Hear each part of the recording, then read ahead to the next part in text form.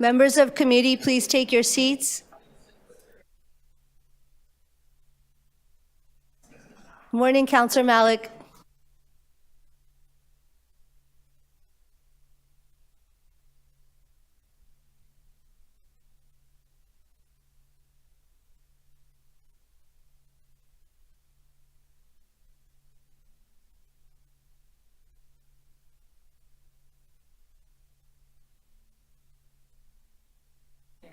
We're waiting for members to join the meeting of Economic and Community Development Committee. If you can hear this, please come to Committee Room 1.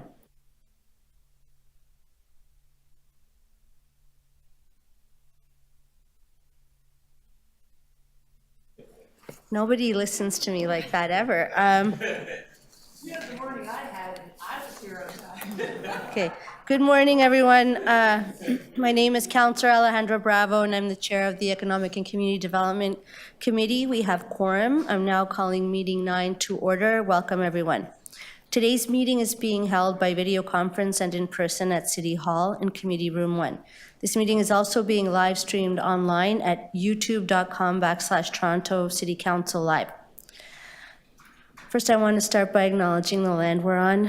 Although we may be meeting in different locations today, the Economic and Community Development Committee would like to acknowledge the land we're meeting on is the traditional territory of many nations, including the Mississaugas of the Credit, the Anishinaabe, the Chippewa, the Haudenosaunee, the Wendat peoples, and is now home to many diverse First Nations, Inuit, and Métis people. We also acknowledge that Toronto is covered by Treaty 13 with the Mississaugas of the Credit. There's also an important an African ancestral acknowledgement the City of Toronto should make, that we acknowledge all treaty peoples, including those who came here as settlers, as migrants, either in this generation or in generations past, and those of us who came here involuntarily, particularly those brought to these lands as a result of the transatlantic slave trade and slavery. We pay tribute to those ancestors of African origin and descent. If you are registered to speak at today's meeting, please listen for me to call your name. I will call speakers in the order they appear on the list. The list of speakers can be viewed online by visiting Economic and Community Development Committee page at toronto.ca/council and clicking the speakers box for today's meeting. Members, the City Clerk has provided all agenda materials on toronto.ca/council and on CMP, the Clerk's meeting portal. Clerk's IT staff are available to members if you need help with your devices. I also want to remind you to please submit and approve motions by email. Staff are available at ecdc@toronto.ca to help with motions. Are there any declarations of interest under the Municipal Code of Interest Act?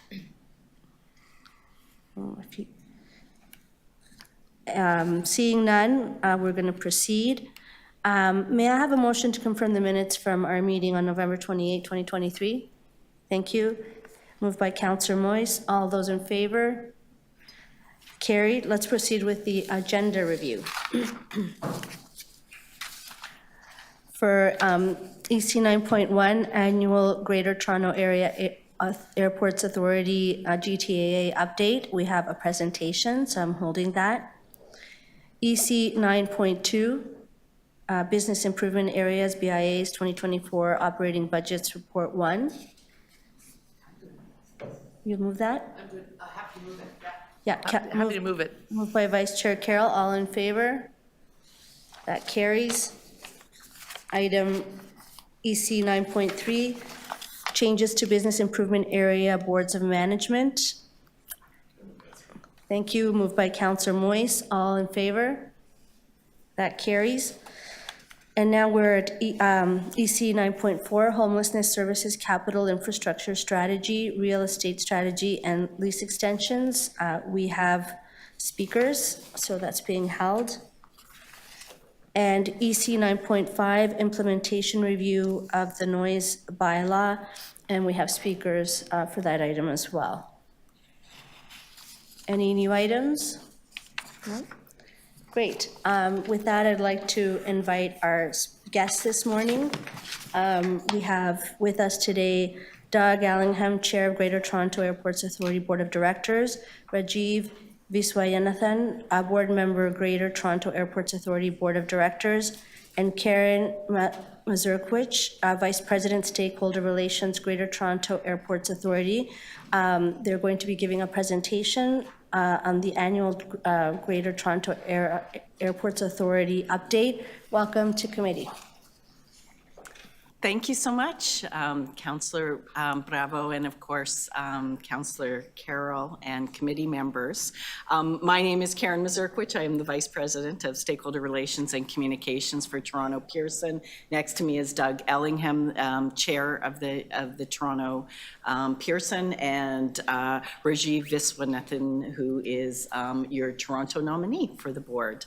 What we're doing here today is sharing a little bit with you about Toronto Pearson and how the aviation system is progressing and in its comeback sort of post-COVID. And we're really excited to also share a little bit of the vision of the future of Toronto Pearson and air travel in general. And of course, to talk about some of the opportunities and synergies that we have between the city and the airport itself. So I'll start with a quick presentation here as well. It's not going. There we go. So of course, just to give a little bit of backdrop for everyone, we actually have nearly 9,000 residents of Toronto hold jobs at Toronto Pearson. And the other great sort of metric to show this connection is the economic value that the GTAA and Pearson brings, procuring over $158 million of services with businesses and facilities. We facilitate, of course, visitor inbound spending. We do a lot of work actually with Destination Toronto, and what we are seeing from trends is the amount of growth that's coming back now with travel, in particular, not so much business travel, but people and tourism going on as well. So there's a lot happening here, and we're working very closely to continue to ensure that the connectivity of Pearson, so you see 175 global destinations. We're one of the most connected airports in North America, which is really critical. In terms of promoting Toronto to the world and engaging with the city, of course, that's really important. We have a lot of in-terminal activations. We've been supporting a lot of new businesses. We just opened the Henderson Brewery restaurant at the airport itself. So Geddy Lee, you might have seen on some of your social feeds at the airport as well. And of course, we're doing a lot of work with the Toronto Region Board of Trade Employment Lands Report. Employment lands is critical, and we're working with many of the folks here at the economic development on that, because it's really important to continue to unlock this economic potential, and including supporting through transit. Just to give you a quick review of what's happened in our summer and winter holiday operations, what I can say, what a difference a year makes. So you may recall 2022, but we've had a really good summer and a great holiday seasons as well. So overall improvement summer over 22, 12%. Our border and security agencies are meeting and surpassing, wait times. Our baggage system is operating quite well, particularly the outbound baggage system was on point, like about 98%. Labor is still an issue. There's still a lot of resiliency, that we have to build into the system, including sort of the baggage handler areas as well, which is, issues that we're still supporting. But you would have seen we were not in the news so much this year and this past Christmas, which is no news is good news for us on some levels. So, of course, in terms of 2023 being the year of the comeback, we have seen our growth in performance, in revenues as well going forward. And we've been, part of this has been a really concerted effort from an operations perspective to work with our stakeholders. We have over 400 stakeholders, but in particular our airline partners, baggage partners, we've created something called the Pearson Standard to ensure that we're working closely to improve operations and their performance. And actually just in December, we signed a new airlines agreement, what's called an APA, and as part of that, we have put in some performance metrics, so financial incentives to get them to increase their on-time performance. So we're working very hard to try to continue working on that. And again, I would also argue, though, although we're seeing this upward trajectory, let's not forget the impact of the pandemic does linger for us, especially on the finances. So we took on $800 million in debt because our traffic dropped to 80%. We continued to pay the federal government rents on our lease up to $350 million in rent during the pandemic.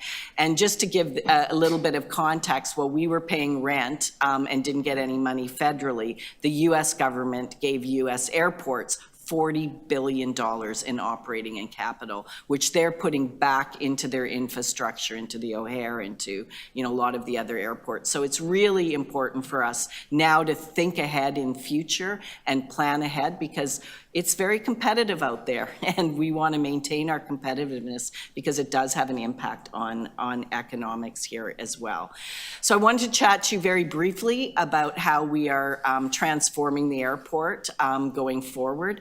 We did have an announcement back in November that we have a 10-year capital program that we're embarking on because we are on track, pandemic aside, from what our master plan was to hit 65 million passengers by 2032. We're getting very close to being up to our 2019 levels in another year, up to close to 50 million. And because of that, then we're hitting the wall with infrastructure. We need capacity is critical, and we need to build, improve going forward. And if we don't invest, that's where we could see where passengers, we don't want to go back to what it looked like in 2022 with congestion and other issues. So it's really important for us and important for the city. We don't want to lose our competitive edge in tourism and business going forward. So our path really is together. We want to really work with your folks, seeking to align some objectives and business investment opportunities. We do have an eye to affordability and sustainability, absolutely. And so we're starting to support this work with a very comprehensive engagement process that my team is leading. We've already identified about 150 stakeholder groups in the region.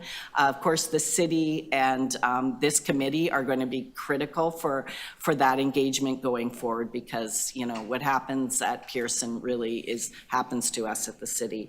So with that, I would also like to now hand it over to Doug Ellingham, our chair, to say a few words. Thank you, Karen. I'd like to add my thanks to Councillor Carroll and the committee for inviting us today. I'm very pleased to be here in person too, on behalf of the GTAA board. I'd also like to reiterate the board's sincere desire to engage with you on the transformation of Toronto Pearson. This is going to be a very exciting initiative over the next several years. Councillor Carroll and committee, I want to say that the City of Toronto has an impassioned representative in Rajiv Vishwanathan, who has been with us since October 2020. He's actively engaged and brings forward perspectives from Toronto for consideration. So you've got a great rep on our board. And we're very grateful to have his counsel on our audit and governance and stakeholder relations board committees. Thank you. Hey, thanks, Karen. Thanks, Doug, and good to see you again, Councillor Carroll. And thanks, everybody else. So look, as Karen had mentioned, we're embarking on a transformative capital plan over the next 10 years, not only to accommodate significant expected passenger growth, to make the passenger experience great, but I would say you know, Toronto Pearson, Karen alluded to the amount of money that US airports got. For Toronto Pearson to be able to maintain its competitive advantage within North America, we need to invest, which will be for the benefit of all of our stakeholders, of which the City of Toronto is a significant one. You know, some of the things, you know, when you think about what this council is trying to do and some of our mission and our objectives, I think we're quite aligned on a few things. Not only economic prosperity, not only accessible transportation, being competitive in terms of rates, charges, but also, you know, the climate change issue that's tackling all of us and being a part of trying to contribute to the solution. You know, one of the probably the key things where the City of Toronto and Pearson align on is really regional transit connectivity. Being able to move people back and forth around the city and the nodes around the city, while also taking cars off the road and being able to do our part in terms of climate change. You know, one of the other big things where the transformative capital plan will impact on is everybody, you know, Karen alluded to the labor issues. We're going to be looking to partnering with Toronto businesses. There's going to be significant capital and significant work that needs to happen over the next 10 years to transform Pearson to what we think it needs to be. So look, you know, there's going to be lots of opportunities for us to work together. I think our interests are very aligned. I think what's good for the City of Toronto is good for Pearson and vice versa. And we look forward to continuing the dialogue and talking about what we're embarking on over the next 10 years. And I'll turn it back over to Karen then if she has any, want to take any questions. Yes. Or any of us here. Yeah, thanks, Rajiv. Any questions? Vice Chair Carroll? I do have questions, and in a way, I think what I'm doing is channeling Destination Toronto and Toronto Global here. But you touched on it right at the beginning of the presentation that we're seeing the tourism travel come back almost more than it was before, but we're still making our way with business travel. And I have to admit, I experienced it here. You know, you would expect, given past years, you would have expected that I would be doing a lot of business travel last year, and yet I wasn't doing that. We were, you know, we were ourselves being really careful about going to conferences because, you know, do I really want to go somewhere and get trapped in an airport? You know, you always had that question in mind. But it was interesting because I did do the tourism piece. I was doing sports tourism with my grandkids to play in tournaments, and I did note the improvement that you highlighted. You talked about things improving, but my log jams are, I wonder how much control you have. My log jams, anytime I went to the United States, were kind of Canadian services, getting through the pre-clearance procedure. Do you have control over that, or do you just pay your rent to the federal government and hope for the best? Or can you control when that starts to back up? So you're talking about CATSA and security going through and then US CBP. So yes, the feds actually control the actual number of folks, but we have been working to monitor that and working very closely with the feds. And our teams work very closely to try to say, hey, this is log jamming up, knowing exactly what days, what are the peak times in which they might need more folks. But it actually has been not quite as bad as it has in the past. I noted that from March to November, there was a marked improvement. The government has added a lot more people onto that, which is critical. The other thing is, and we've been pushing it a lot through our social media, we have a lot of tools that we've created, digital tools. So, you know, we have something called YYZ Express that you can get into some fast lines and things like that as well. The US have a mobility app or a mobile app as well, that if you use it, sometimes I did it once with someone else. You go Nexus, I'll try the US CBP mobility app, and I went went through faster. Oh, so you do a little secret shopping. I did a to little, monitor them as well. I did a little competitive, like Good how to know. fast can you get through using the tools? So there are, and we're trying to promote that to passengers, because the more we can get passengers using tools that pre-clear them, same with advanced declaration coming back. If you do it through the mobile app, you'll get through on the kiosks a lot faster too. So our job is to continue to not only talk about making sure that the government is putting enough people at peak times to get through the security officers, but that what can we do to support through tools. And we've also done a lot of dashboards now where you can look up online how long the lines are going to be that day, what the peaks are. So we're doing our best to inform passengers and make them more situational awareness on those times. Can some of that communication be directly to businesses? Well, I think what we're doing, and it's interesting, what I'm trying to do is more deals with media outlets so that they will take the API for that and put it up on their, in their station. So the goal is increasingly what we're trying to do also with our own Twitter is to line up with the news stations. So you can turn on the morning at 6 o'clock and they'll give you something about what's happening at Pearson as well. And I think that's like, we all turn on the TV in the morning if we're traveling somewhere to check the weather. So why not check and see where we're at with Pearson? I wanted to turn, if I've got time, Madam Chair, to the issue around employment lands that you raised in the presentation, and the Pearson Economic Zone. Partners in Project Green is still ticking along. It's still isn't it, happening. with Yes, you as it's a still major happening. partner. Because there's the greening of those employment lands, but there's also, and we've recently just been through it, municipal comprehensive review is hanging on to them. Because you noted, is it 9,000 jobs that are directly out of the airport? That extends to tens of thousands if we look at the Pearson Green Economic Zone. How important is it to keep that zone around you? Does that attract other airlines and destinations to want to be connected to that airport? The fact that we have all that logistics and business around it? Absolutely. Question. Yeah, the employment land issue is really critical. And what we're facing right now is the fact that some of the federal regulations of late are outdated, extremely outdated in terms of protecting some of those lands, and that's going to be a key issue. We've been working a lot with Toronto Region Board of Trade, who's been focused on it, and here as well. Like the number of developments that are going up that might impede and override some of the regulations in place in terms of heights, in terms of noise contours and things. We don't want there's a lot of conflict that happens when residential buildings are too close to airports, and then that impacts the businesses. And it's a really big issue that we need to tackle, and we really need to tackle it with you and the city as well. The MZOs, of course, as well. Yeah.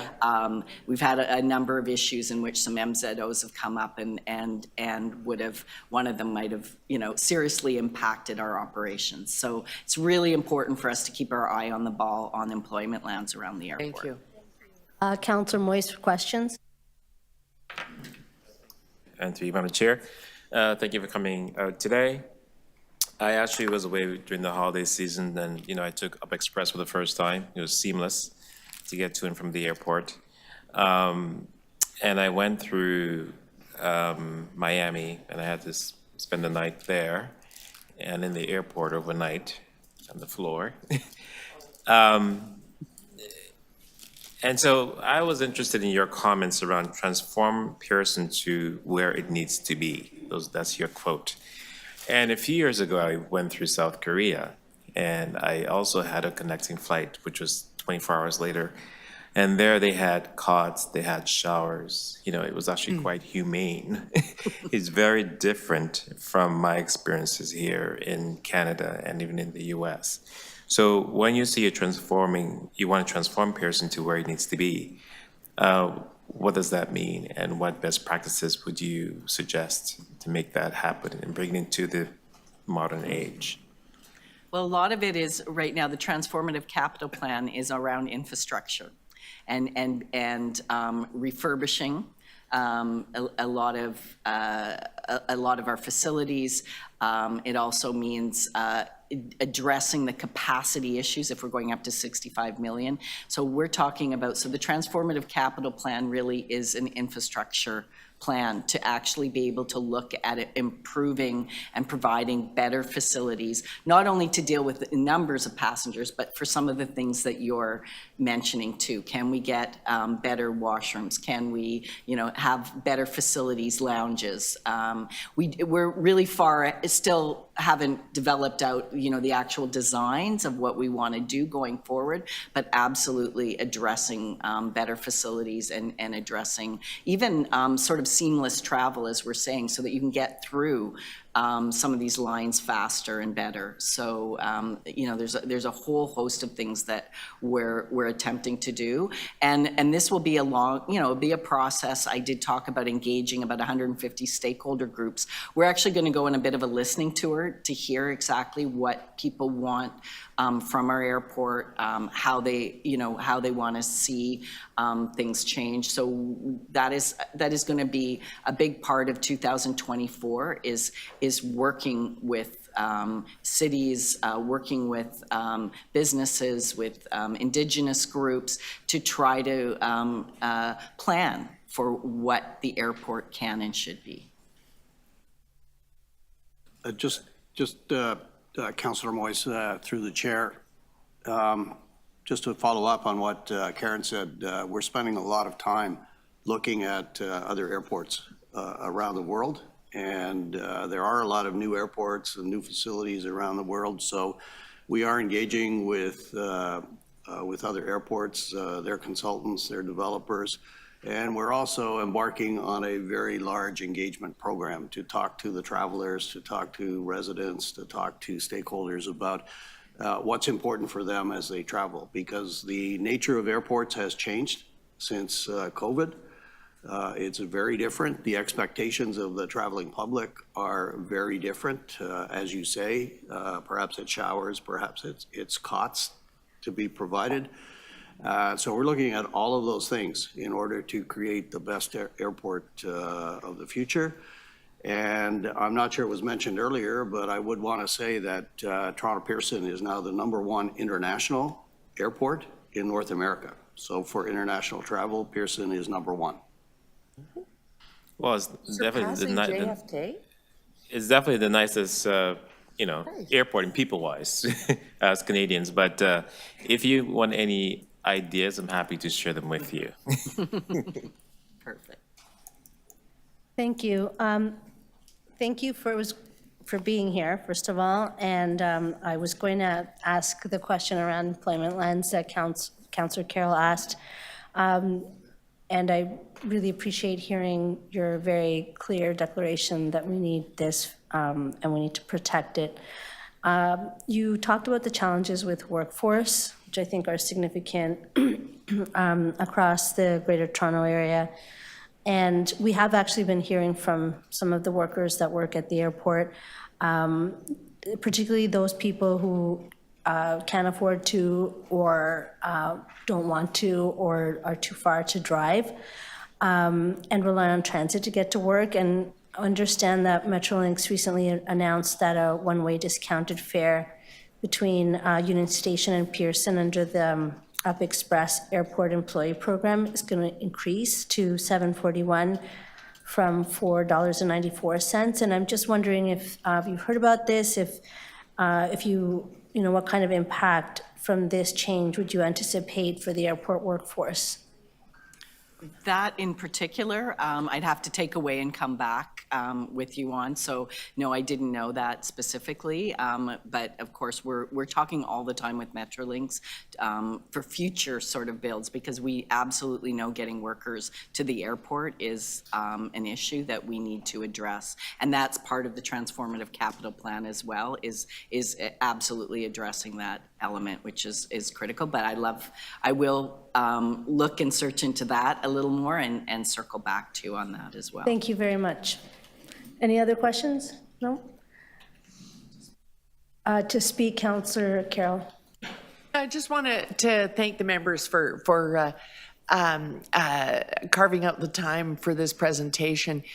We're getting back to a routine that we had annually pre-pandemic times, because it is so key that we keep our eye on the ball in terms of the airport for every other piece of economic development strategy.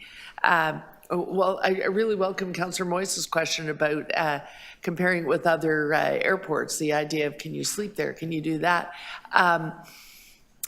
In many airports, those facilities are coming from another private sector firm. Like I once stayed in one of the sleeping pods in Charles de Gaulle Airport in Paris, but that's run by a hotel chain. And so making sure that we're proud of this airport, its brand, it's good, its activity is good, attracts that type of business model into it.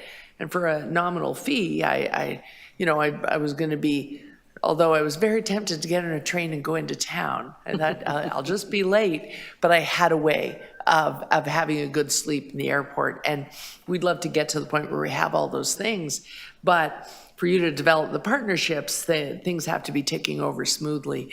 And so we do have to keep our eye on it. And in terms of the employment lens, it's just another one of those things where I love that we're raising it here, because people think of talking about employment lenses, that happens over there in planning and housing.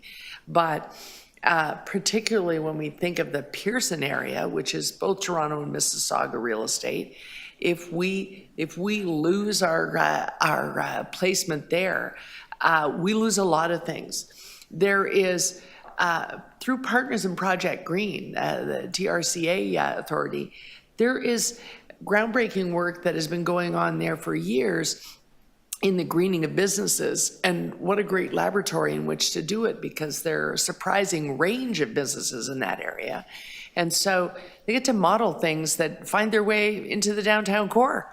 But they also are a selling point that attracts people to use those employment lands for key employment, such that you have 9,000 people in the airport and tens of thousands working around it. And we really need that, particularly in suburban employment, because our employment strategy always has to cover all of the real estate. And so this, to me, is a key piece. We have people who live and work very close to that airport. It's why they want to rely on transit. It's why we have to keep an eye on that. So checking in here once a year really helps us to know if they're having a challenge and it's something we can advocate on their behalf for, and vice versa. When they establish something or improve something with either U.S. pre-clearance or federal government, it helps us in our strategy. So having that open dialogue on at least an annual basis is really welcome. And I want to thank you for coming today, despite the weather. Thank you so much, Councillor. Any other speakers? Thank you so much for being here today, and we look forward to making this an annual tradition now that we're back. And a motion to receive the item. Okay, moved by Councillor Carroll. All in favor? That's carried. Thank you. Thank you. So we are now going to item 9.4, and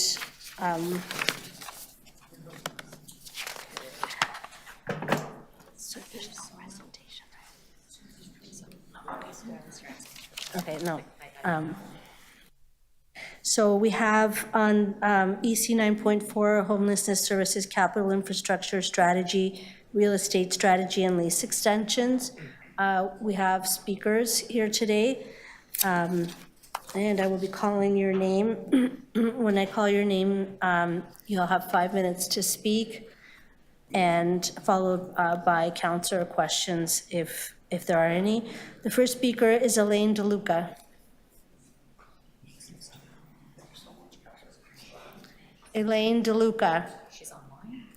Is online. Yeah. Yes, good morning. Good morning. You have 5 minutes. Okay, good morning, members of committee. My name's Elena DeLuca, and I'm a resident in the community surrounding the Delta shelter. We all want to live in a safe and inclusive community with adequate resources for our well-being. This means policing, hospitals, addictions and mental health supports, freedom to feel safe, to enjoy our parks, walk in our neighborhoods, play in our backyards, and live in our homes peacefully. When I say this, it holds true for the homeless and for the residents who choose to reside in the community of Agincourt. A shelter should not change the fabric of our community, but it has in very significant and damaging ways. The shelter is way too large. According to public health experts, a shelter should be no more than 60 people. When the Delta was turned into a shelter during COVID, the community was not given a corresponding increase in police, hospital, crisis support, mental health and addiction support. In fact, our police resources were decreased. The community was not consulted with this initial decision and had to fight for input 2 years later in the Community Safety Walk report commissioned by the city through Barnes Management Group. All the issues identified in the City Commission report still remain to this day.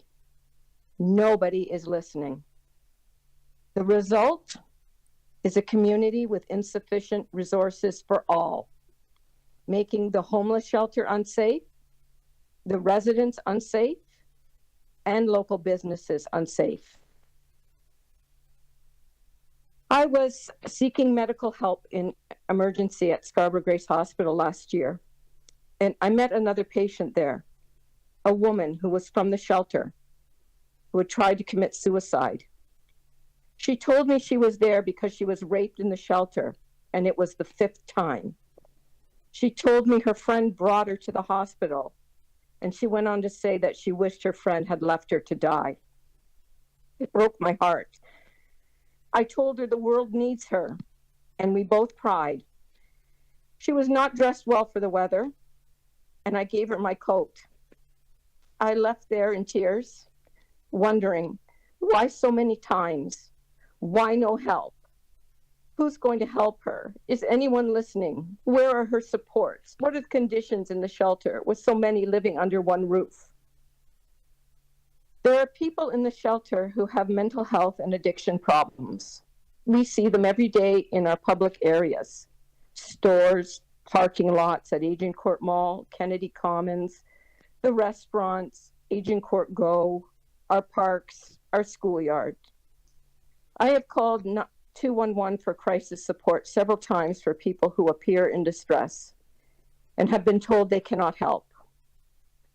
And this is after being bounced around quite a bit on the call. And then I'm told to call non-emergency. And I call non-emergency police lines. They can be very busy and at times have very significant wait times, half an hour to an hour, hour and a half, depending on the day. Sadly, this can even happen with 911. And we've all heard about Toronto being in code red for paramedics. All this contributing to an overstressed system, inadequately resourced, which may not be relied upon to get help when it is needed. There are addicts in the backyards of our residents here during the day with their needles and paraphernalia being left behind because they are too under the influence to even know what they are doing. There are thefts happening in local businesses who have all now hired security as a result of the Delta. Not only are there thefts, there are violent incidents happening in the stores, and I have witnessed a few. And I see the fear in the young cashier's eyes. I have the ability to run, but those young adults working cannot. Security doesn't call the police, as they say this is the new norm. The Village Gate community has no park. 10 For the seconds. thousands that live there. Oh, it's a heavy burden on the back of Scarborough, which is already in distress. We feel under siege. Many of our residents have been forced to invest in security. We no longer feel safe to go to plazas to do shopping. There's fires started in parks. Thank and you. damaged Please wrap up. properties. It is more difficult to live in Toronto, Mayor Chow says, but it's the city's decisions that's making it more difficult. Extension of this contract will destroy Agincourt and Scarborough. Thank you. Just listen and make a You're more than 20 seconds over time, and we have about 50 deputants today on a number of matters, so I'm going to have to ask you to stop there. Are there any questions to the deputant from visiting councillors? Any questions to the deputant from committee members? Thank you for being here with us today. The next speaker is Steve Doherty. Steve Doherty.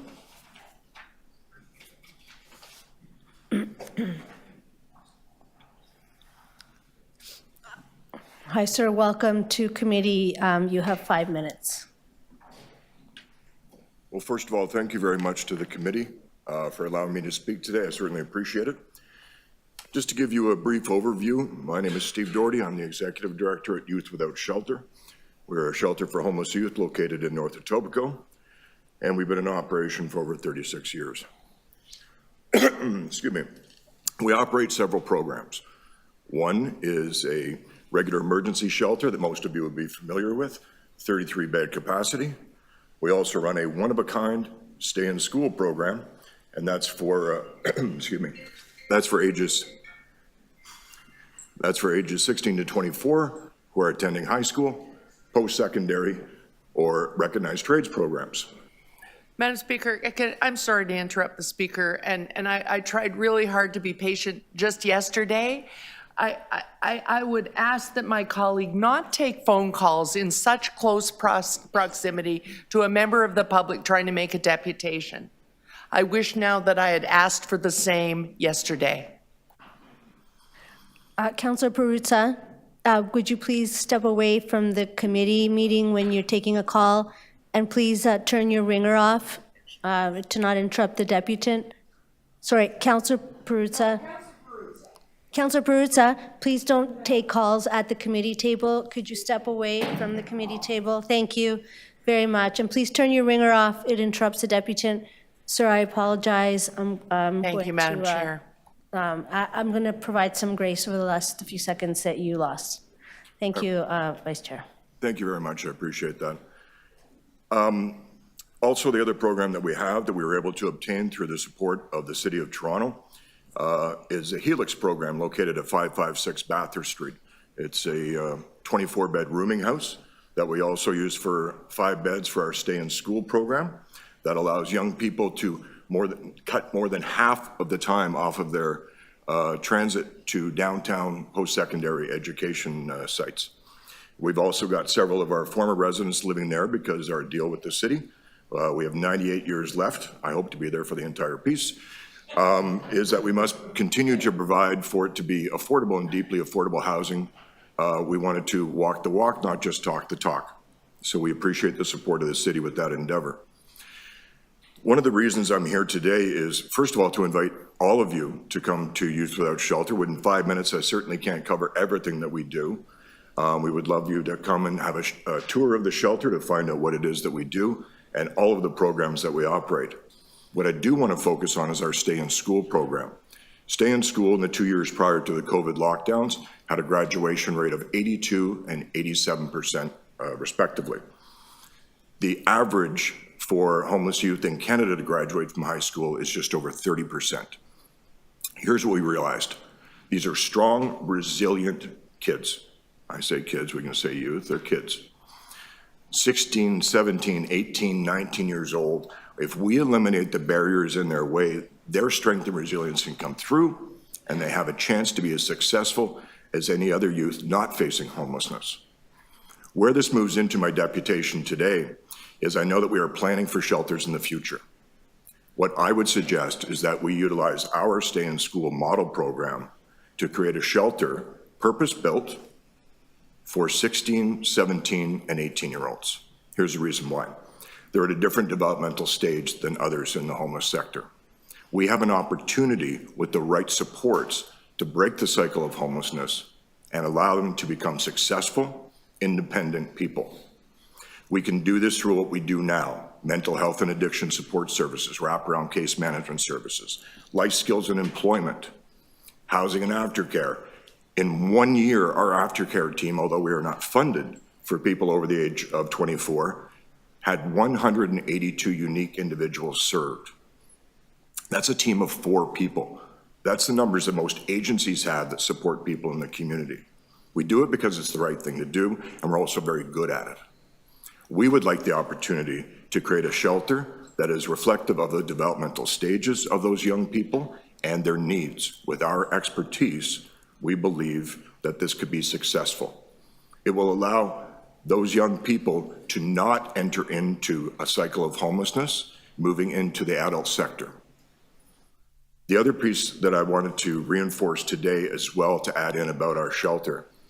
We know that the shelter system right now has issues with refugee and asylum seekers taking up many of the beds.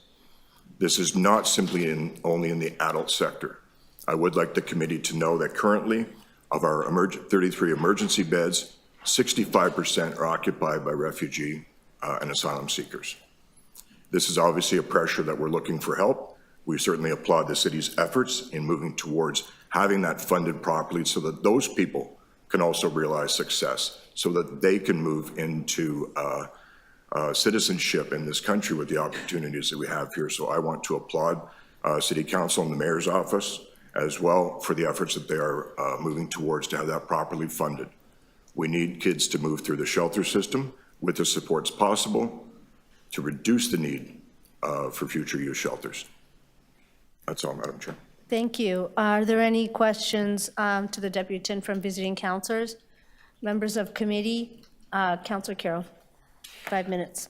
Yes, thank you, Steve. And thank you for inviting members to tour. My tour is recent. What I saw was the gold standard of what we want to create in the infrastructure program.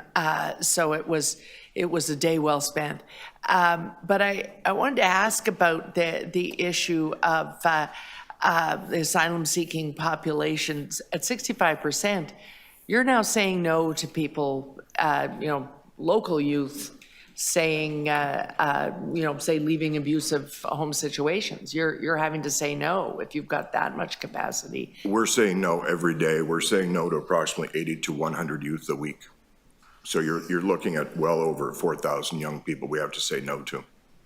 So it's not just a matter of solving the problem of who funds that new population now needing shelter, but we really do need to build some facilities like this if they're going to be able to get that help from us and get an education. Absolutely. Yeah. It takes a special facility for them to be able to stay in school, to keep their minds in school. You have to provide a little bit more than what people would conventionally think of as a shelter, like dorm with beds everywhere. That really doesn't keep them in school, does it? No, it isn't just the building, it's the program, and for me, I'm lucky, I have a wonderful team. It's the team that we have. Just so people are aware, stay-in-school clients do not pay a single penny for post-secondary education. We have partnerships with the 2 foundations that allow them to all have full scholarships for post-secondary. We go right down to TTC. It's a barrier to getting to school, so we provide TTC through our fundraising initiatives. We also provide everything from books, pens, paper, to computer labs through another partnership with a corporate partner of ours. It's all of those pieces together, Right. as well as the mental health and addiction supports that really allow them to be successful. Okay. Thank you for your work. Thanks. Thank you. Thank you. Any other questions of the Deputant? I would love, we can follow up later, but thank you so much for the work that you do and for being here today to speak to us. The next Deputant is Leslie Gash, Toronto Shelter Network. Leslie is online. Welcome to committee, Leslie. Leslie Gash, Toronto Shelter Network. Can you hear me? Oh, yes, please, you have 5 minutes. Great, thank you. Madam Chair and committee members, thank you for the opportunity to speak today. My name is Leslie Gash. I'm the Executive Director of the Toronto Shelter Network. The Toronto Shelter Network represents... I'm sorry, we can't hear you anymore. Centers. Okay, please continue. Oh, can you hear me now? Yes, please continue. Okay. Yeah, including shelters, respite centers, 24-hour women's drop-ins, transitional housing, and the COVID-19 shelter hotels. We enhance the collective capacity of homelessness service providers in Toronto through knowledge sharing and learning, collaborative planning, research and advocacy, and champion access to housing with dignity for people experiencing homelessness. The Toronto Alliance to End Homelessness is a network of over 100 partners across the city united in the vision of ending homelessness, a vision we all share with the city. They also serve as the city's non-Indigenous Community Advisory Board and co-chair Toronto Housing and Homelessness Service Planning Forum alongside Toronto Shelter and Support Services and the Housing Secretariat. Over 11,000 people are staying in shelters, bridging hotels, and other emergency shelter programs every night. Almost 300 people are turned away from central intake nightly. And as Steve just said, individual shelters are also, and drop-ins and respites are also turning away. Well, actually, individual shelters are also turning away people. And there are almost 500 families on the family placement wait list in Toronto. There are also 33 encampments over 135 sites. The demand is getting higher by the day and is expected to remain so in the foreseeable future. As such, we must act quickly to urgently meet the immediate needs of people in Toronto seeking shelter. GTAA and TSN are jointly expressing our support for Toronto Shelter and Support Services, Homelessness Services, Capital Infrastructure Strategy, Real Estate Strategy, and Lease Extensions. We agree that the goal of HSCIS for a long-term proactive approach to improve the stability of the shelter system by transitioning from 44% to 60% purpose-built shelter spaces and address the unprecedented need for shelter beds can be addressed through the report's recommendations.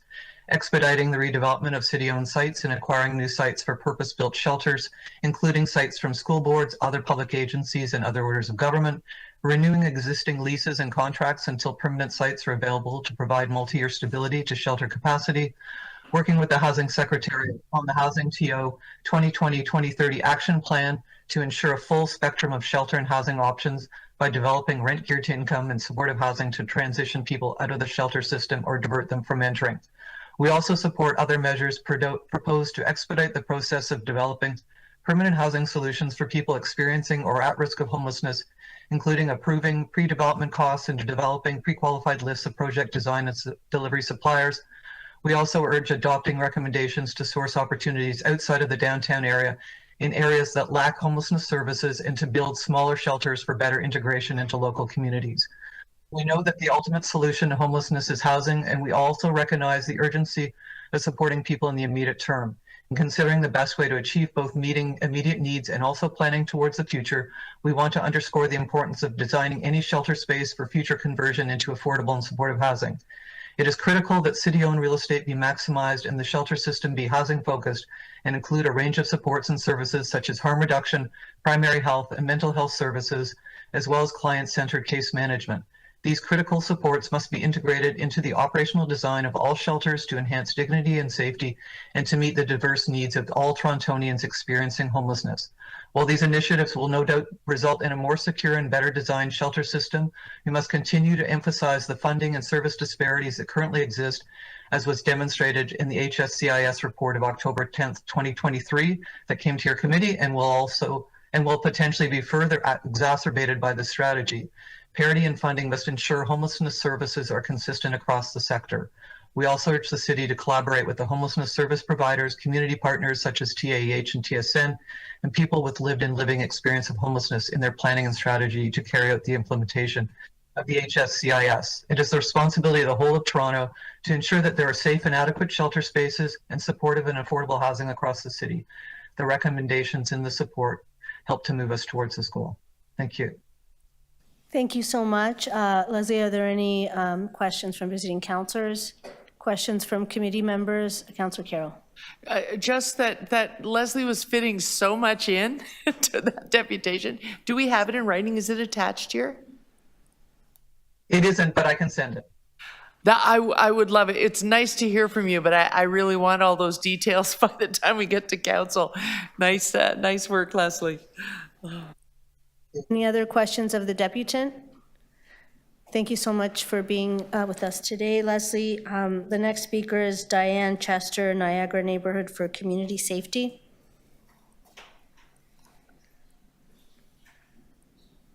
Diane Chester, it's not here. Rhoda Potter, Agincourt Village Community Association.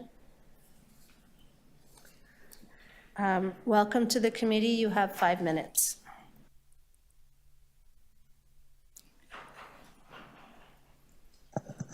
I'd appreciate you letting me sit down so I can start. You've already started. I appreciate you listening to what I have to say today. My name is Rhoda Potter, and I am president of Agincourt Village Community Association, Ward 22. Our community is surrounded by businesses at Agincourt Mall, Kennedy Commons, and the Delta Hotel at Kennedy and 401, which is now used as a shelter. Today, I want to speak only to 2 items. First, the unhealthy, unsafe housing of 400 unhoused people at the Delta Hotel. Secondly, the negative impact on Scarborough businesses with the use of the Delta Hotel as a shelter. 400 people are housed in a hotel surrounded by 9 high-rise apartments, CPR tracks, Metrolink Stouffville corridor tracks, the 401, with 1 exit to Kennedy Road. Many people with social, drug addiction, and/or mental needs are housed in 1 hotel. Public health suggests not more than 60 unhoused persons should be assembled together to support their needs. The Delta Hotel has almost 7 times the number 60 in 1 very confined space. It is more difficult to provide the security, social support, and individual attention with 40 socially, emotionally, and needy people in 1 space. Out of respect for these individuals' safety, their rehabilitation, and opportunity to move out of the temporary shelter, city staff need to reconsider their proposal to extend the lease of this hotel as a shelter. It is unsafe, it is unhealthy. This committee is entitled Economic and Community Business Development Committee. The Delta Hotel, prior to COVID, was a thriving central meeting place for businesses and residents of Scarborough and beyond the Toronto borders. Since becoming a shelter surrounding small and even large businesses in Scarborough are negatively impacted. For example, businesses have had to hire at their expense extra security. They've incurred extensive financial loss due to the repairs for break-ins, have lost revenue because of residents feeling unsafe to enter the premises, have called 42 Division for help, not received it because they themselves are so stretched and understaffed. Businesses will not reap the benefits, the economic benefits of the FIFA World Cup in 2026 because there are no Scarborough hotels for tourists right now. They will go elsewhere. Businesses have lost and will continue to lose economic growth to surrounding York Region and Durham Region, in fact, beyond. In fact, Toronto is losing businesses, the business economic viability. How is this Economic and Community Business Development Committee promoting business in Agincourt and Scarborough by extending the Delta shelter lease? It is not. Why do city staff in this committee cause the downturn of Scarborough commercial enterprise by considering decisions that are detrimental to Scarborough?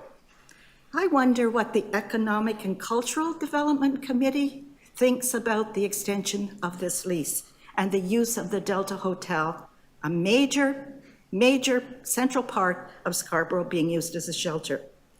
In 2022, through Mayor Tory and Gordon Tanner's direction, they commissioned the Barnes Management Group to study safety issues in the community surrounding the Delta shelter. The safety walks were attended by residents, business representatives, 42 Division, our MPP, and Homes First staff. The November 8th, 2022 report submitted to city staff was completed as many actions to accomplish to improve community safety. Very few, if any of those actions have been put in place. If no city supports for the community and businesses have been put in place since the end of the pandemic 2 years ago, why would we trust that any social, police, hospital, environmental, or security support would be given during a lease extension of the Delta Hotel? What specific actions will city staff accomplish if the Delta Hotel lease is extended? I leave you with those questions. Thank you. Thank you so much for your deputation. Are there any questions from visiting councilors? I see Councilor Mantis. How many years have you resided in Scarborough? 47 years. And what was your previous profession before your retirement? I'm a retired elementary school principal of the TDSB. I know the answer. I know Shelley well. What have you experienced in the local community from even north of Shepherd from a safety standpoint of where you live? Mrs. Potter only lives about 3 streets, well, actually 1 street north of Shepherd Avenue East. Correct. I live right beside the Agent Court GO station, and even the Agent Court GO station has had to hire, Metrolinx have extra security because the tunnels in that station are being used for homeless people. We've had encampments in the area. I have never, ever seen businesses move out of our community like I'm seeing now. As you know, we're losing chapters in Kennedy Commons. We've lost the Tim Hortons, where our Shepherd Terrace seniors used to walk across a little laneway to go to Tim Hortons. They moved out because there's been so much violence. We've had a young woman, a young nurse who works at the Birchmount, came to get her groceries one day, and she was accosted to the point she was physically hurt. She was off work for at least a year. She was stomped on, basically. These are the things we are seeing, and we're not seeing the support when we call for support. I've seen a fellow walking around in his PJs.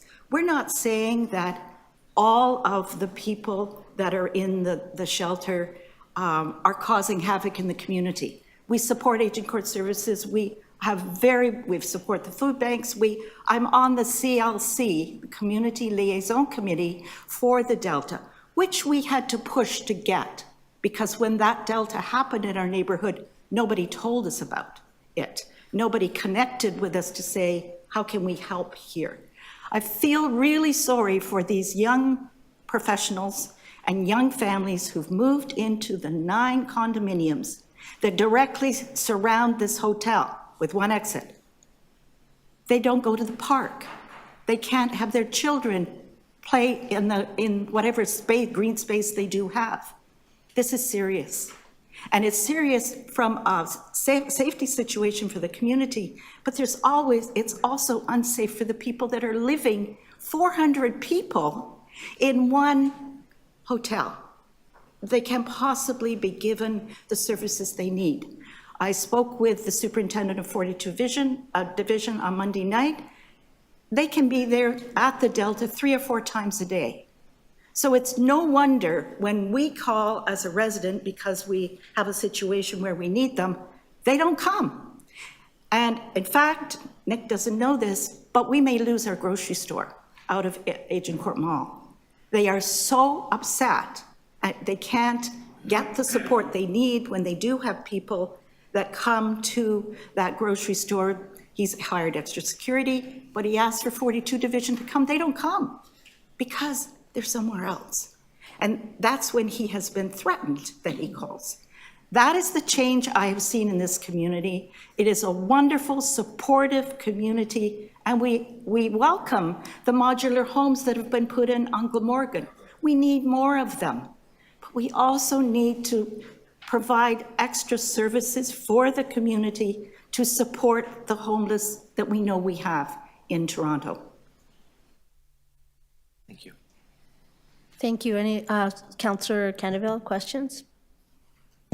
Yes, Madam Chair, through you to the deputant. Thank you for making your presentation and sharing and learning that you're a former TDSB principal who, as I know from my previous work, understand the complexity of civic institution like our own, and the social impacts of large-scale decisions. So I know that you have that appreciation of the complexity of social decisions.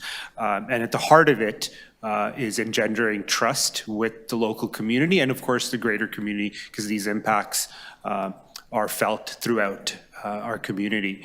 And to that, you mentioned the Barnes report. I, of course, wasn't here at its inception and its presentation. And you had comments in speaking to the proposed actions coming of that were not implemented. Could you be a little more specific as to what the hope was from that report and what actually transpired? Our hope, one item just off the top was extra lighting in the parks. We have in the Ron Watson Park a dedicated bench and was burnt out because we often have people that frequent that area from the Delta, in fact, because they want to meet up in a park. They ruined the bench. The metal piece for the dedication was still there. So when we did our walkthrough, that was one item. That has not been replaced. There's lighting that has not been done. There has certainly been no extra security or support from the police, given to the police department. And I credit 42 Division. We have a very good relationship with them. They work very hard. We wrote to the chief of police, to the police board, again requesting that our community be given back our neighborhood community officers. They were taken away. So these are things that the city can do to help the community.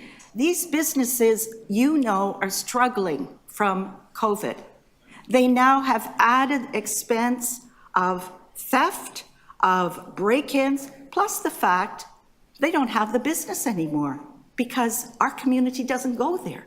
So that has dropped. And I will challenge you to say that that's why Chapters is moving out of Kennedy Commons. There may be other issues, but if your doors are broken into, if you constantly have to have security, and remember, Chapters is right beside, it's very close, it's within walking distance. The people from the Delta need a place to go. They need activities, but they need also to be separated. As a school principal, it's more difficult to educate and to meet the needs of students when you have a large group. I can't meet the needs of 100 students in front of me like I can if I have 2 or 3.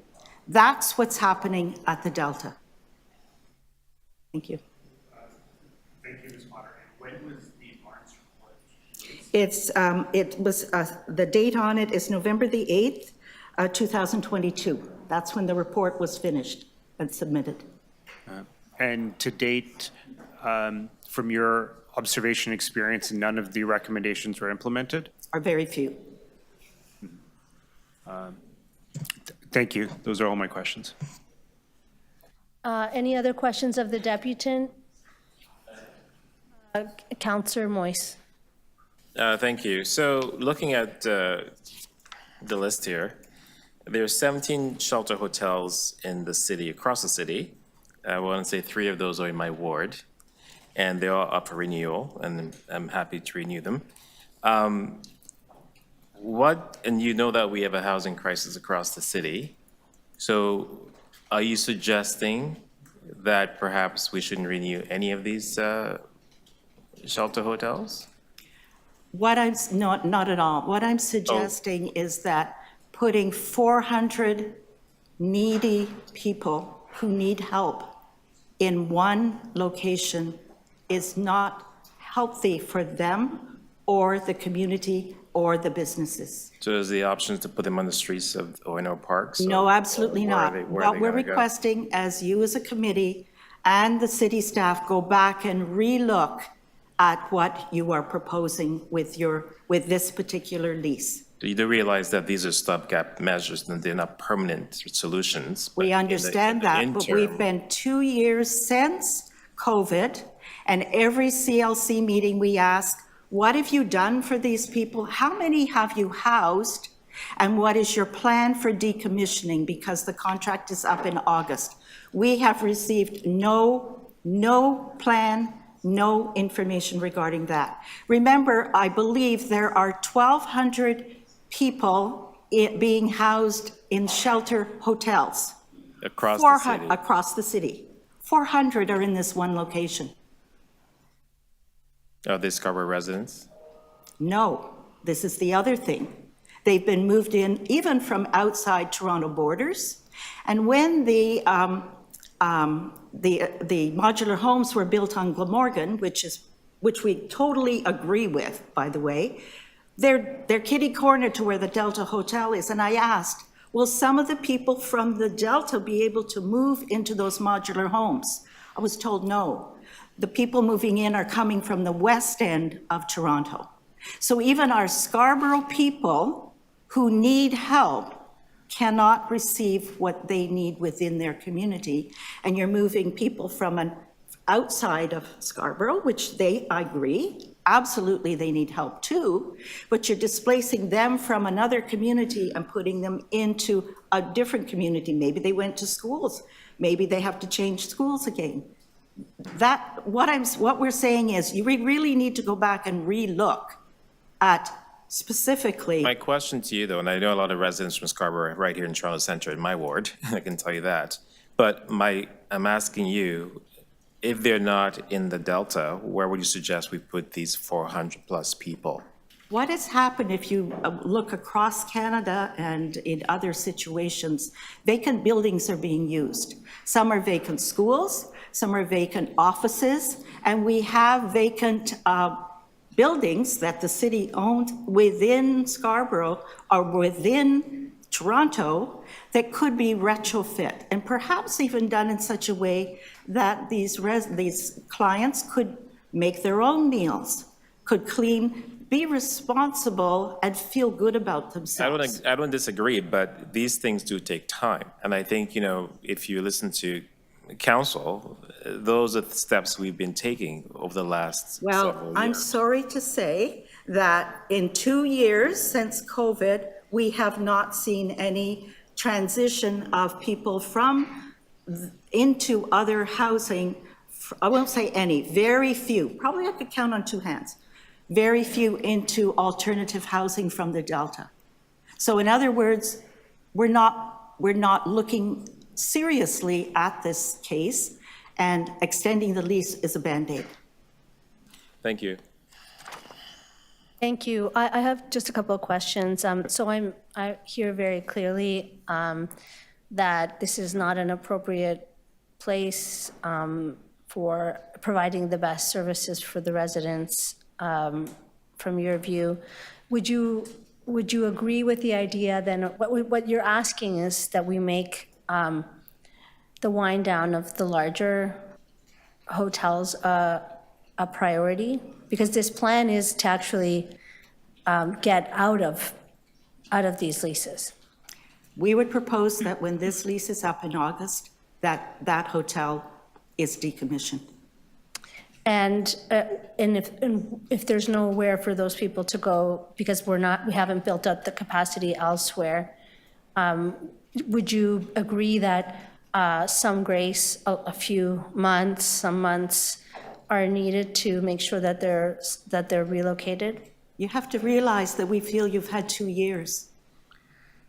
Well, Don't trust. There's no trust. That's what I'm Meanwhile, hearing. we're losing our businesses. So you would like to also then, I understand what you're saying, is you want to see a sort of an implementation plan that goes along, a kind of a plan or a forecast that reports back or that gives more touch points for oversight and for you to be able to look into what the plans are? We would expect that hotel would be decommissioned because we have to realize if this hotel owner wants to have business for 2026, he needs these 2 years in order to renovate. Otherwise, business for the restaurants in Scarborough, we won't have it. Scarborough will be left out of that economic opportunity.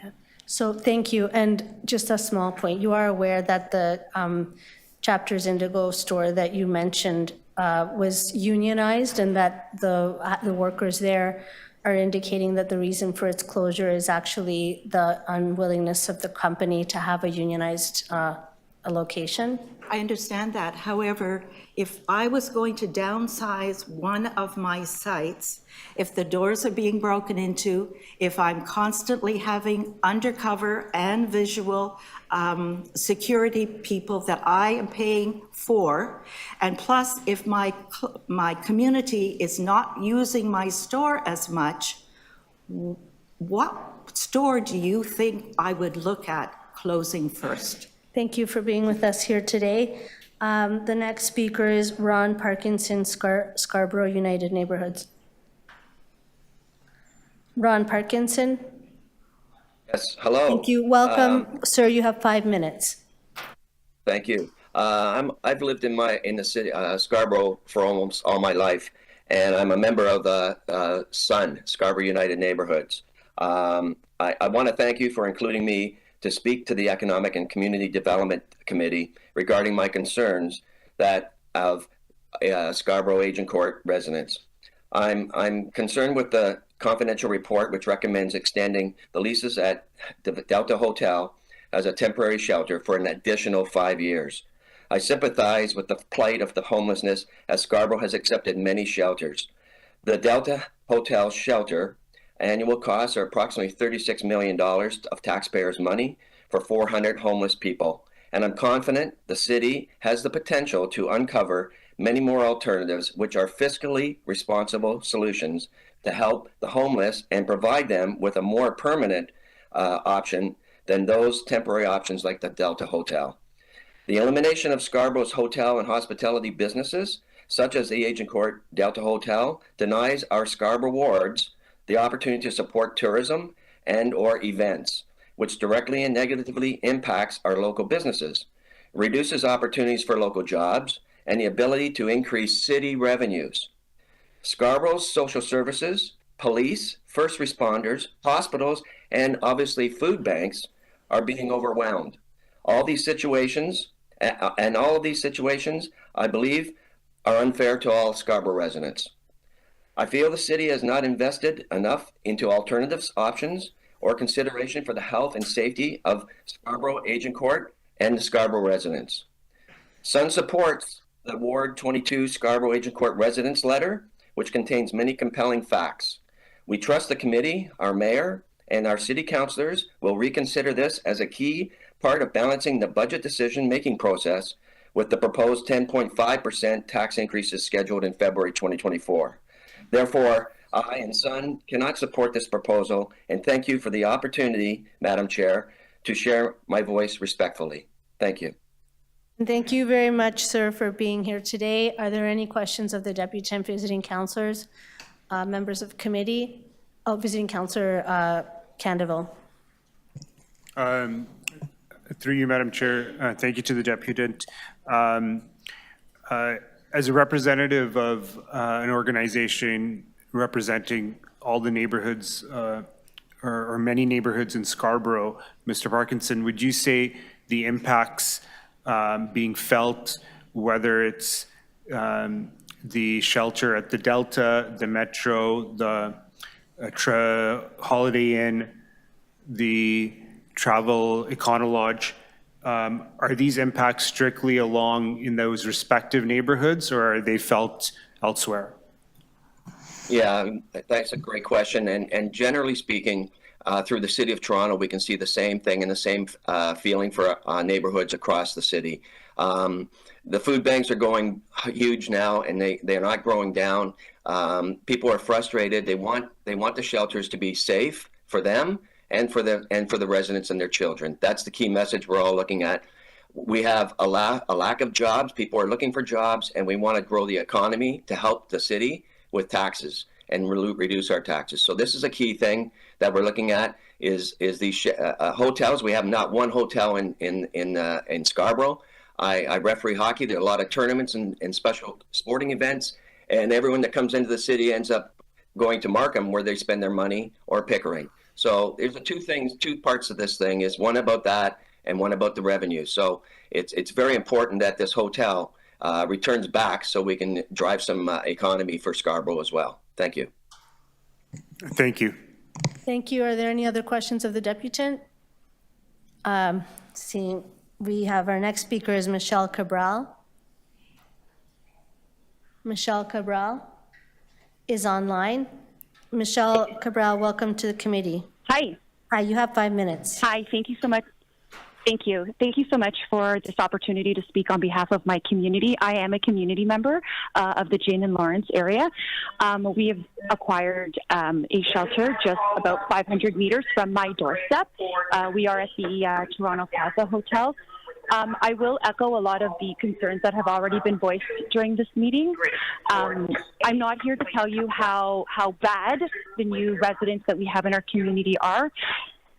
I'm actually coming on to plead for us to get some help for these individuals. I mean, yes, we do understand that our community has taken a downfall. Yes, there is debris everywhere. We're not proud of what our community looks like at the moment. Yes, there is an increase of violence. Yes, there's an increase of drug use. But what we've noticed as a community is that these individuals that were put in our community are not getting the help that they need. What I'm coming to you today is to help us be safe. I am a mother of 2 young children.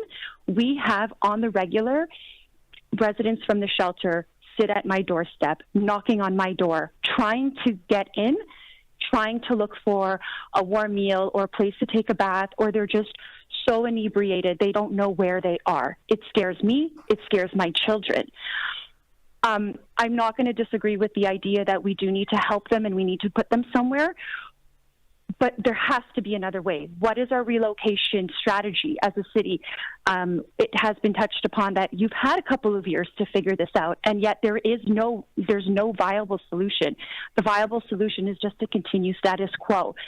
I ask, are these city councillors and individuals who are responsible for making these decisions, are they walking the streets? Are they understanding what life really is like for both the community members and the shelter residents? The answer is no. I will say this, my community is an already lower income community where a lot of our families depend highly on the businesses in our community for both employment and to be able to provide for their families on a daily basis. We are just adjacent to the Sheridan Mall, which has suffered a tremendous amount of businesses being closed. Again, I need to stress the fact that a lot of the members in our families in our community are losing their jobs because of the placement of these shelters. So we're in an already lower income community, and we're being hurt even further with this idea of high amounts of theft, vandalism. Our families are literally being kicked out of apartments because they cannot make rent because they've lost their jobs due to the reactions of these newer residents that we're getting. And I say that because I am an active member in our school community as well, and I see it. I see the parents coming and crying for help. I don't know what the right answer is. I mean, nothing viable is gonna that I suggest is going to be considered as something that's viable. But if we as a city are prepared to spend about 20 million tax dollars a year to support just the Toronto Plaza Hotel, I mean, can we not consider constructing a facility in which we can house these members who are indeed homeless, who do indeed suffer from a mental disorder, who do suffer from substance abuse, and help them, give them the help that they need so that they can be integrated back into society and be valuable members of our community. We are not helping these individuals. We are doing a disservice to them. And not only them, the regular community members that were here, we need to help our existing community members who are taxpayers, and we need to help these shelter residents who clearly need our help, and we're not helping them. We're failing them as a society. That's your time. Thank you very much for being here today and joining the committee. Are there any questions of the deputant? And the next speaker is Tom Rakosevich, MPP Humber River Black Creek, is online. Welcome, MPP Rakocevic. You have 5 minutes. Good morning, committee members. My name is Tom Rakocevic, and I'm the Member of Provincial Parliament for the riding of Humber River Black Creek. Thank you for the opportunity to briefly speak here today. I'd like to first thank Toronto City Council and its mayor for all the crucial work they're doing to support our city's most vulnerable residents. As an MPP, I acknowledge and strongly state that the provincial and federal governments must do more to support Toronto in helping our most vulnerable here. In the midst of this affordability crisis, those living on the margins are always hit the worst.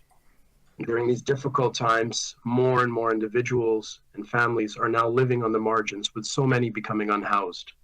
The need for shelter across the city is growing, and the city is desperately doing whatever it can to help, including the many temporary shelters that have opened in neighborhoods throughout the city.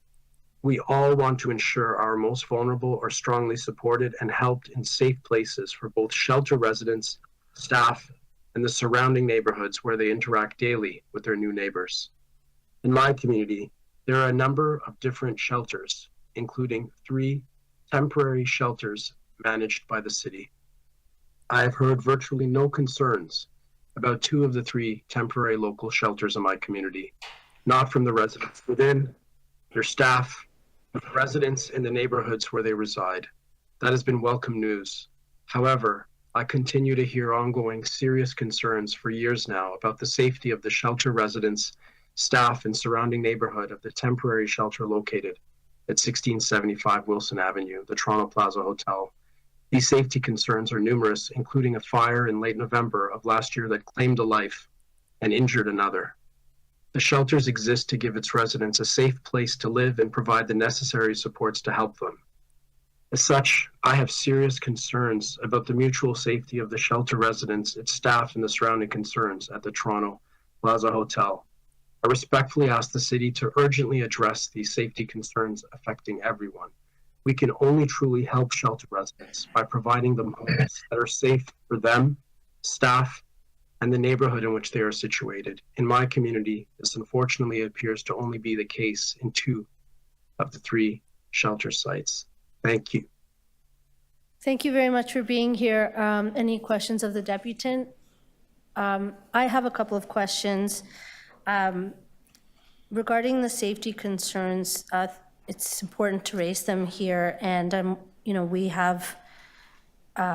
we need additional resources to be able to provide the hosting community and the residents, is what I'm hearing from you. And would you therefore support the proposed city budget, which aims to do some of that and invest more in Toronto shelter services and supports? Hello? I believe that the deputant is gone. I was going to ask him about the provincial investment in healthcare as well. Okay, thank you. Our last speaker is Lubaba Gemma. Lubaba Gemma is not with us. That is our final speaker. Thanks to all the community members who came today to address this committee. Now we go to questions of staff, and first I'll go to visiting councillors. Councillor Mantis, questions.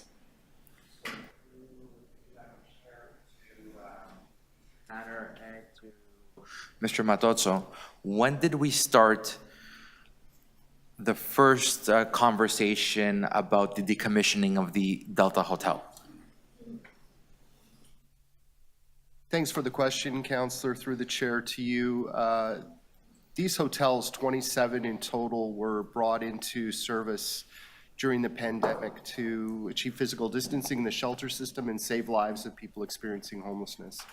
We started their use in 2020.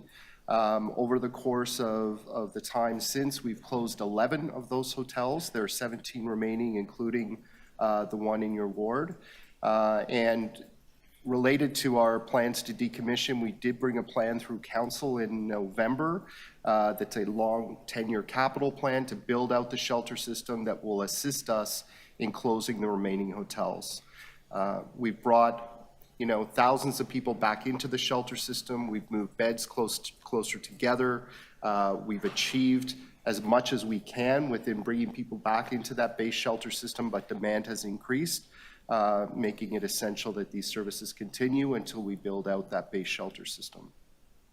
So under both administrations, under Mayor Tory and under Mayor Chow now, could you say that the conversations that we've had have resulted for both mayors to understand the complexities, and that because of the size of the Delta would have been the first hotel that would probably be decommissioned because of the size that it has and the location? Yeah, through the chair to you, Councillor, these large hotels are not an ideal setting, as has been discussed here, for individuals experiencing homelessness with significant needs. There's too many people under one roof. The ideal size for us is an 80-bed shelter that can integrate well into a community and provide the supports to those individuals. It would be our plan as we move forward to decommission as a priority some of the larger sites, including the one that you're referring to in your ward. So since we had the first meeting in spring of 2022, when we set about starting the decommission process, is this the first or the second time that we're renewing this contract? I might defer to my colleagues here with corporate real estate. It's okay, I know the answer. I can tell you, it's the second time. We first had set for an extension in 2023, which resulted for the extension until August of 2024. And right now we're going and asking for another extension, and not a 1-year extension, but a 5-year extension. Through the chair, as you know, that the terms are in the confidential attachment. If you'd like to discuss the terms of the lease, then we'd have to go into camera. I mean, I'm not asking for, this is just a general statement, because I mean, it's in the description of the item, what we're asking, what I just stated. Again, through you, Madam Chair, to Councillor Mantis, any details to discussing the lease, we would have to go into camera. Okay. So the point of the question is, yes, I know, we will have to go. But I don't want to ask specific questions right now because, I mean, the whole room is full. So for the fairness to... Sir, are you moving that we go in camera? Not at this moment, Madam Chair, because the room is full. Like, we're not going to empty out the entire room for... So you should... At this moment. If it is, can we have all the questions that need to go in camera collected, and then we can go into camera at the end? Yes. Well, and before our speakers. So you're going to run out of time if you have any more questions. So the question is that since we're going for a second extension, do you feel that there was a plan in place before the November meeting that would ask for the decommissioning and how this was going to be decommissioned, especially under the first extension? So through the chair to you, Councillor, the particular hotel we're talking about was part of an RFP that we actually released, backwards to 2017, 2018. The term on that award was until September of 2024. We're actually at the committee for the first time asking for an extension to that 2024 deadline, as we've exercised the extension options in that RFP over time. As I noted, it is our priority to leave these very expensive locations that we've been paying for and to build out the base shelter system into smaller person-focused facilities that integrate well into communities. And by doing so, we'll frankly save money with respect to the costs we're paying in these hotel sites. We need the support of council through the budget process to build out that plan, and it would be our priority to leave these largest hotel sites as a priority when those sites open. Okay. Thank you. Thank you, Madam Chair. Questions of the speaker, visiting councilors? I mean, of staff, visiting councilors. Councillor Candeville, please. Thank you, Madam Chair, and through you. I wanted to get greater context, as I wasn't here at the time, in regards to the Barnes report. If staff, through you, Madam Chair, can provide context to why some of the key recommendations were unable to be fulfilled. Yes, thanks through the speaker to you, Councillor. You know, that is Barnes Group was a third-party consultant that assisted us with meeting with the community, doing a community walk, hearing concerns from the community, and identified a number of pieces that we should be working on with respect to community safety. I think the Deputy in Rhoda identified some pieces that have not been fulfilled since that report has happened, and so as staff we will go back and review those recommendations and make sure that we're doing our best to meet you know, what was in that report. I think with the lease extension now also, it provides us an opportunity, if passed, you know, to go back to our community partners, to Toronto Police Services, and review the community safety plans that we have associated with some of these larger sites.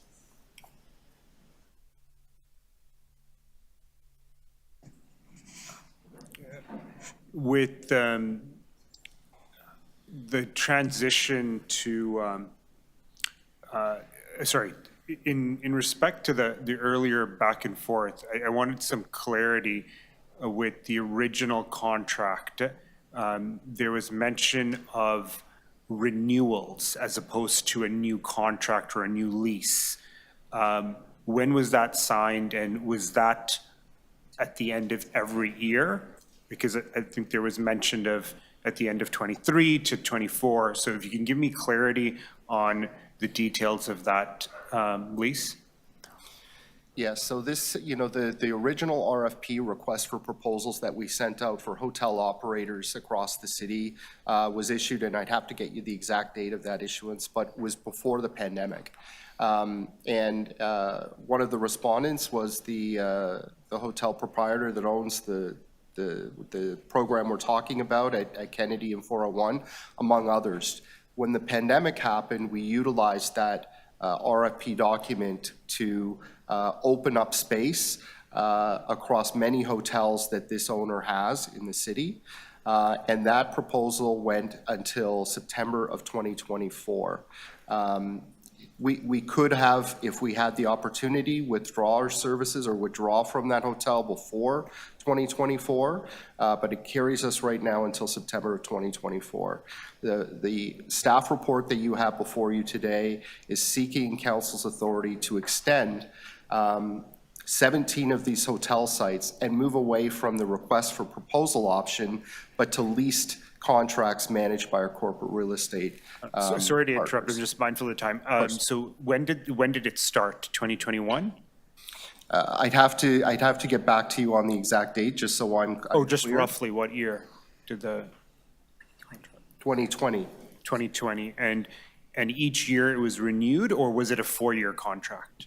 We needed to indicate to the provider or the operator of the hotels that we were interested in extending on 1-year annual basis up to the full extent of that contract, which carries us to September of 2024. Okay, thank you. Thank you. Councillor Moist, questions? Did you want to? Oh, I'm sorry, Councillor Prutz, I didn't see your hand up. That's okay. You know, I spent a little time in collecting my thoughts, right? Okay, thank you. So just to remind me, if you can take me back a bit, in March 2022, based on the auditor's report, we were in 29 hotels, servicing roughly 3,900 clients in those hotels. I know it's correct because it's in the auditor's report. So just to get confirmation. That's right. Perfect. Thank you. We are now currently in 17 hotels, and I believe it's 2,400 rooms as opposed to the 2,900 rooms, and servicing how many clients? Roughly around 2,400 clients is my understanding as well. It's actually about 22 or 2,300 clients as of last night. Okay. The room count would be a little bit lower than that because we have some families, some couples and others in those rooms as well. Right, so, it's higher than 2,400, the room count? No, lower. A little lower, okay. Fair enough. In March 2022, the entire client base was around 6,500 persons, correct? If you're asking about the total shelter population in 22? In March 22, yeah, when this report was done. Just trying to get a comparison. It has increased significantly, currently I understand that. 12,000. So if, let's say, it's gone from 6,500 to over 9,000, and I believe the budget yesterday said that this year we're going to be able to accommodate about 10,600 clients. That's what the budget said, budget documents say so far. So there's been an expansion from 2022, March 2022, to this year of about, if my math serves me, 4,000 additional clients, correct? It has been significant. The exact number would be in the area of what you said. So just bear with me because I want to understand this, okay? So there's been an increase of 4,000. Where have we accommodated that additional increase? Where have they gone?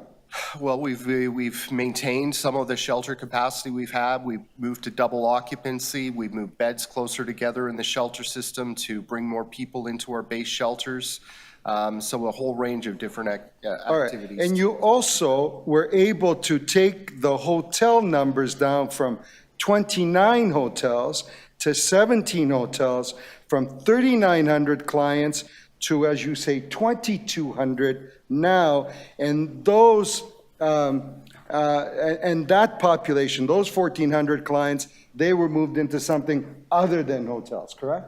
The majority of those individuals have been moved into our base shelter system. Right. Now that the social distancing, physical distancing has changed. Okay.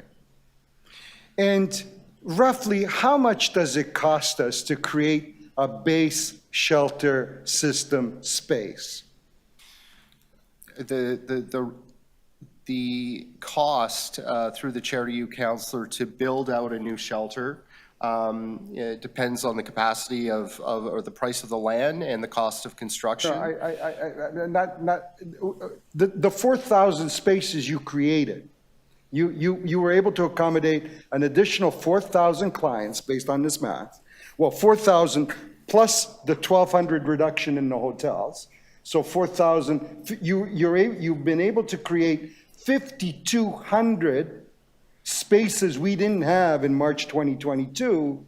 How much did those spaces cost us to create? You know, Councillor, I need to walk through the math with you since that time, but our budget in 2022 was, in the range of, mid $600 million. Our proposed budget for 2024 is $787 million. No, I understand I understand now. So you're saying that you've created those roughly additional spaces by a meager 100 million plus. You created 5,200 spaces is what you're saying. If our budget has gone from 600 million to 700 million and the hotel numbers have come down and our shelter client base has gone up and the difference is 100 million, you're saying that it's roughly 100 million difference? Yeah, I think through the Chair to You, Councillor, the majority of the spaces that we've been able to create or rely on since 2022 have been directly related to bringing people back into the base shelter systems by moving beds closer together. By doing that, it's actually cost us no additional money. That was that was just moving back to our pre-pandemic service levels, and that did not cost us any additional funding to do that. The significant growth in the number of beds we have in the shelter system has been directly related to the number of refugee claimants that have been arriving in the City of Toronto, and has impeded our efforts to actually exit the hotel programs on a more rapid basis, given the increase in demand.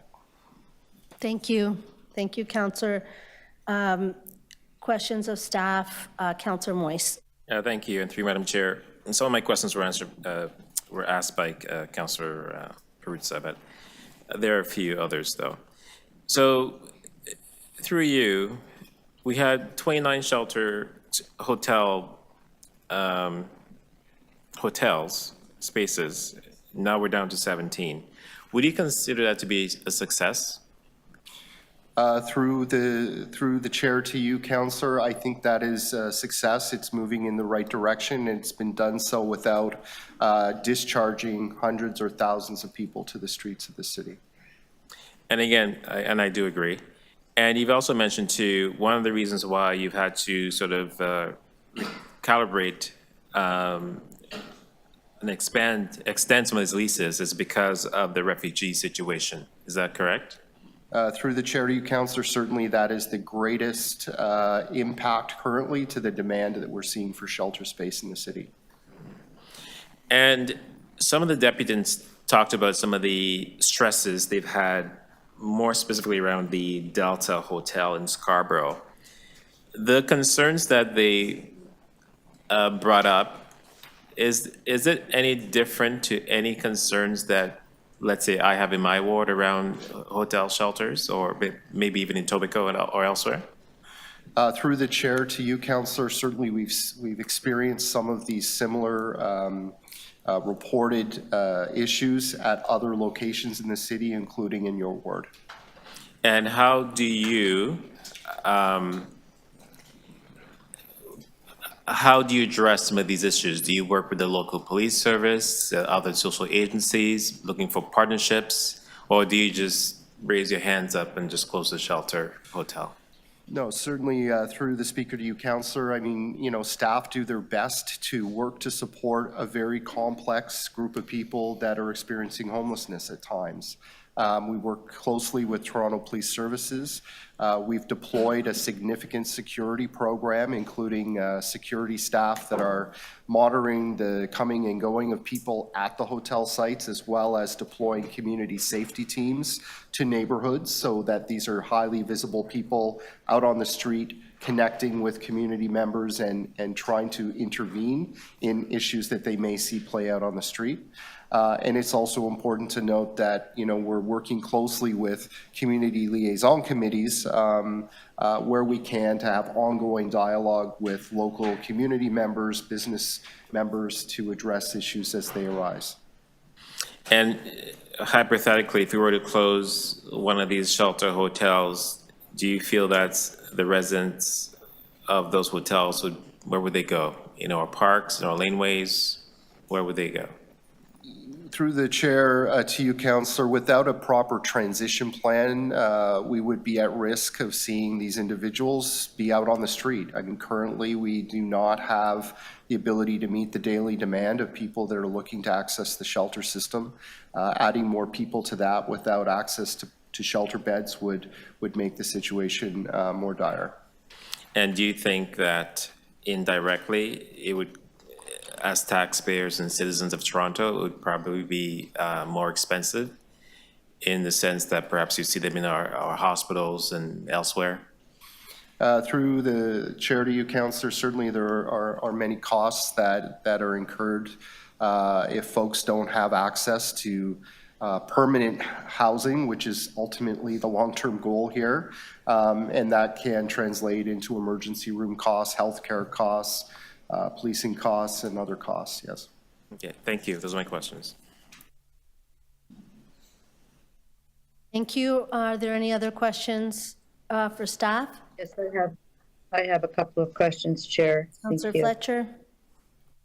Thank you. I just want to just to reiterate, and I believe that you had mentioned this earlier, What is the total number now of that we're hosting refugees in the shelter system or would like to be in the shelter system in Toronto?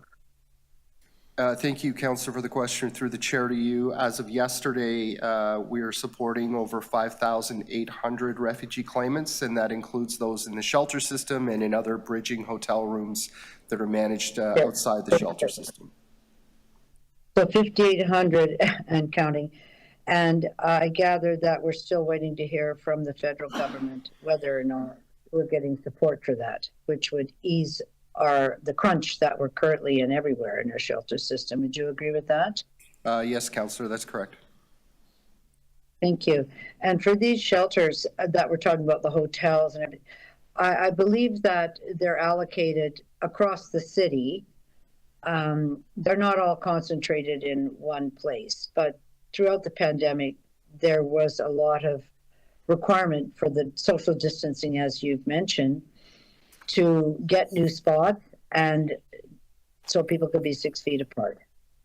And now that that's over, we're still trying to reallocate these folks back into more regular living accommodation situations. Is that where we're at right now? Through the chair to you, Councillor, that's correct.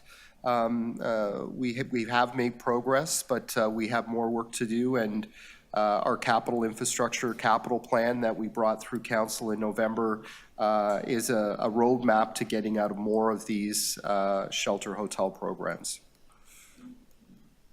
So and I have heard the residents stress, and I hear that often in my ward, and I know that number of spots where we have great partners. So is there a local Scarborough agency or hospital that's a partner with the city at this hotel in Scarborough or in North York? Who are the local partners that are with us in these sites?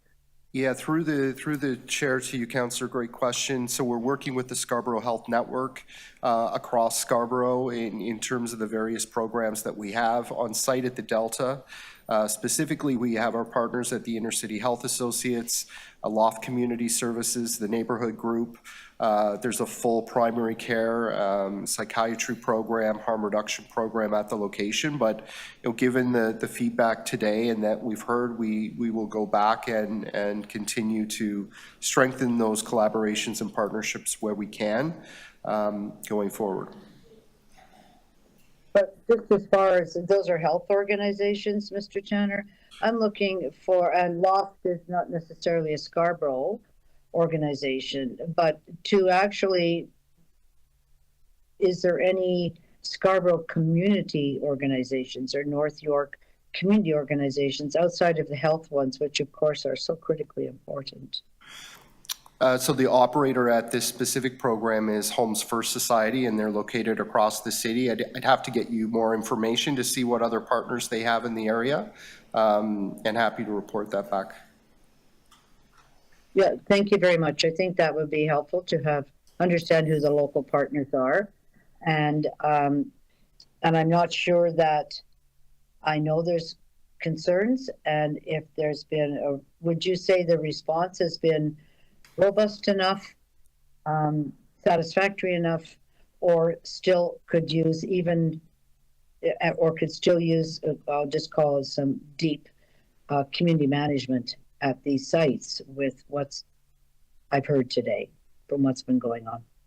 Through the chair to you, Councillor, I think we can go back and continue to work harder to get better outcomes for both the local residents and for the folks at the hotel. So by council, would you be prepared to indicate what that plan might be for these sites? Through the chair to you, Councillor, happy to work with the local councillor in the neighborhood or through council as this committee sees fit. Well, I'm not sure that, I'm just asking if you're able to have that ready for council so we can really see and what your plan is. Yeah, through the chair to you, Councillor, we could work on bringing something to council to update you on the work that we've accomplished to date and what our plans will be going forward. That was the last question. Okay, I don't think that's what I'm asking, so we might just do this offline between now and council. Okay. Madam Chair, thank you. Thank you, Councillor. So I see no other questions. I have a couple of questions. Some of, the deputants shared their concerns about the neighborhood, but many also shared concern about the supports and the conditions that hotel shelter residents are experiencing. So I'm going to ask sort of two different parts. One of them has to do with what you already have recognized this has been an expensive strategy, one that there was an intention to get out of earlier. You've said that the record numbers of people seeking shelter have in part complicated the transition out of these hotels into the base shelter system, which is stretched. Can you comment on perhaps not yourself, Mr. Tanner, but someone else, on what is being proposed, does it in any way speak to recommendations that have been made about from the Auditor General regarding value for money or other good practices? Through you, Madam Chair. As noted in the confidential attachment, we've achieved significant savings with the midterm strategy, as well as cost avoidance with respect to the restoration. So we've built that in. Now, obviously we've looked at the Auditor General's recommendations and then the report with respect to repairs as well, the due diligence around that. There are no additional ancillary costs. So as stated in the confidential attachment, the costs are basically have been negotiated, fixed costs, no ancillary costs, and the level of scrutiny around any of repairs that may be required have also been taken into consideration. So you're saying this is one area that this, what you're proposing gets us to is better value for money and following that good advice. And then around a couple of people, I think rightfully spoke to this committee from the community about the need to actually build shelters that work for people and run shelters or operate them, run shelters that are of the right scale and size and form that aren't sort of happenstance. Can you address, Mr. Tanner, what's the plan to make this transition? Is the city listening to that advice from the community members? Thanks for the question, and through you, Chair. So the staff team brought a council report, our staff report through council in November that is our 10-year capital infrastructure strategy. It is a strategy to build out 20 new shelters over 10 years with smaller capacities in the range of about 80 that we have, based on experience, find are the most effective, meeting the needs of the individuals who use those sites as well as the individuals who live around them. That strategy has been submitted to the 2024 budget process for consideration. Thank you. That leads me to the question of resources. Several people, I think, have rightfully indicated that people who in the situation, including in the hotels that have been raised, need more help, more support, and also the surrounding community needs more support. On the individual help that some of our shelter residents need, can you comment on how healthcare, particularly mental health care and other provincially, sort of the areas of provincial responsibility are being provided to our residents in the situation? Is there a gap there that needs to be addressed? Through you, Chair, certainly on site at at many of our hotels actually, and many of our shelters, we have access to physician-led primary and mental health care. That's provided on site, but certainly gaps exist within the mental health care system to provide crisis response, accessible crisis response to individuals, and certainly, longer term supportive housing options that we're certainly leading and working on, but that is the kind of support that people need over the long term. What healthcare professionals have deputed before this committee previously to say that, in fact, being unhoused is a driver of bad health, whether it's mental health or physical health, that being unhoused makes you more unhealthy. Would you agree with that? Yes, certainly, we know that individuals experiencing homelessness have significant health and mental health challenges, and those are made worse by the experience of homelessness. And my final question has to do with the supports that the surrounding community needs and the plan being proposed to actually get out of this very expensive and, as we've heard, not ideal, not purpose-built strategy of using the hotels as shelters.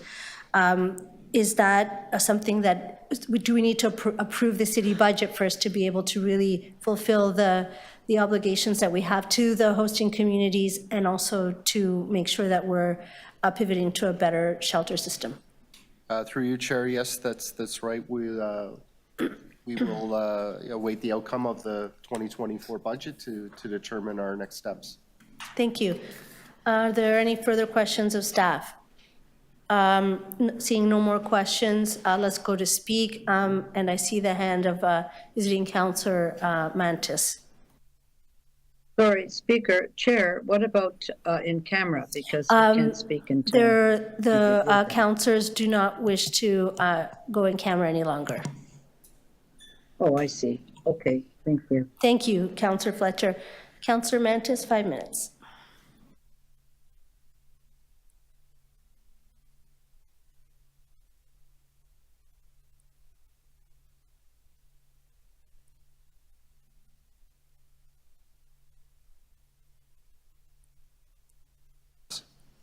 Thank you, Councilor Peruzza. The Delta shelter is scheduled to be decommissioned currently in September of 2024.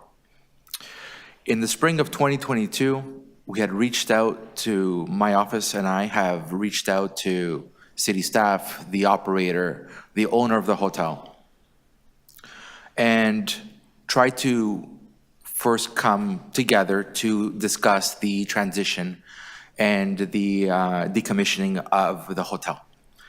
At that time, the city staff and the operator had expressed that we should be okay for decommissioning by the end of this contract. Up until the summertime, we had gone again and expressed this, and the owner of the hotel said, no, we're good, we're on track. And now we see that we have a hotel that is part of this report that's coming now to council asking for an extension.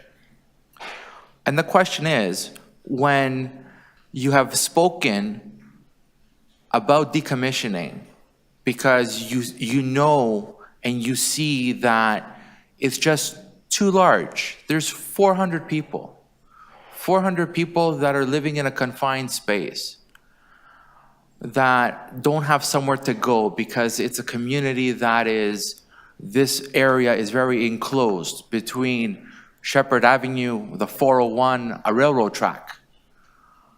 And there are not certain measures and measures taken or programs in place to assist.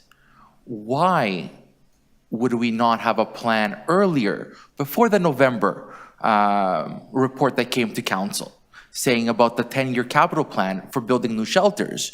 But why didn't we have a plan beforehand trying to decommission these shelters, these hotel shelters? So seeing this and seeing that these residents, when they do go out, we see that we have businesses that are affected, the residents, 7,000 people that live in this area that are affected. They experience the increase in theft, harassment, security issues, sexual acts in local parks, in the local parkettes, and around the surrounding condos. Parents are extremely concerned for their children that cannot play in the only park that we have in that area. Family members, spouses, feel unsafe for having to take the bus to go to work and working night shifts and then having to travel back to their residences where they feel the harassment from people that are living also in the shelter system, in this shelter system. And we see that the local businesses are experiencing numerous break-ins. But the break-ins, and as deputants before said, people are not willing to go, our neighbors are not willing to go to the supermarkets in Kennedy Commons and in Agincourt Mall. And the owner of the supermarket, which I have spoken to, he has been threatened by individuals that have been living at the Delta. He has experienced theft. He's increased his cameras and security measures. But the also issue that we have is that we have a lack of policing because we don't have enough people, enough police men and women. And I commend the men and women that work and that try to, on a daily basis, serve our community and our city and keep us all safe. But we just don't have enough of them. We're short by 900 people. And speaking with TPA yesterday, and TPA's headquarters is right across from the Delta shelter. They've experienced and they have said to address this, we need 900 extra officers. And with their statistics, they have seen that we have a 34% increase in crime, and we have a response unit, which is the 13th less response time in the city of Toronto, which is 42 Division. So knowing all this and seeing what can potentially happen, how with a good conscience can we ask for a long-term extension? Can you wrap up, please? Thank you, Madam Chair. And I am not supporting this report as it is. Thank you, Councillor Mantis. To speak, visiting Councillor Candeville.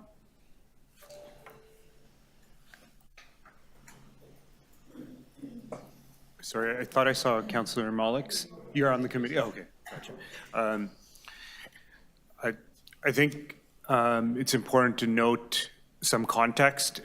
As a new person on this council, there has been a change in administration, a change, of course, in the chair, and I think that plays a role in how we process priority and the impacts coming from that.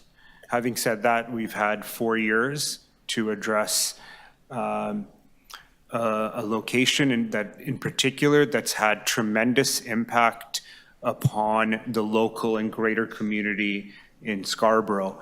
And I know there is mention of other sites, but I think size matters. When you're comparing a 40-unit location downtown to a 400, one in the immediate vicinity of many residential communities, the impact varies by nature of size. I won't go into the greater detail that was already being shared by members of the community on the impacts on the economic fabric of Scarborough, particularly in Agincourt.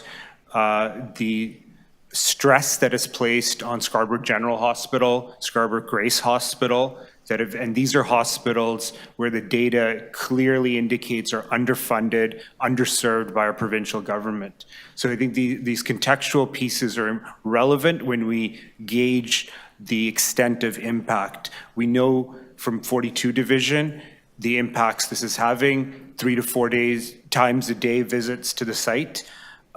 These are part of a greater appreciation of the impact on this one particular site. That's from the qualitative perspective. When we drill down to the quantitative, I did the numbers on the sites in Scarborough. 40% of these sites are in Scarborough. And then when you add in Hall Crown and Yorkland, which are about 200 meters from Scarborough west of Vic Park, 500 meters max, you're looking at 62%. So when we look at where placement of these sites whether it was 4 years ago or now if we're contemplating release, renew,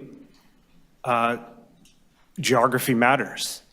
We're not seeing sites in higher SCS neighborhoods, higher socioeconomic status neighborhoods. We're not seeing it in Midtown. We're not seeing it in Uptown. We're not seeing it in bigger hotels downtown. We're seeing it in Northwest and Scarborough. Data that from academics to our own staff have highlighted areas of underservice and underprivilege. We have commitments in our own city documents that speak to equity, marginalization, but without the meaningful influence and how it informs our decisions, it's meaningless. It's performative, completely performative. So as a member of this committee, I don't have a vote, of course, but I do understand the chair may have a motion that speaks to priority. But I think there's a lot of trust that's being lost as part of a 4-year journey for the immediate community. I know, though I represent Scarborough Southwest, I have residents who've active. My chief of staff's son plays in a soccer tournament. These tournaments host 10, 15, 20 teams coming from all across the GTA and Ontario. The Delta Hotel was and is, sadly, the only nice hotel in Scarborough that hosted hundreds of people that bring in economic activity to restaurants and local businesses. So this is part of a greater conversation of how certain parts of our city are left out and are marginalized. You know, someone noted to me, the people that make decisions in our institution, they're elected, they don't live in Scarborough, they don't live in these neighborhoods. So when we have members of council who perform on issues of equity, marginalization, underrepresentation, these are the places and spaces that have impact in communities that don't have voice, that don't have the ability to come and depute, even know how to register, or have the language ability and skills to speak on the impacts that are made from decisions in this council chamber. So I implore the chair of the committee and city staff and the mayor's office to look at a resolution to this particular site in Delta and the lead up to council in February. I think there needs to be an appreciation of the budgetary pressures, but also the marginalization of voices that impact this. And I'm looking to work with the chair and the mayor's office to make this a priority to see this decommissioned in August 2024. Thank you. Thank you, Madam Chair. Thank you. Councillor Malik to speak. Thank you very much. Oh, sorry. And, sorry, not Councillor Malik, Councillor I just assumed you were going to let us off. I'm sorry. No worries. I'm good. Give me my 5 seconds back. Yeah. The auditor, in March 2022, we were in 29 hotels, 2,900 rooms, $320 million.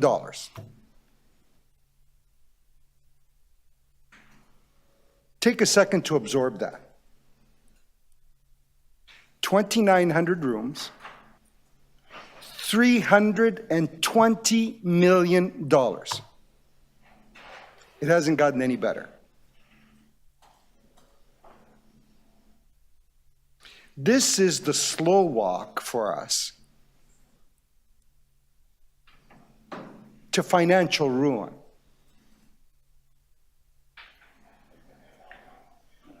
Add it up. It's well over $1 billion.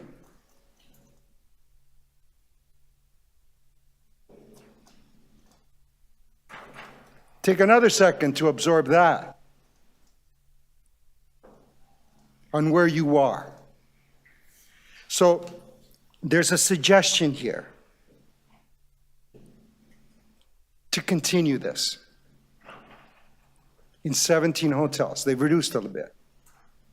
They're saying 17, no, we're going to go 5 years, 2,200 rooms. Hundreds of millions of dollars.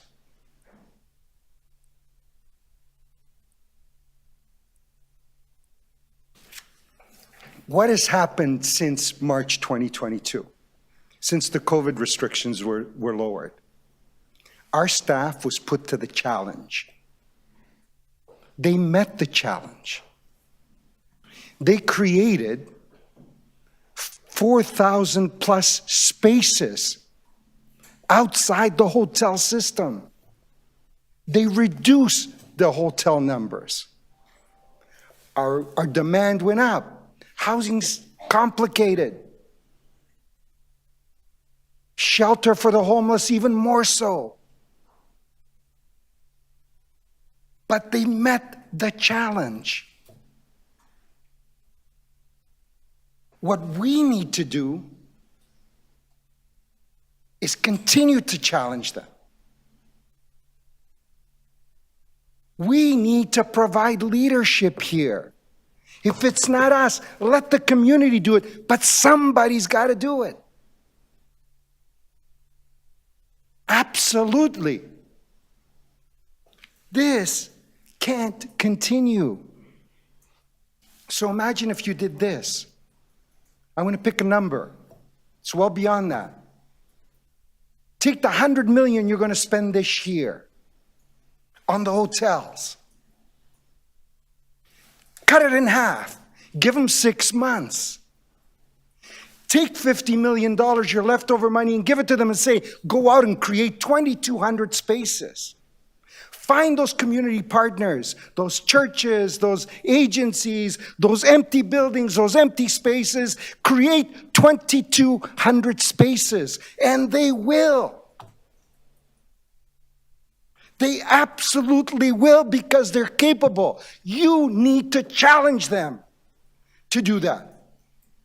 It's leadership. Because if you do that, then you'll have wads of money going forward to build real spaces going forward. If you don't do that, this will dry you up. And you won't do anything else.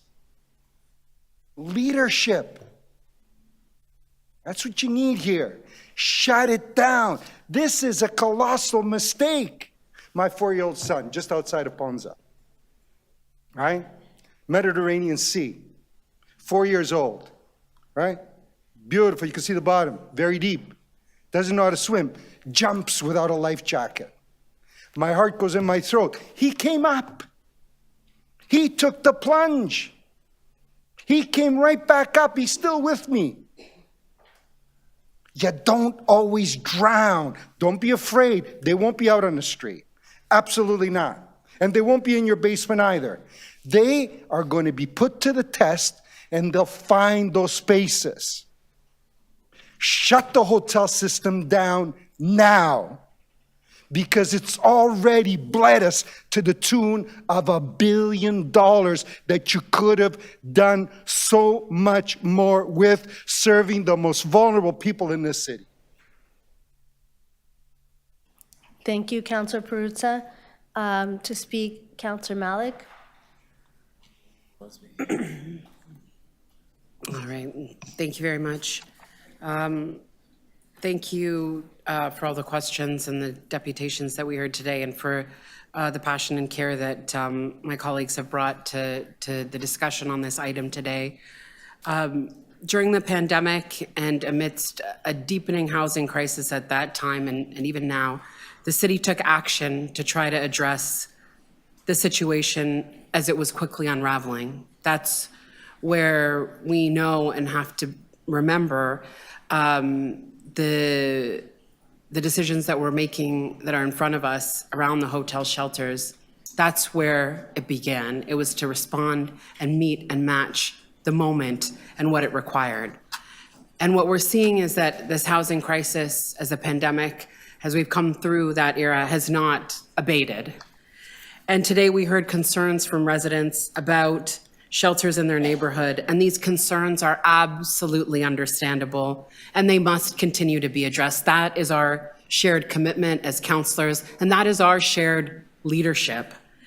Shelter services located in our communities must be available in the best way that they can, and that means working together consistently and with care with city staff, service operators, and neighbors, those who are housed and unhoused, to hear each other in an accountable way, to share our concerns, information, and to ensure that those issues are addressed in solutions-focused ways, and that we do make every site a success, and we learn the lessons from the past several years.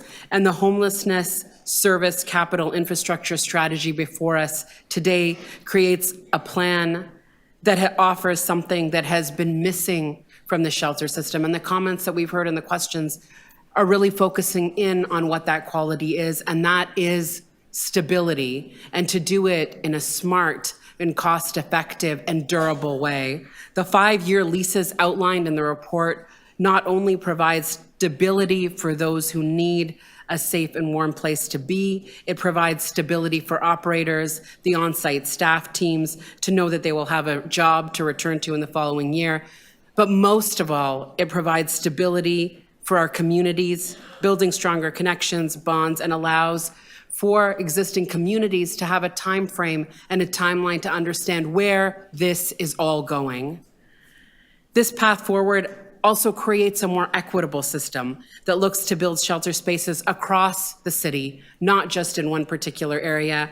And I, especially in the ward that I represent, am particularly expert on speaking to why that is so important, allowing our neighbors and our friends to stay in their communities and neighborhoods in every single part of the city, not just in one. And through the creation of smaller 80 to 100 bed shelters, we're able to follow the best practices for success that the city has learned through many years of work, and again, coming through the pandemic experience.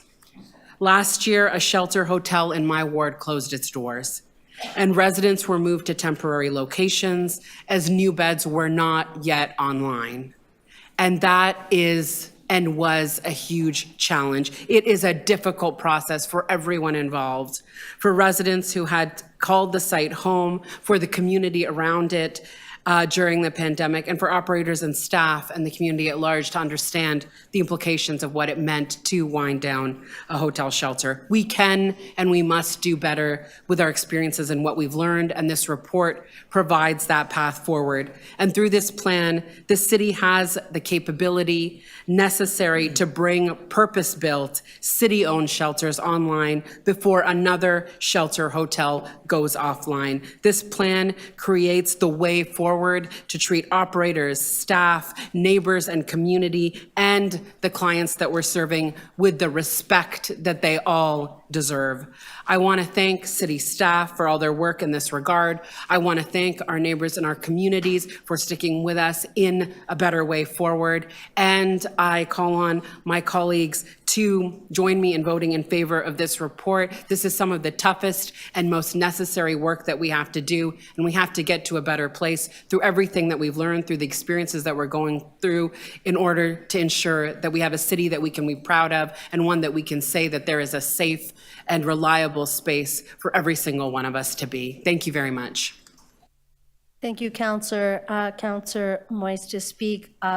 Councillor Myers didn't get a chance as a visiting councillor. I'd like to ask for the indulgence of the committee to go back to visiting councillors and give Councillor Myers time. Is that okay? Yep. Councillor Myers. Thank you, Chair Bravo. I will try to keep my comments brief.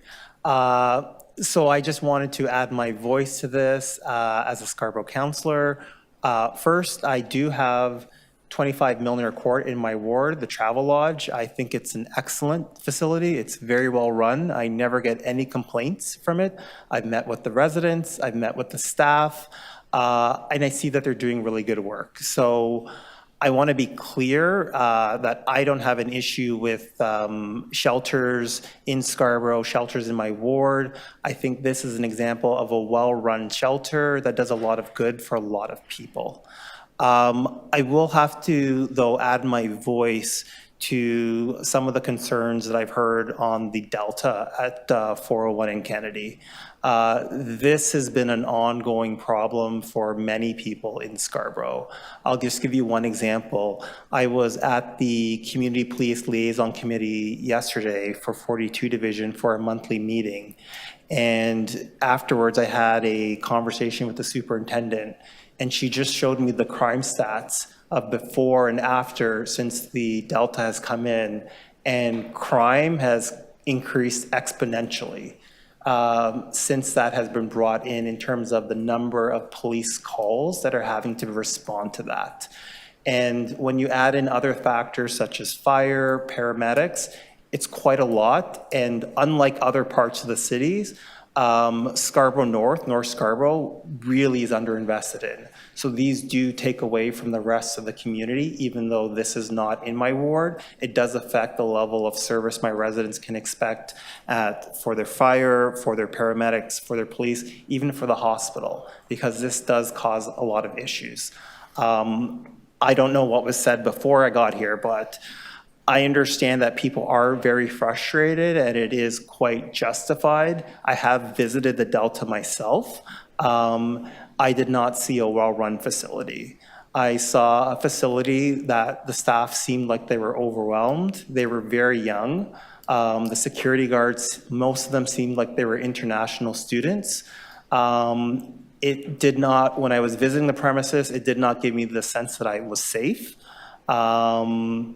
And I think it's a problem. I think just to sort of ask people in that neighborhood to continue living under that, that's not something that any of us would expect would be comfortable living within our own neighborhoods or exposing our families to.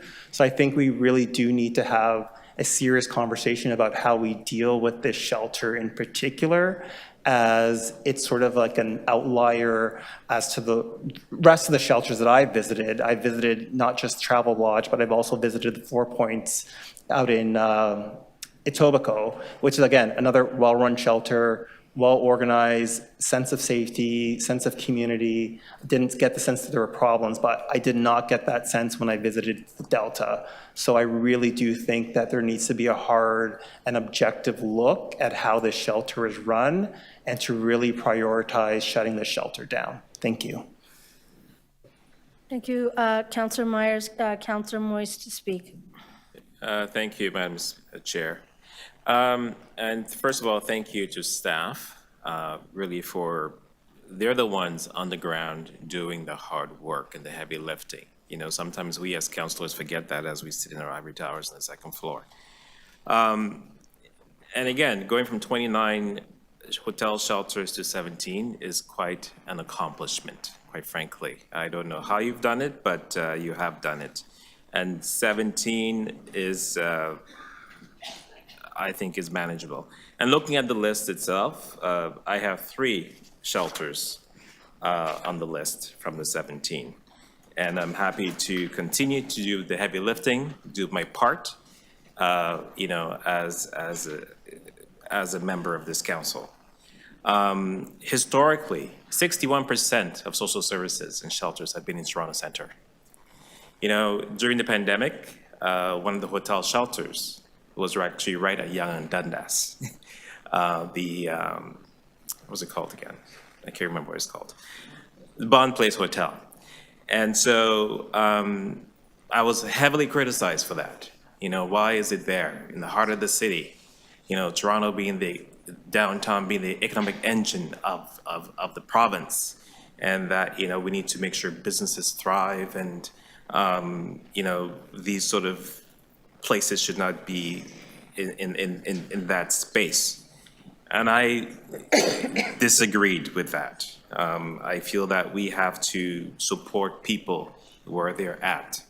I know that many people came to downtown core from Scarborough and Etobicoke and elsewhere because the services that they needed was not in their own communities. So they came down here, and we opened our arms to them and supported them the best that we could. So again, I feel that too, you don't throw the baby with the bathwater. You figure out, you know, how to manage situations and difficulties. and support people where they are at.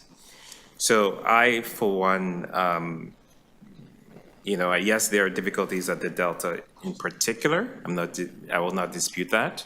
But there are difficulties in most shelters, hotels, and shelters generally across the city. Because I hear from my residents every day about it, and I work with them to support them. For example, I've had the largest encampment in the city for the last 13 months in Allen Gardens. At one point, we were at 89 encampments in Allen Gardens. And I've been heavily criticized in the way we've handled that. But again, it's helping people where they're at and find them permanent housing. I also know that we as a council has worked very hard to create more permanent housing across the city so we can get people out of hotels and shelters into permanent housing with permanent services. And that's the goal going forward. I know the mayor, is doing the best that she can along with her council colleagues to make that happen.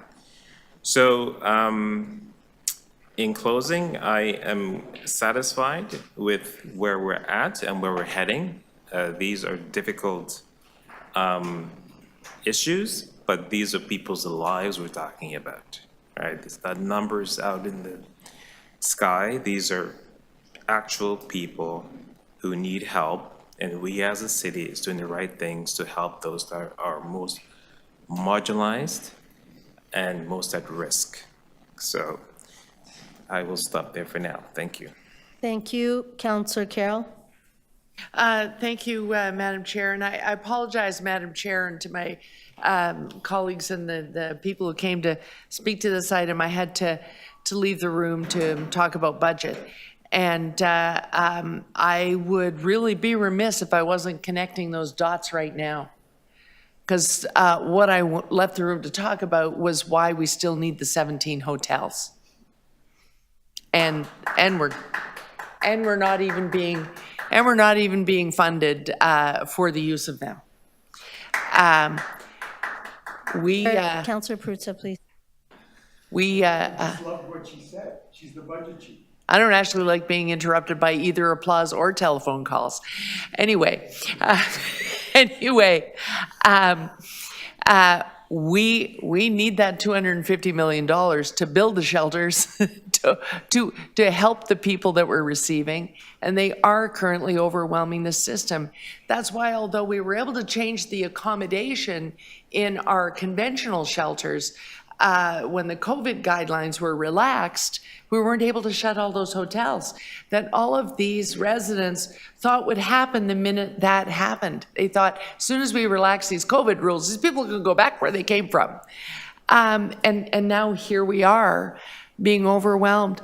That was so concrete for me when Mr. Doherty told us that even out in Etobicoke at Youth Without Shelter, where they're doing their best to make sure that homeless youth actually finish school and enter post-secondary, he's overwhelmed in his facility to the tune of 65% with recent arrivals, asylum-seeking youth, and we're not getting a penny to fund them by the federal government. If that isn't a wealth redistributive federal responsibility, I just don't know what is. And so, like my colleagues, I really do want to thank the staff for getting to the point where we're at. I agree with Councillor Myers that we do have to look at this particular hotel. If we can't close it right away, we have to figure out why it is not finding its way in this community the same way others are. One of these shelter hotels that is in my ward, it only has about 40 fewer individuals. It's a very large hotel, far less than ideal. We know what's ideal for a shelter size, and this is not it. But it found its way with the use of the common areas in the hotel and a lot of help between the police in Division 33. I'm naming the number because we heard a division number a lot during those deputations. Well, I can tell you that Division 33, Sinead from Shelter Housing and Support, and a whole interagency network of community agencies that function within the area I represent sat down at the beginning. We would have been telling this same story in the first month, but they then sat down and they teamed it out with a great operator on site at that hotel, and I'm not having those same issues. And so if we can't close the Delta right this very minute, we do owe them some form of community strategy right this very minute. And I don't know that I need to move a motion, because I don't, in drafting a motion, know exactly what's been done thus far. But I think we can probably assume that staff are taking it as an undertaking, because they heard all the same deputations we did. And I think that's got to happen at the very least.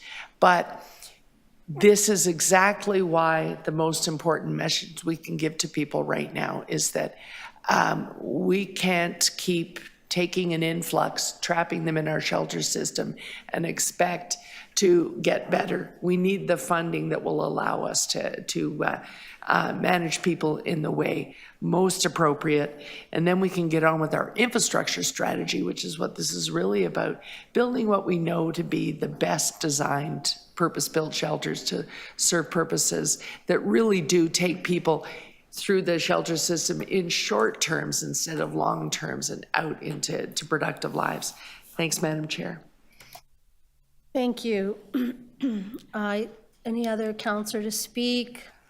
Seeing none, I have a motion.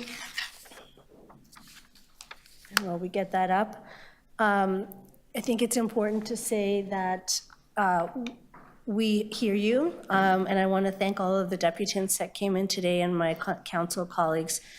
This motion is to direct Executive Director of Corporate Real Estate Management and the General Manager of Toronto Shelter and Support Services to implement a plan and report back in the third quarter of this year with the outline for decommissioning temporary shelter locations with the largest or more than 200 single adult and chronically homeless populations out of the 17 hotels with lease extensions. Second part of the motion is about resources and to direct this General Manager, Toronto Shelter, in consultation with local Toronto Police Services divisions to review community safety efforts and opportunities for improvement and to implement measures for the duration of the required lease extension subject to available resources. I want to thank Councillors Mantis, Myers, Canderville, Peruzza, and Crisanti, who's not here, but who I did speak with, and also Member of Provincial Parliament Rakocevic, for bringing forward the concerns, and for the community members that brought forward these concerns. I think what we heard, and what we know here, is that this strategy was challenging. There was a pandemic. Hotels got bailed out while we met our obligations to shelter people. Getting out of that strategy is urgent. It's expensive. It's not intended for housing or for shelter for people who, particularly those who need supports. But this is where we are. The plan that's before us is really about doing what people want, which is moving to a place where we build shelters that are best able to provide for the needs of people who are unhoused, and to go into long-term leases with buildings that are appropriate, that are intended for this. So I think that what we see here before us, as we've heard in answers from staff and comments from councillors, is that we are getting better value for money as we move forward, and that's important. And during cost constraint, we're in line with what the Auditor General has recommended, and that's important because we have an obligation to be careful stewards of the finances here at the city. But it's also better value for money as we go forward for people who are unhoused, who are also our constituents in the City of Toronto.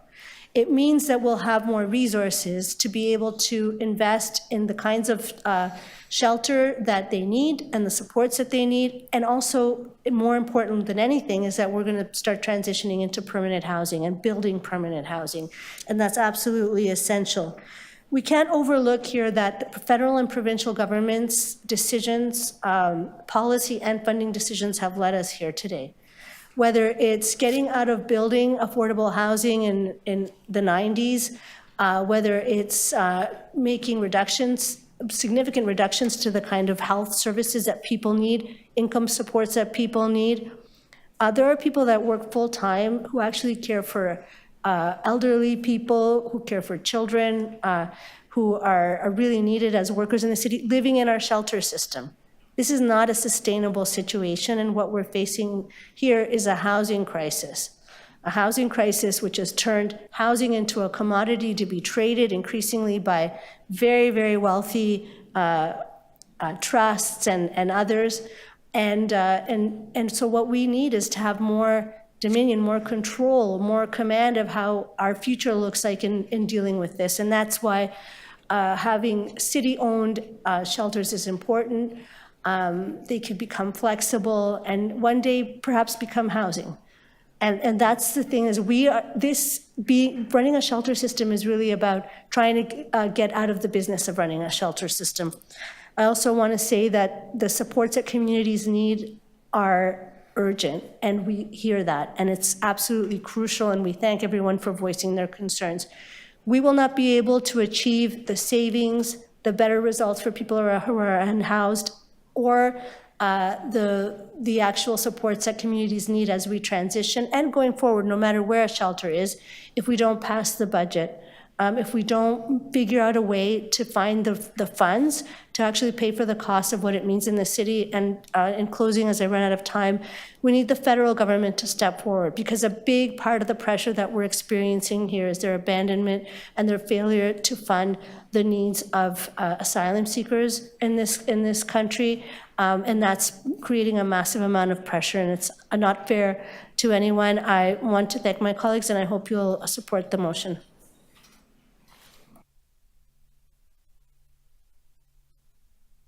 All right, questions of the mover?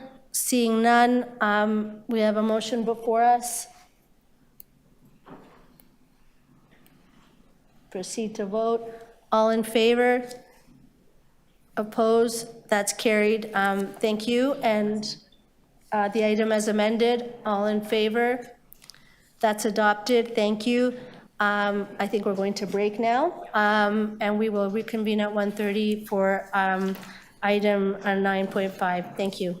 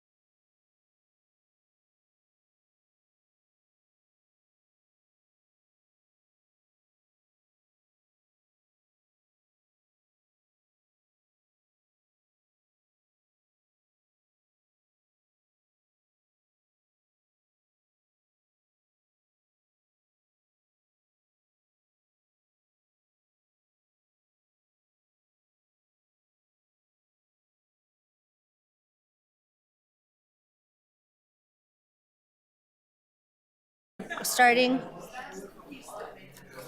We'd like to get started. Who would like to leave on time? Fantastic. So we are going to continue with the meeting of Economic and Community Development Committee. I ask members of the public to please take your seats and everyone to be quiet, including people in the corner over there. Fantastic. We have 42 speakers. At the risk of, we risk losing quorum and not being able to hear people's concerns and appropriately deliberate on this item, given the number of speakers. I've spoken to the deputants in the committee room, and there is a broad agreement that it's more important that everyone be heard. So I am going to be moving that we reduce speaking time to 3 minutes. This does not mean that you won't be asked questions potentially by councillors, and some deputants have generously offered to cede their time to others. So they'll come up and then they'll sit with the second person. We'll figure it out with the clerks here. Thank you so much. And so with that, I'm going to call the first deputant, Mark Hall. Sorry. Okay, I'm sorry. I'd like to move that we keep speakers at 3 minutes. Committee members, all in favor? Opposed? That carries. Thank you. The first deputant is Mark Hall, and after that, Randy Libman, please get ready. Mark Hall. Oh, I'm sorry. I'm sorry. Presentation first. I was so focused on the deputations that I neglected to welcome municipal licensing and standards.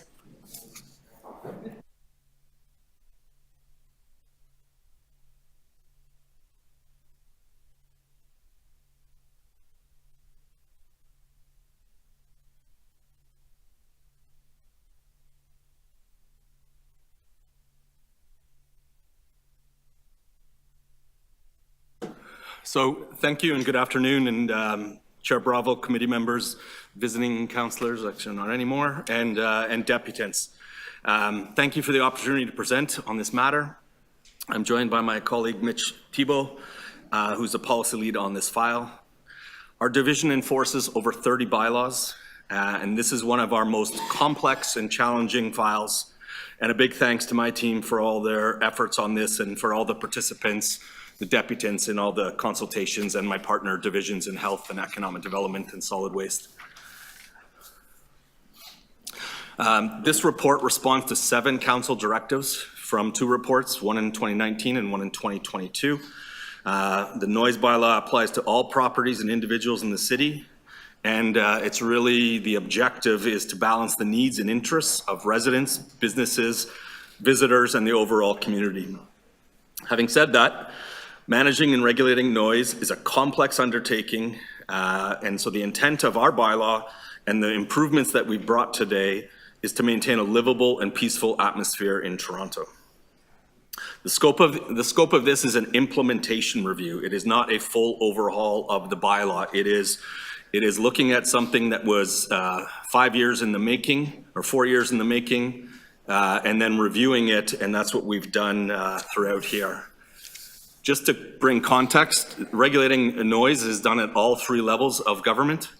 The city's responsibility relates to animal noise, amplified sound, auditory signaling such as bells, horns, and gongs, construction noise, domestic tools and power equipment, residential air conditioners, and stationary sources such as generators or fans, and it also does stationary motor vehicle noise. Outside the city's jurisdiction, on the right, moving motor vehicles, aircraft noise and air shows, noise from provincial or federal infrastructure projects, stationary sources that are subject to an Environmental Protection Act, railway noise, and wind turbines. The bylaw recognizes that certain levels of noise are expected in a city of almost 3 million people. Bylaw enforcement officers are not resourced as emergency responders and do not respond to noise complaints on an emergency basis, nor do they have the opportunity to immediately stop a noise event or pull over moving vehicles. Our goal is to ensure compliance with the bylaw through education first, followed by escalated enforcement.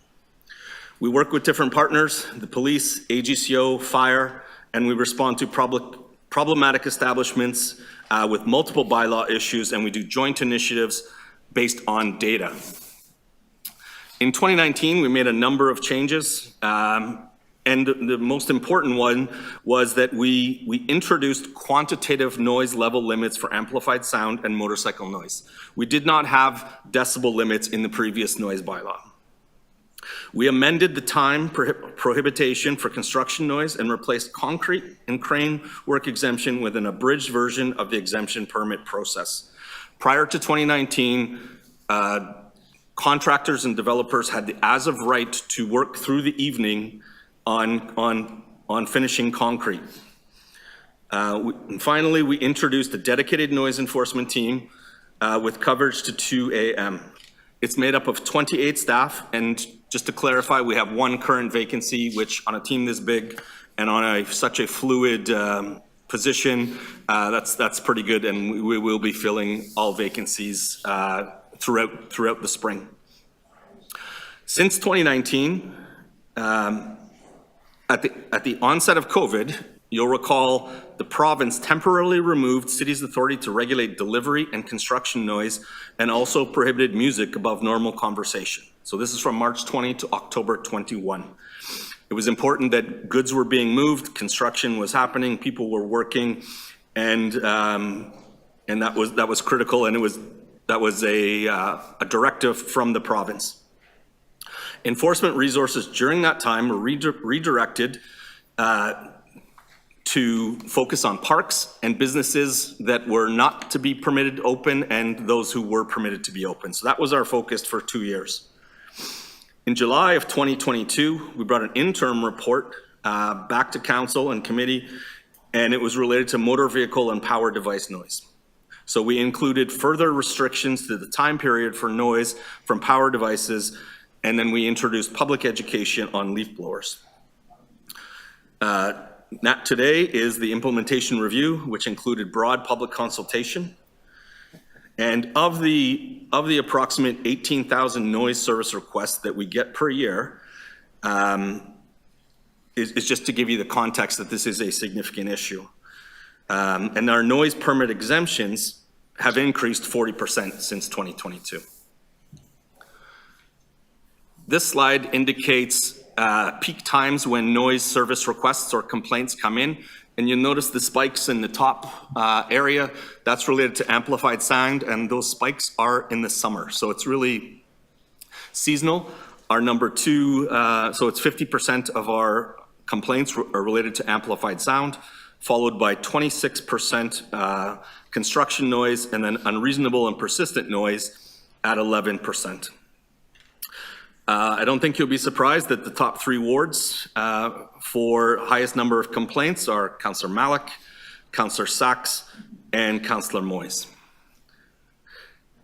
In 2023, the dedicated noise team issued 338 charges, 224 tickets and 144 charges where you are to appear before the courts. When we developed this report, we worked closely with an acoustical engineer, subject matter experts on decibel levels, and also on what's happening in other cities.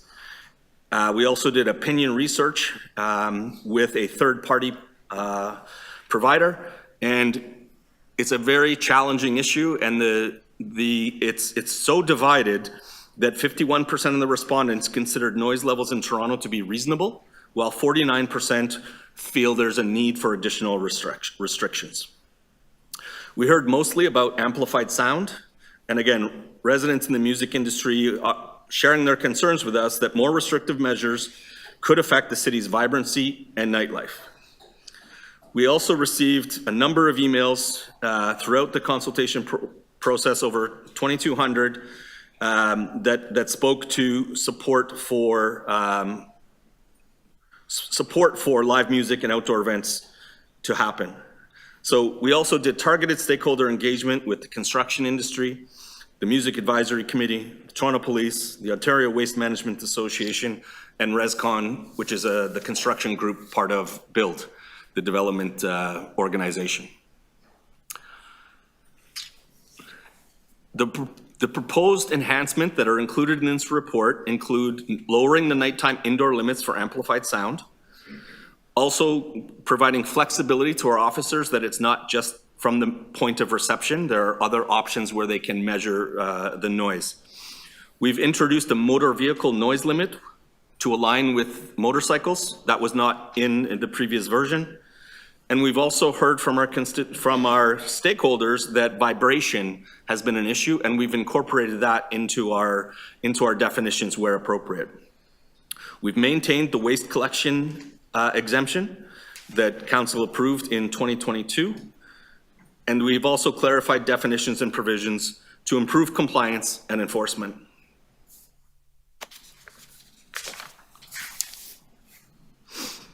So again, it's important that we've made technical amendments to stationary source section to align with provincial guidelines.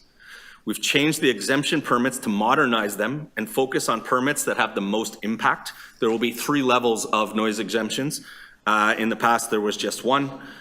And we're continue to work with 311 on pathways to submit noise complaints for activities during permitted hours and those that do not exceed the provisions in the bylaw. This report requests 1 position. It's the creation of a coordinator position, and its sole role is to administer exception permits. Many of you get them, and there's a lot of work that goes into it, and we want to have someone focused on that exclusively and other members of our staff focused on enforcement. So this resource will be fully offset by projected revenue increases. We've increased the fees for noise exemptions, so it'll be a direct offset. And then additionally, we're proposing with respect to power device noise, you would have seen the leaf blower item at council last fall, and it's a separate stream of work that we're working on with our colleagues in environment and climate on the potential ban of 2-stroke engine equipment. Public education is really important in this area, and it's something that we will be driving forward in the new year, or we're in the new year now. So, and then finally, automated noise radar often comes up, but the technology isn't where it needs to be. It is not reliable, and we cannot differentiate between whose car is making the noise. It's not as modern as it is in the speed enforcement. But when it comes to noise, it's very challenging, and other Canadian cities have established a pilot, and then they pulled the pilot because it wasn't effective. So technology will come, but we're not there yet. Finally, this will be done in a phased approach.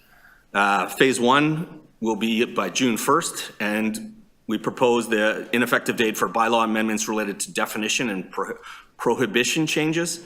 And then the second phase is the exemption piece, which will come in on September 2nd, including the new fees.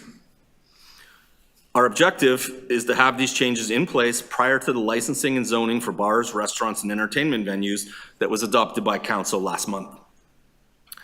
I just want to conclude by a huge thank you to my team and partner divisions on all their work in this. It is extensive, and I'm grateful for the participation and the support. Thank you.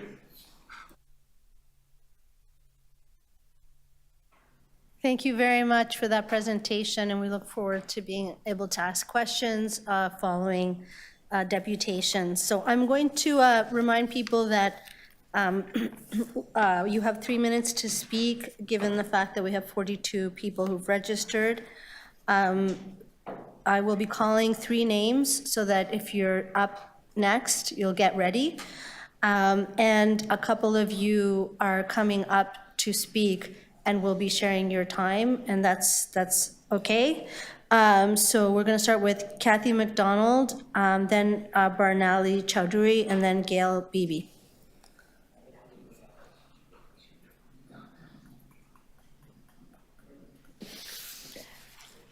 Okay, thank you.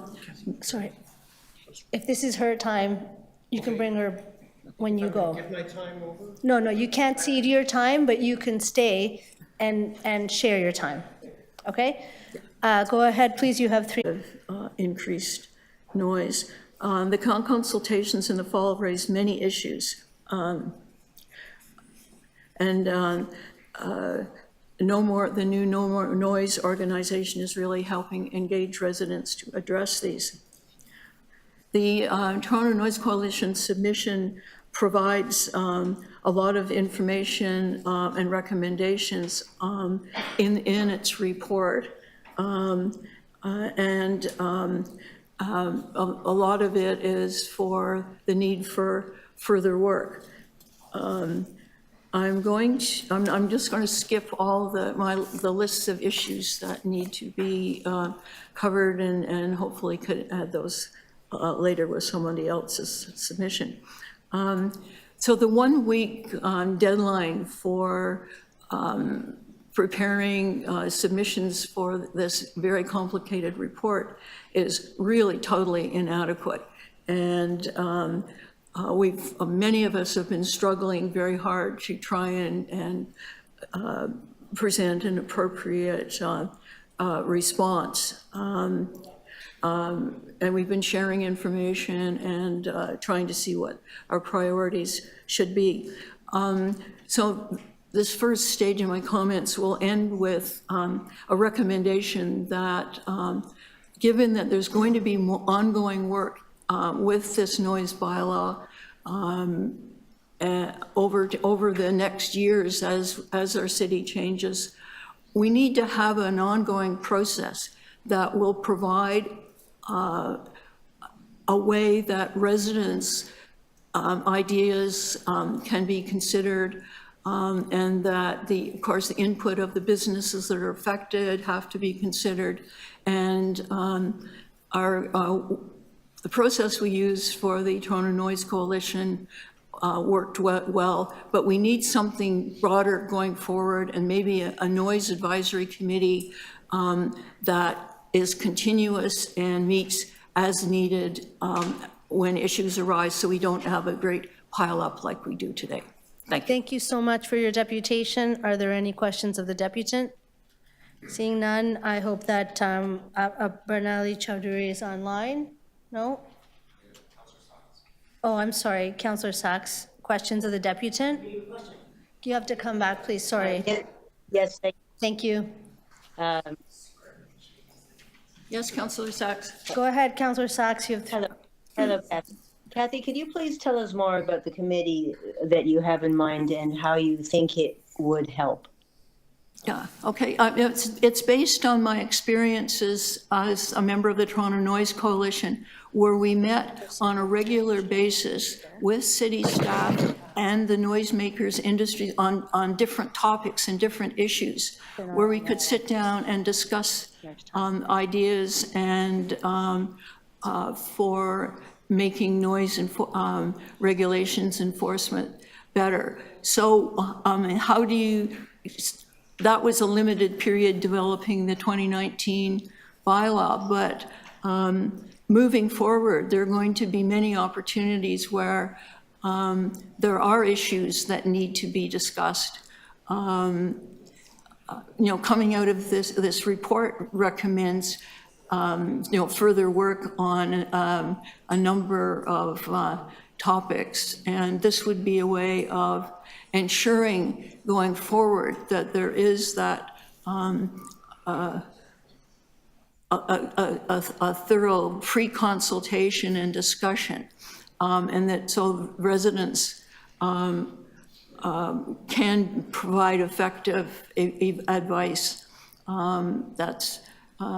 Yeah, and so, how it would operate in detail, I don't know, but that it formally exists, recognizes Toronto faces a lot of noise issues, and that we all have to work together to find better ways forward, and the situations will, of course, change over the months and years. And there, maybe starting with, could start with looking at what comes out of this current process and where all the additional items to be discussed can be sort of aired out, and communities will understand in advance what's being proposed rather than scrambling to try and figure out how to share the information at the very last minute.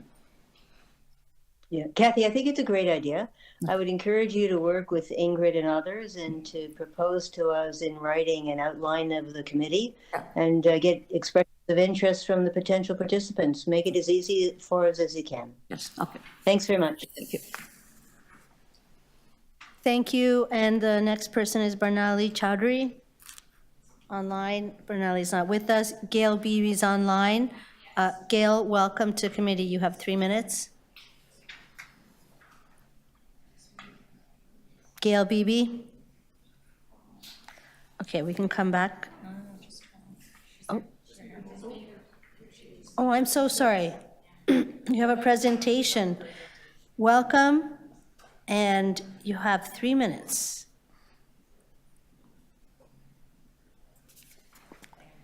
We can't hear you. If you're speaking, we cannot hear you. Are you muted? No. I'm sorry, the sound on your computer isn't working. So if you want to take us through the slides, we can do that.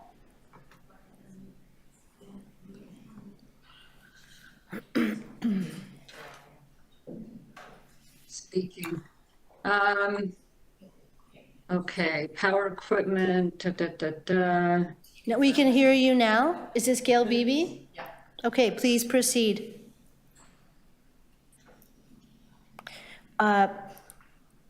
You're running out of time. You have 3 minutes.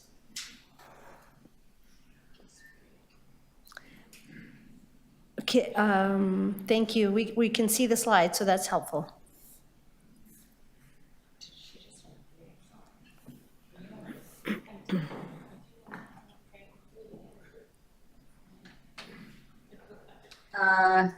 Hello, can you hear me now?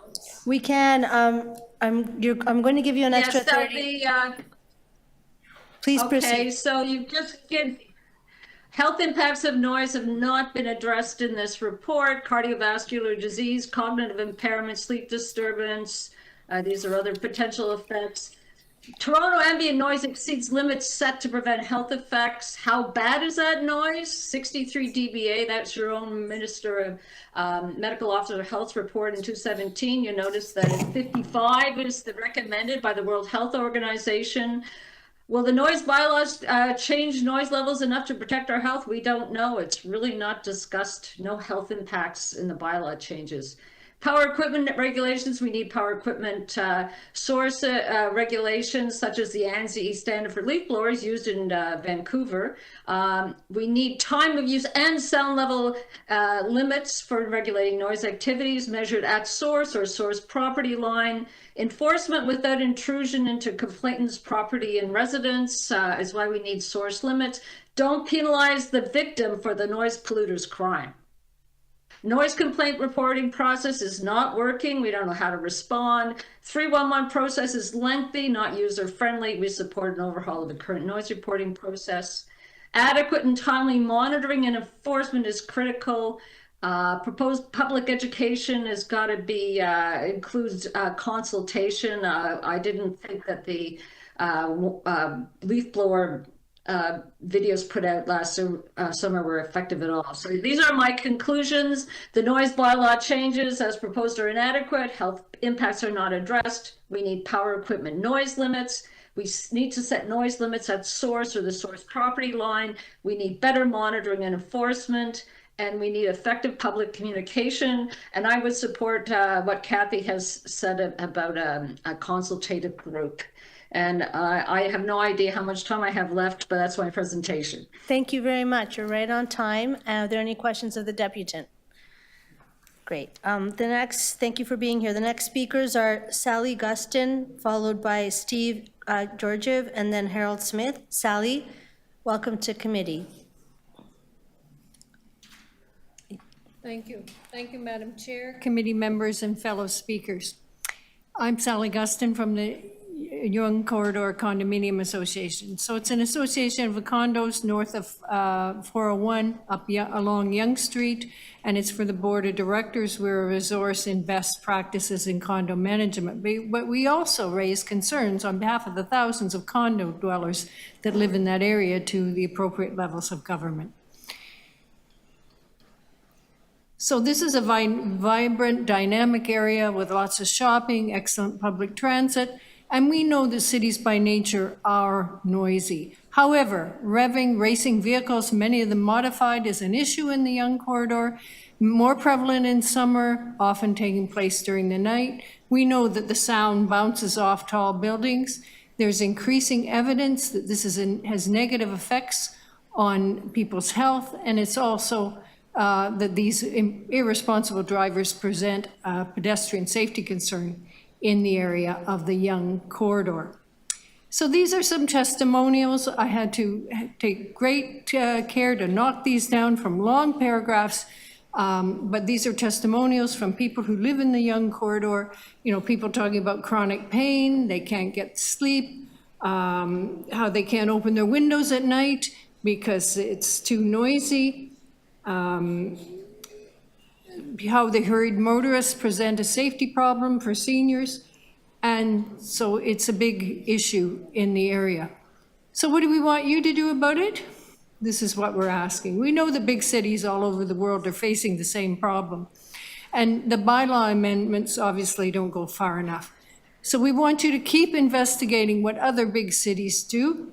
Continue the investigation and implementation of devices such as the noise-activated cameras. Continue to work with the provincial government along legislation for people who modify these vehicles. Make it illegal for chop shops or whoever it is that's doing this, mechanics, amateur mechanics, to modify their vehicles. Fund the TPS with the resources needed, both manpower and equipment, to deal with this, and require emergency vehicles to employ equally effective but less disruptive intrusive sounds as other jurisdictions have done.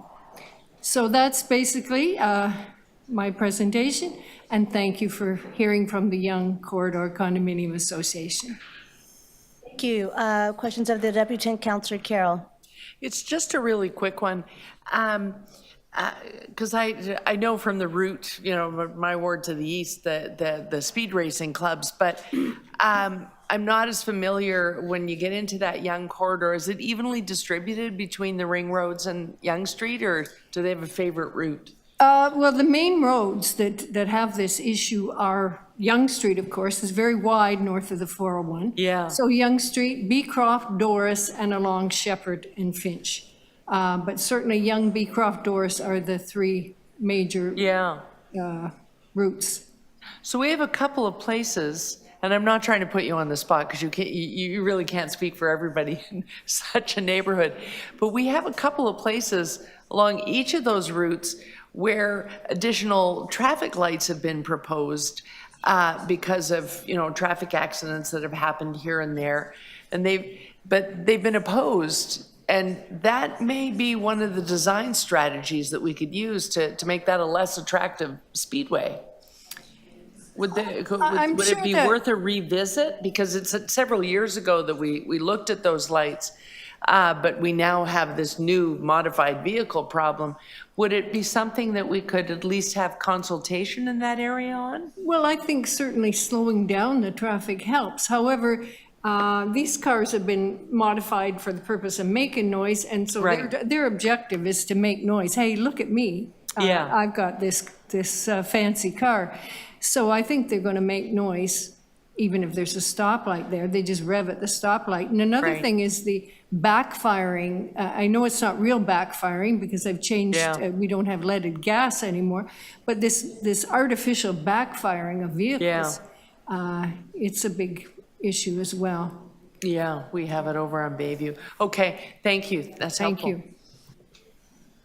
Thank you. The next, thank you for coming to committee. The next speakers are Steve Georgiev, Harold Smith, and Larissa Stefurak. Is Steve online or in the room? Oh, okay, yes, of course. How are you? Welcome to the committee. You have 3 minutes. Okay, if we use our time together? Sorry?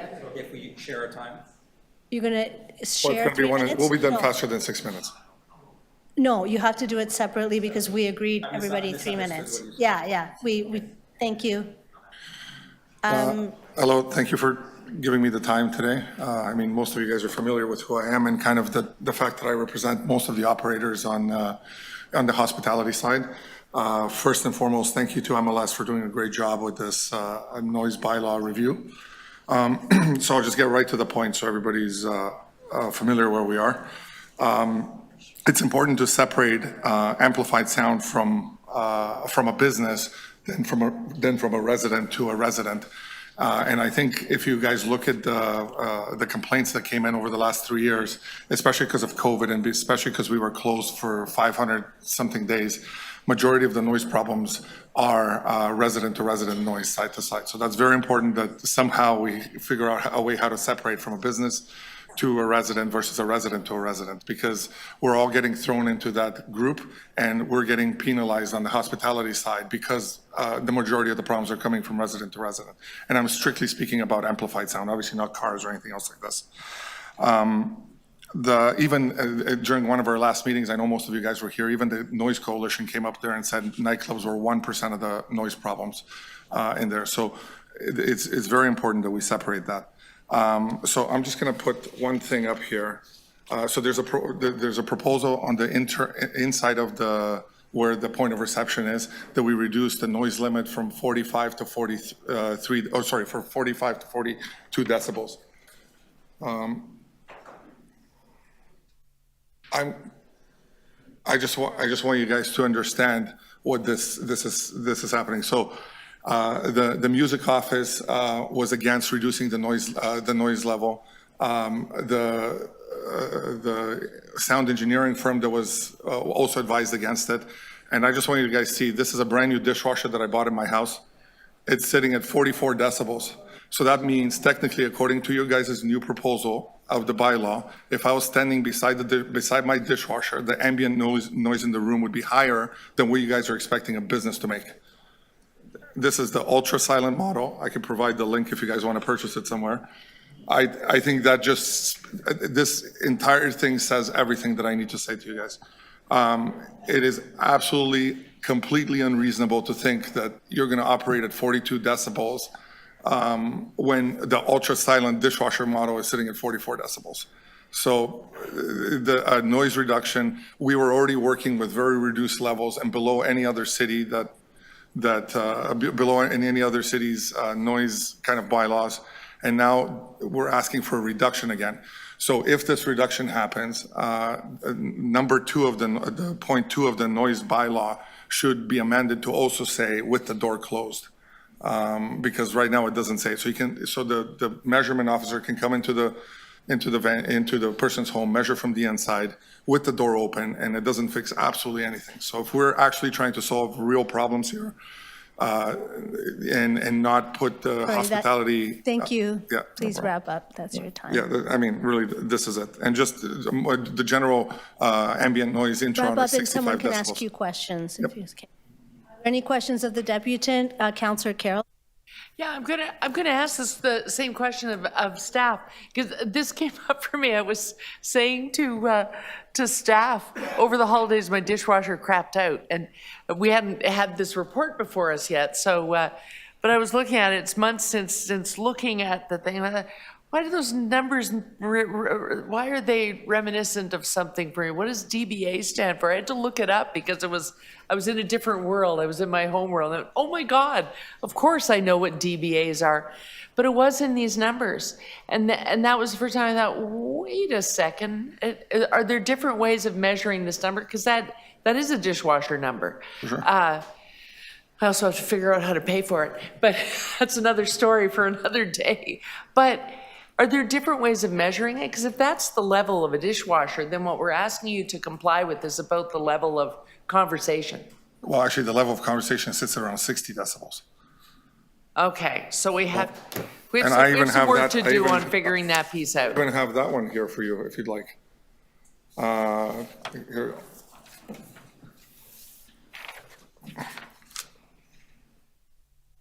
Oh, sorry. And this normal speaking voice, 65 decibels. So, and this is easily found. Anybody can Google this. The link I put on there in case somebody wants to check it, by all means. It's just completely unreasonable what you guys are asking the hospitality industry to comply with. It really, ultimately, this is about enforcement. I've said it over and over again. What is the difference if you guys tell us 45 or 42 and nobody enforces it? It's just, Okay. it never happens. So I'll be asking those questions of staff when we get there so we can figure this out. Okay, thank you. Thank you. Good to see you. Deputation, the next deputants is Harold Smith, Madam followed by. Chair, Councillor Ainsley.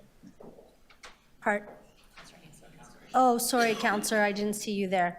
No problem. Question of the deputant, Counselor Ainsley. Yeah, I just had a quick one.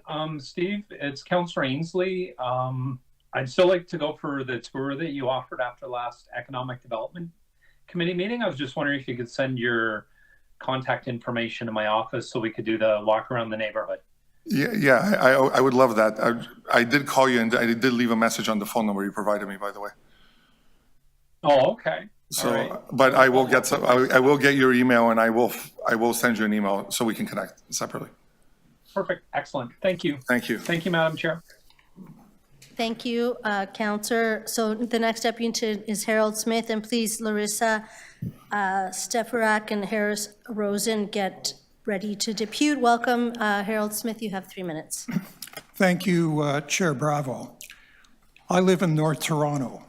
Landscape maintenance power device noise penetrates our area till the trees are bare. Infill construction is pervasive.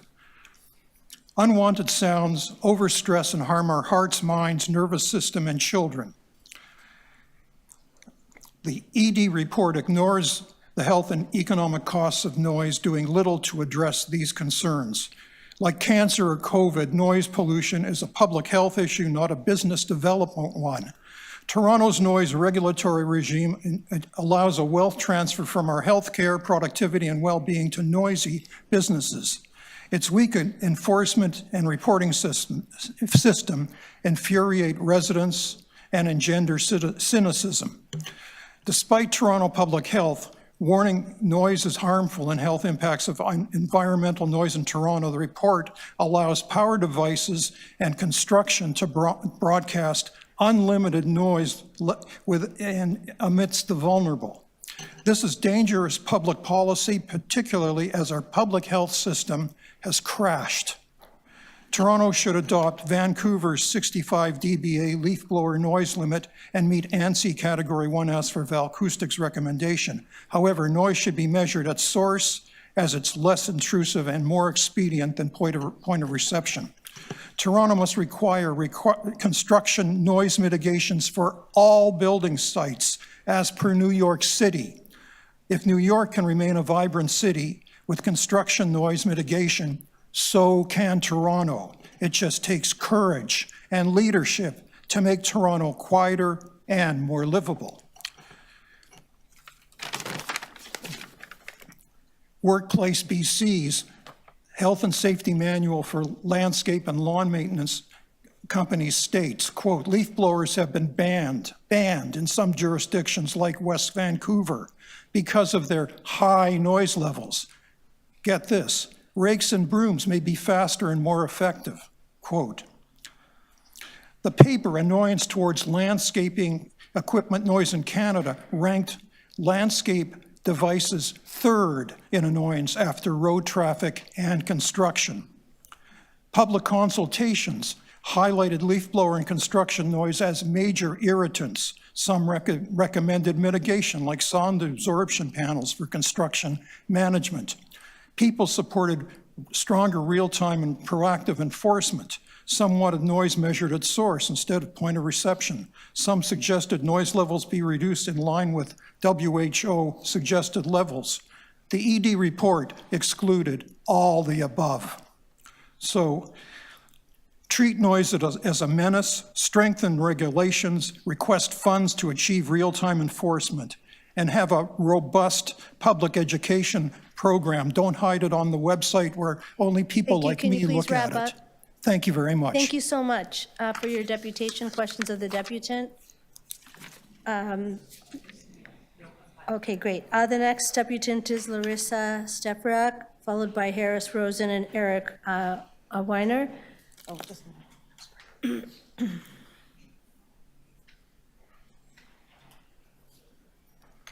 for that. Welcome to the committee. You have 3 minutes. And how does this go on? Where are we? Okay. Thank you, sorry. Hello, committee members. I'm Larissa Stefrak. I'm a private residential stakeholder in the city. Noise is a term of subjective perception. This all-out emphasis on it fosters gaslighting, facilitates dismissing complaints and grievances, opens up arguments in the range of blame the victim, distracts and deflects from the actual cause of the ill health effects. Noise is a resultant, not the problem. I totally disagree with what's mostly after the fact bylaw that's proposed. The solution is to regulate at the source to preserve and sustain all the qualities of the exterior and inside residential environments to support healthy homeostasis for all private residential stakeholders, most especially all the 5 non-negotiable human needs and rights of quality of life that are associated with healthy homeostasis, to enable healthy functioning of the autonomic, sympathetic, and parasympathetic nervous systems, circadian rhythms, and physiological systems. Okay, I'm going to, some of the standards are 30, a maximum of 30 dBc ambient sound, absolutely no vibrations, no vibrations, no vibrations, no vibrations, no fumes, no particulate air pollution, no external mechanical forces that are invasive from outside to inside that involuntarily penetrate and are absorbed through the peripheral nervous system, particularly the auditory system, the somatic sensory system, the receptive nerves in the epidermis and the inner ear receptors. Okay, I'm going to have to do this very quickly. This is the situation I'm in, and there you go. And this is, you're not going to be able to see the whole thing. My remarks have not been submitted.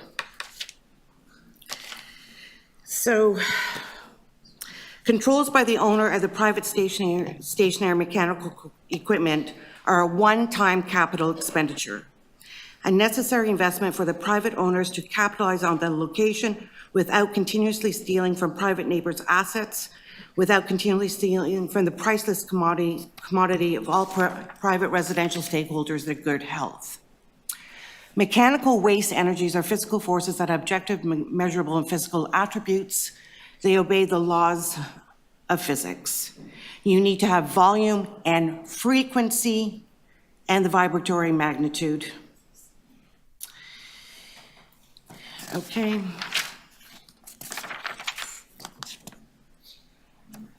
Thank you. Yeah, I just Please wrap up. 20 seconds. I just want to show you.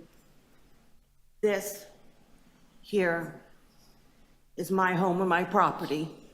And I have told you nothing of the 5 medications I'm on now. Thank you very much for joining us at the committee today. We appreciate your time.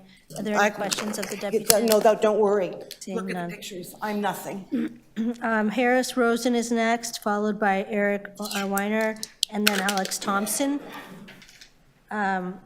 Welcome to the committee, sir. You have 3 minutes.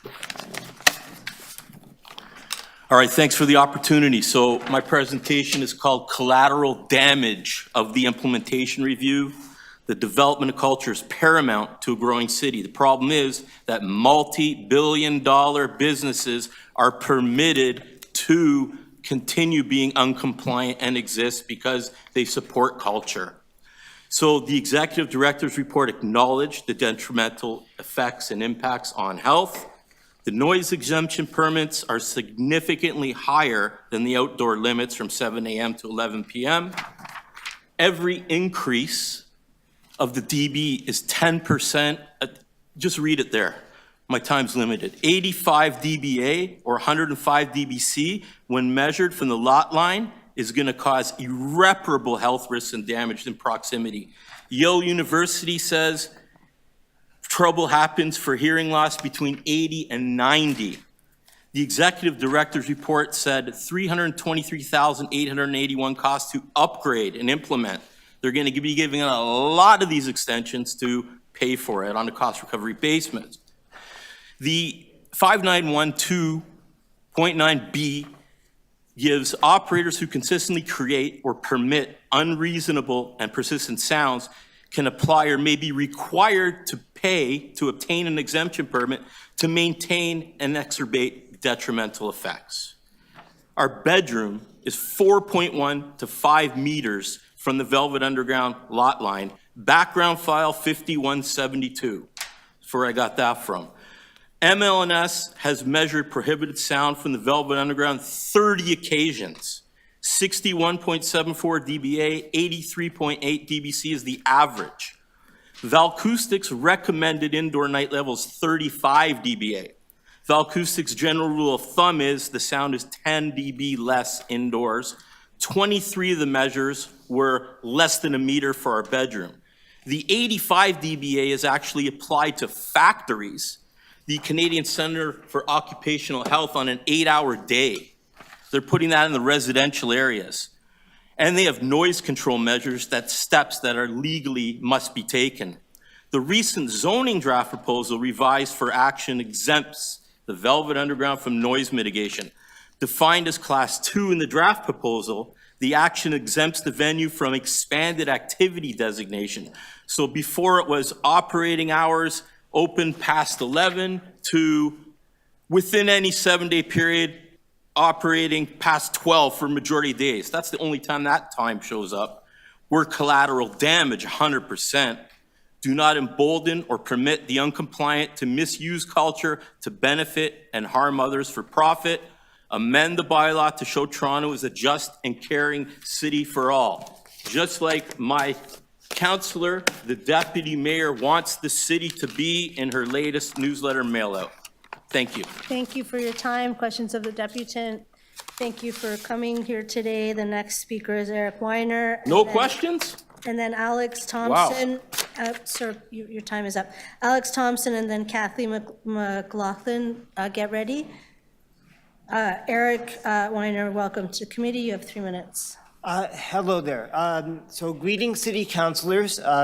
My name is Eric Weiner. I am a 44-year-old man that has been diagnosed with autistic spectrum disorder in the mid-90s.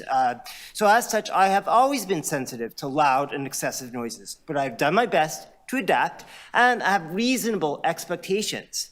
However, things in the city have gotten worse and out of hand. There's no other way to state that. Case in point, just one case in point, animal noise bylaws. So according to the city's official website, I have less time, so it's on the website. So please note that persistent barking, calling, or whining, or other similar persistent noise making by any animal kept or used for any purpose is prohibited at all times. I'll cut ahead. This needs to be clearly defined. What is persistent? What is excessive? What is a reasonable degree of tolerance? Why is the time of day or night or early morning not even mentioned in this language? It's too vague, and even in this context has not been enforced. Other cities do clearly define how much barking is too much. Why not Toronto? Like, for instance, when a dog from across the road starts barking at 12:30 in the morning, I need to know that my calls to 311 will not be fruitless. I need to know that there will be proper enforcement, because as such, it has been fruitless and there has not been proper enforcement. Okay, garbage pickup. So this COVID bylaw, like enacted during COVID, it needs to change, and it isn't even making any other people safer. So sleep is a very important public health issue. My fellow deputants have been addressing this. It's very important. People who are chronically sleep deprived place extra burdens upon the city. Insomnia can lead to like addiction. You know, this is related to like the shelter issue. They need a place to sleep. If they don't sleep well, it can lead to addiction. dementia, increased accidents, many other problems. A good sleep that isn't interfered with from the city should also be a basic right. 1:30 a.m. city garbage pickup in your heavily inhabited areas is simply unreasonable and unfair to Torontonians. I dread every Tuesday night because I know I will be woken up by the noise. So in other words, like at 1:30 in the morning or 2 in the morning or at 1 in the morning, that's not a place for garbage to come and wake people up, because sleep is not a joke. If people don't sleep well, they aren't healthy. It burdens the healthcare system. I had a lot more, but I had to cut, and I'm just not cutting it well, but I made the point as well as I could make it under the time constraints. Thank you so much, and we appreciate you being here to speak today. The next speaker is Alex Thompson, followed by Kathy McLaughlin and Irina Lustig. Welcome to committee, Alex Thompson. You have 3 minutes. Thank you very much, Madam Chair. Thank you, councillors, for being here today. Thank you all for being here, all of the concerned citizens talking about noise. And a special thank you to Shelley Carroll. She's the first person that I've heard admit to the fact that we have speed racing clubs in Toronto. I live on the Don Valley Parkway, just north of Bloor. On the 12th floor, we sit up high on top of a cliff. And so we're about a half a mile straight down to the Don Valley Parkway. And when the motorcycle races start Saturday morning and Sunday morning at 3 o'clock, it's hell. None of us sleep. Toronto Police Service tell us to call the noise people because it's a moving violation. And Toronto sound people say, oh, we can't do anything about that. It's 3:30 in the morning. We're all asleep. So we're kind of stuck on this one. And now today I see that moving motor vehicles are not the responsibility of Toronto in any way, shape, or form. So where do we go? Those of us that are not sleeping because of this? The province, as far as I know, has no stake in this. The city really needs to talk about moving vehicles in the city because we live in the city. The province doesn't live in the city. Now we're going to have the OPP on the Don Valley Parkway, and perhaps they'll have a cruiser on occasion, because Lord knows Toronto Police Service does not patrol the Don Valley Parkway. So thank you, Councillor. Illegal muffler shops, absolutely. We need to find them. We need to shut them down. This is ridiculous. The motorcycle races, the modified cars, they're killing people. Thanks for your time. Thank you so much. We have a question for you, sir, if you can remain. Councillor Carroll, question of the deputant. Yes, just a quick question that I bet Councillor Fletcher is probably thinking it if I'm asking it, but I'm just wondering if the group you're working with has made any approaches to the province about this. Because you've touched on many of the things that we're talking about, that you can't just race up and down the highways looking for jacked up motorcycles. You need to get at the businesses that are doing the modifying. Have you had any luck on that? The motorcycles aren't modified. The motorcycles are just the motorcycles. The fact that they run with illegal plates I've is had the extreme experience that there's some modifying going on with the motorbikes as well. Straight pipes mostly, and that's one of those things. The province, I'm not sure. I've been working with Ingrid Boudet. She's been great in bringing a lot of us together. Yeah, she has. Yeah. She really has. No More Noise Toronto. And it's a great movement. There's a lot of people involved, and there are more and more people every day. We're bringing more and more people on board. I don't know what the disconnect is here, because now that we live in the city and we're looking at city bylaws and city noise, we have to go outside and start talking to the province about it. I don't understand why they the represent these communities jointly with us. They're here. Oh, they're we your just have to partners? get their attention. Really? If anybody has any ideas how to contact the province, I'd love to get that one started with them. You bet. Thank you. Thank you very for much. your input. The next speaker is Kathy McLaughlin, and I'd ask. Sorry, Irina- I have a question, Chair. Oh, I'm so Chair. sorry. Councillor Fletcher, question of the thank you. deputant. My counselor. Thank you. Hi. I hear your frustration with those loud motorcycles overnight, and just remind me again what response you're getting. Sorry, can't do that. Sorry, too busy. Sorry. 311 says. Your problem. 311 says, not our deal. Call the police. We call the police. They say, call 311. Nobody wants to talk about this. It's a provincial matter, nothing to do with anybody in Toronto. So I'm gonna take my bagpipes next one of these nice warm summer evenings. I'm gonna go down on the Parkway at 3:30 in the morning and play my bagpipes and see what happens with the sound people. I will bail you out, I promise. Thank you. We have this on tape. Because more than likely, you'll get arrested and nobody's arrested for other noise. But so that is very frustrating, not having the call taken by 311. And then the police, this is one of the things that really, really gets under the skin of so many residents. And I'm sure you've heard from some of your neighbors the same thing. Oh, correct? absolutely, yeah.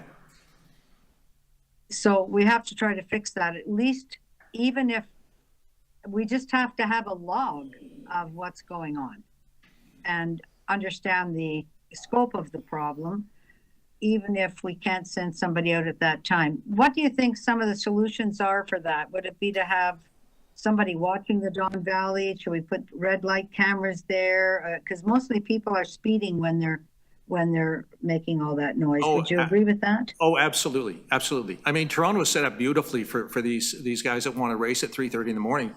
The Parkway leads right onto the 401, which leads right onto the 427, which picks up the Gardner, which puts you right back on the Don Valley Parkway. And if you sit on the balcony for a half an hour, you'll see the same motorcycle go up the Parkway that went up a half an hour ago because he's just done the loop. So, but Toronto Police Services, I guess, are too busy.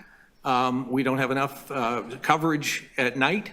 We don't have enough coverage, period, for the changes that are going on. I mean, we have they estimate up to 10,000 illegal license plates in Toronto.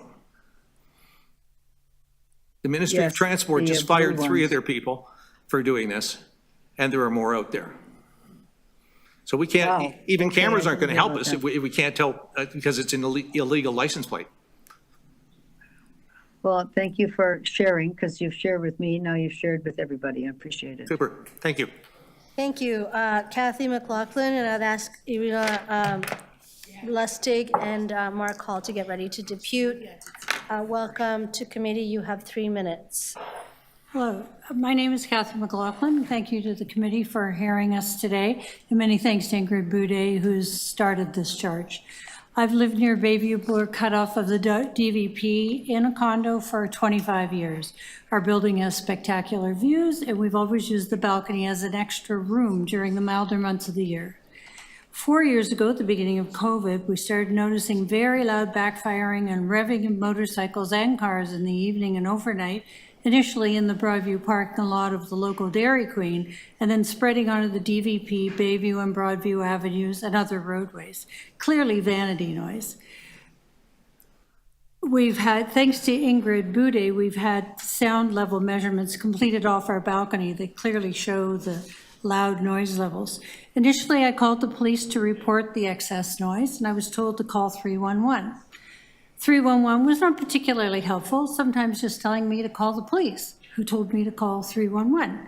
Just an endless circle. Over time, the noise has increased to 24/7 on the DVP, and frequently Broadview, Bayview, as well as the Danforth. The noise has become so loud, we actually can no longer enjoy our balcony, and we've had to close all our windows. The noise is so loud that I've had professional earplugs made some time ago. And when that wasn't enough, also added a white noise machine to assist in falling asleep. Regardless, the noise is so loud that I'm awakened from my sleep regularly. The noise is so loud that my anxiety level has hit a crescendo. And I find myself standing in my condo, glaring out the windows at them, while swearing and getting more and more angry and wondering what they'd do if I went down to the roadside and shook my fist at them and had some words. I'm feeling somewhat helpless here. Somebody's going to get hurt. There was a time that this would never have been allowed on our roads. I can imagine the boys would have been told to go to Mossport or some track somewhere to let off their steam. Allowances would have been made. The noisy mufflers, the program backfiring, and the unsafe noisy racing is going on everywhere now.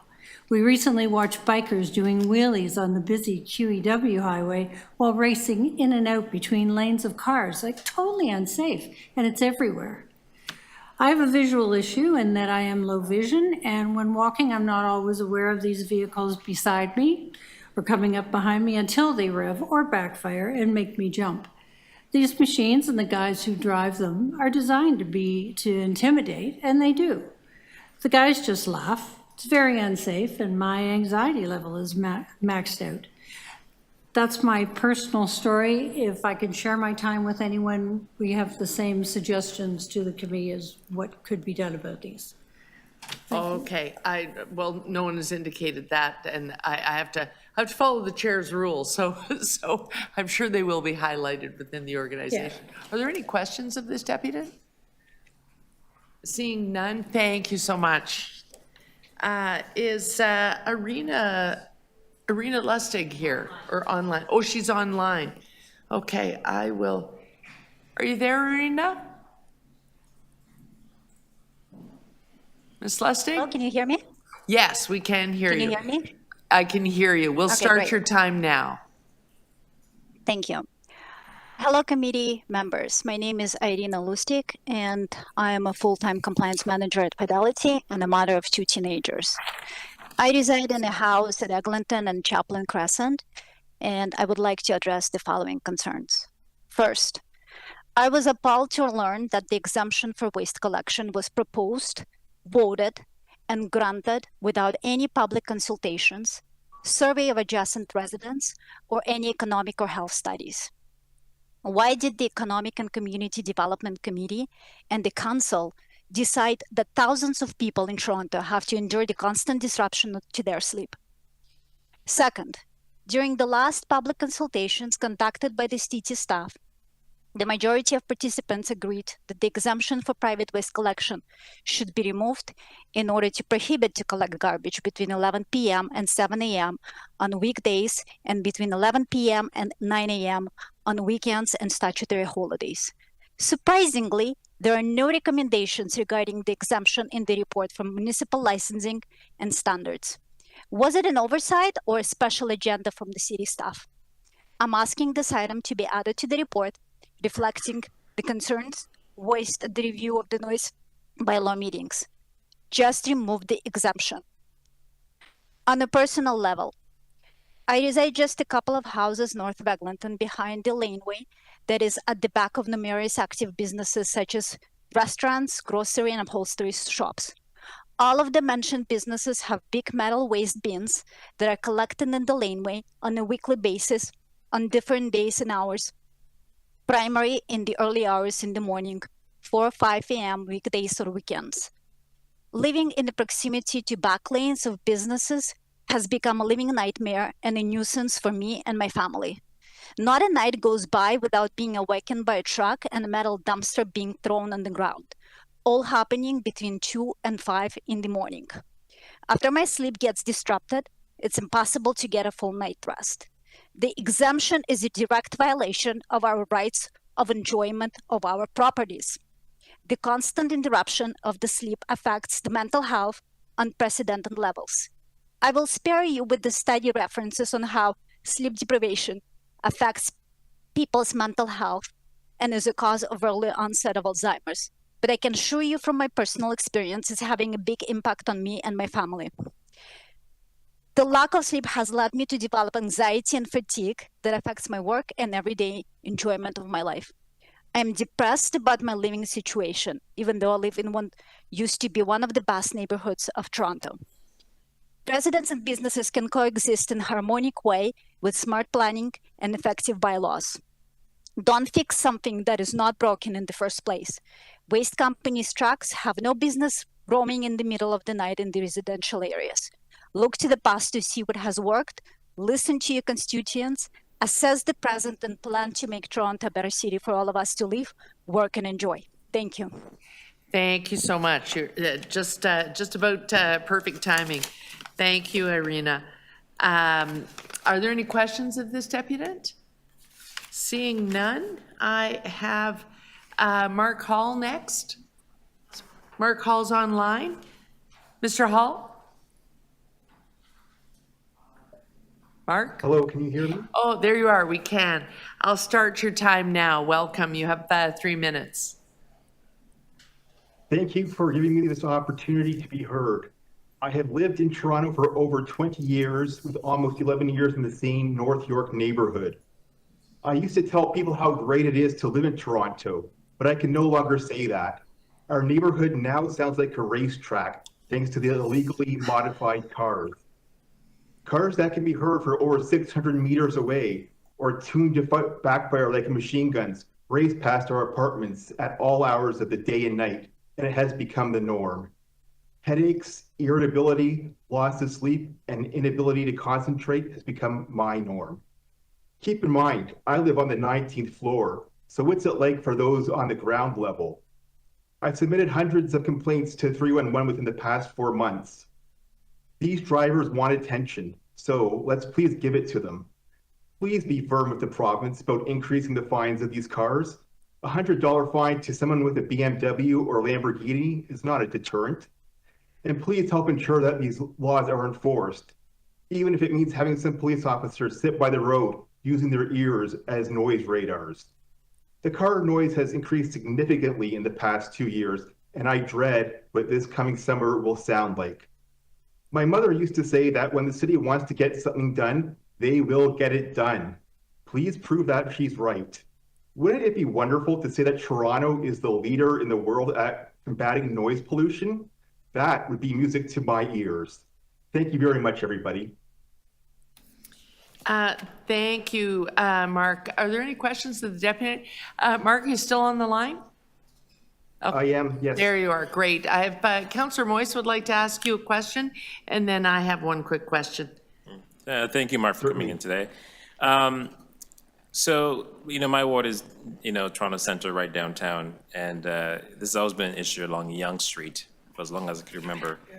In your opinion, do you think these modified muffler vehicles, do you think the occupants of those vehicles are from Toronto or from outside? And do you think, if so, should we not look at having a regional strategy rather than perhaps a Toronto-centered approach?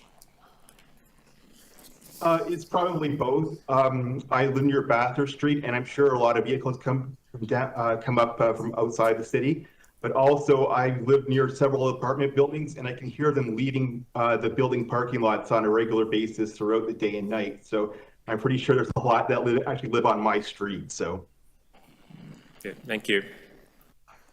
Thank you. Thank you. Are there any other questions of the deputant? Councillor Carroll? Just a quick one. I don't want you to give your exact address, but I am tracking this. This isn't in my route based on your description. Can I get a rough idea of where in North York you live? I'm at Bathurst Street and Shepherd Avenue West. Okay, that's helpful. Thank you. Thanks so much. Thank you very much. The next to speak is Randy Libman. And I'd ask Kathleen Payne and TJ Machado to get ready. They follow. Welcome to the committee. Thank you for being here, and you have 3 minutes. Okay, can everyone hear me okay? Yes. Perfect. Thank you for taking the time to review this noise issue. I'm going to try to make this quick, but I've also emailed the committee as well as city councilors and the mayor's office a document saying document for review, and it goes over things in more detail. So I'm going to say, imagine after a busy, productive day such as this, you're really tired, you want to go to sleep at night, but you go to sleep and then at midnight, 2 a.m., 4 a.m., 5:30 a.m., somebody is playing drums outside your house or apartment. Another deputant mentioned bagpipes, but I'm more of a drums girl. So you would think you would be able to catch up on sleep the next night, but it doesn't happen. And then the next night, but it doesn't happen because night after night after night, it's the same problem. And then work is more difficult. If you have an important certification exam, you're not as refreshed as you could be. You don't have energy to play with your kids, etc. I'm here to request that the exemption that has been given to overnight waste and recycling collection trucks be removed. It is the same or similar to somebody playing drums outside your apartment or house in the middle of the night. And this has been my experience for almost 2 years. Calling 311 did not help because there was pushback when the exemption was not in place. And when the exemption was in place, people would call and then they would say there's an exemption. So the statistics for noting the problem with overnight waste collection are understated. Next, concerts are deemed to have to finish at 11 p.m. And for the same reasons, overnight waste collection should finish as well at 11 a.m. There's a list of health issues, but I won't get into them because other people have mentioned them. And I just want to address a couple things real quick. In the exemption implemented in July 2022, it says, so these services can operate as needed in a way that minimize potential health and safety impacts. These are the waste collection, but my belief is that this safety is so that the trucks don't run people over, don't hurt people in their operation. But there's a number of trucks during the day and other motor vehicles during the day, and these waste collection trucks should be held to the same standards as safety. So the health aspect of the sleep deprivation is not taken into account, and the health implications likely lead to additional costs of our already overburdened health system. And the thing is, the waste collection overnight is coming at the expense of residents' health. And I'm just going to make one more point real quick because I'm over time, but it's super important. The research that was done mentioned 1,000 people in the public opinion poll. Please wrap up. In the public opinion poll, were fine with the waste collection overnight. But I Googled, and 1,000 people, and in the GTA is 7.2 million, so the percentage is 0.01%. It's not enough. It's not a reliable statistic. Almost 40 seconds over. I appreciate you being here. Thank you so much. Next, we have Kathleen Payne, and I'll ask TJ Machado and Duarte Rocha to get ready to speak. Is Kathleen online? No. Oh, you're here. So please come forward. Yeah. Welcome to the committee. You have 3 minutes to speak. Thank you. Thank you. First of all, I want to say I think that I live in a most wonderful and exciting city, and this bylaw review can help make it a lot better. I was going to speak on a number of little issues, but because I've cut it down so quickly and dramatically, I would like to speak strongly in support of the upgrade in our educational response. We need to make everyone aware that our soundscape in Toronto is a shared space. We all own the soundscape in Toronto. And because it is inherently an undefended border, no one commercial activity, business, or individual with a modified muffler should be allowed to dominate it. I moved to Toronto in 1982, at a time when tobacco control was very much needed. Soon after arriving here, I joined a lobbying group called Non-Smokers' Rights. This group became one of the most successful lobbying groups in the world. The reason for this success was a combination of outstanding leadership, timing, and an educational campaign that showed people how mistaken they were to think if they smoked, it would not harm others. The vast majority of people in Toronto are kind and considerate citizens who, if given the data about how harmful noise pollution is, would eventually respond in the same way. I believe the facts about this issue have accumulated and that we are being left behind by cities in Europe and the States who are moving towards an understanding and a defense of the shared soundscape through initiatives from government and through education.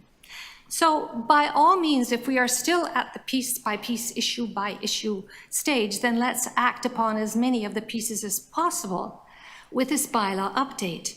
But we can also reach higher and really push this development of an educational program aimed at letting everyone know how important this serious public health issue is in our city.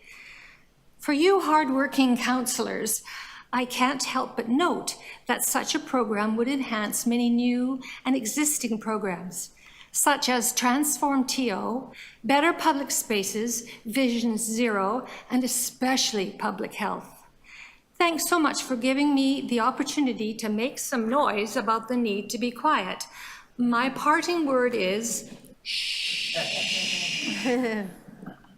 Thanks very much. Are there any questions of the deputant? Thank you for being here. The next deputant is TJ Machado, and I'll ask Duarte Rocha and Robert Van Ryn to get ready. Welcome to the committee, sir. You have 3 minutes. Thank you. Hello, my name is Duarte Rocha, and I wanted to speak in support of the cause to update the existing laws governing excessive noise in our city as it impacts our daily lives and health in general. My problem, I think every problem is unique, but here's one. My problem, along with my immediate neighbors, is caused by a business that was set up a gym in an old building that used to be an auto mechanic's garage, literally across the laneway from our homes. The issue is the persistent noise of sound-induced vibration caused by the dropping of Olympic-sized barbells and generate brutal double booms as they hit the floor, which was never prepared for such activity, ignoring the fact that it is a residential area, not a commercial area, and is in such close proximity to residences. I'd like to note that I have a very good windows in my house installed and recently, and even though they're fully shut, I can hear/feel the vibrations from any spot inside my home, causing me anxiety. The problem aggravates when they decide to start even at 6:30 or before, and when the neighborhood is still sleeping and breaks the morning silence and of course wakes you up. Also, I want to reiterate the fact that conditions were laid out by the Committee of Adjustments that haven't been honored, even though various attempts have been made by the city officers to measure the noise have become unsuccessful.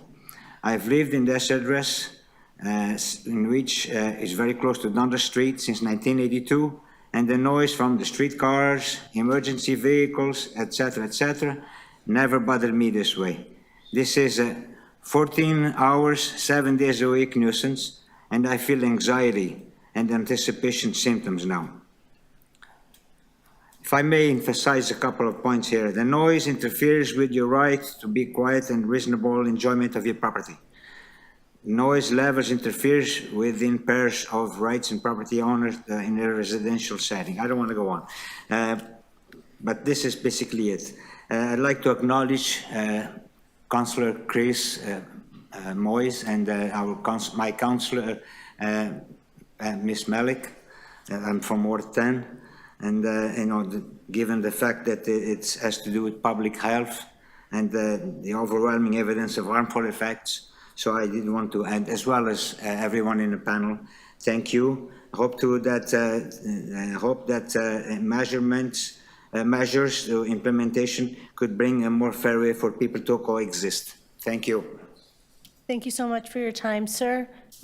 Questions of the deputant? No. Thank you for having joined us today. The next speaker is Robert Van Ryn, and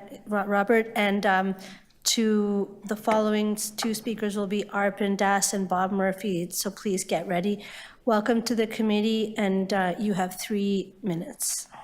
Okay, good afternoon. My name is Robert Van Ryn, and I live in Ward 13, downtown.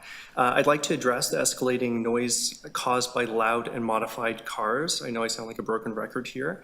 I'm not someone who dislikes noise. I'm not sensitive to noise. I'm actually going to the Madonna concert tonight, which I'm sure will be very, very noisy. But there's a stark difference between enjoying live music at a concert venue and the jarring, intrusive, and harmful noise from modified cars that are becoming more and more disruptive in our city. Just recently at the intersection of Church and Carlton, I witnessed a striking example of this. I was among a crowd of pedestrians, and a driver in a modified Audi, visibly impatient, approached the intersection, waiting for the pedestrians to clear a path onto Church Street. As soon as he had a gap to cut in, he revved the engine at a deafening pitch, hit the gas, unleashed a series of sharp, explosive backfiring that echoed like rapid gunfire throughout the street. This wasn't just loud, it was physical. The low rumbling frequencies from the modified exhaust didn't just assault our hearing, it resonates through our bodies. We could feel it. And this is why this noise is so disruptive. Low, bassy frequencies travel not only throughout our neighborhoods, but into our homes, into our bedrooms. Standing there, surrounded by people, jolted into a state of fight or flight. The collective sense of frustration and helplessness was overwhelming. And I don't distinguish this routine act of aggression from bullying. But unlike a schoolyard bully who has to face their victim and the consequences, these motorists are some combination of bully and coward. As they launch a sensory assault on us, they spike our stress hormones, which has real health consequences, and then vanish in seconds, leaving us in a lingering state of anxiety and bewilderment with no one to hold accountable. There was an article in May last year in Psychology Today titled "Who Wants a Loud Car?" that covered, or it was conducted by Dr. Julie Shermer, a psychology professor at Western. Her research focused on the personality of individuals who modify their cars to be louder.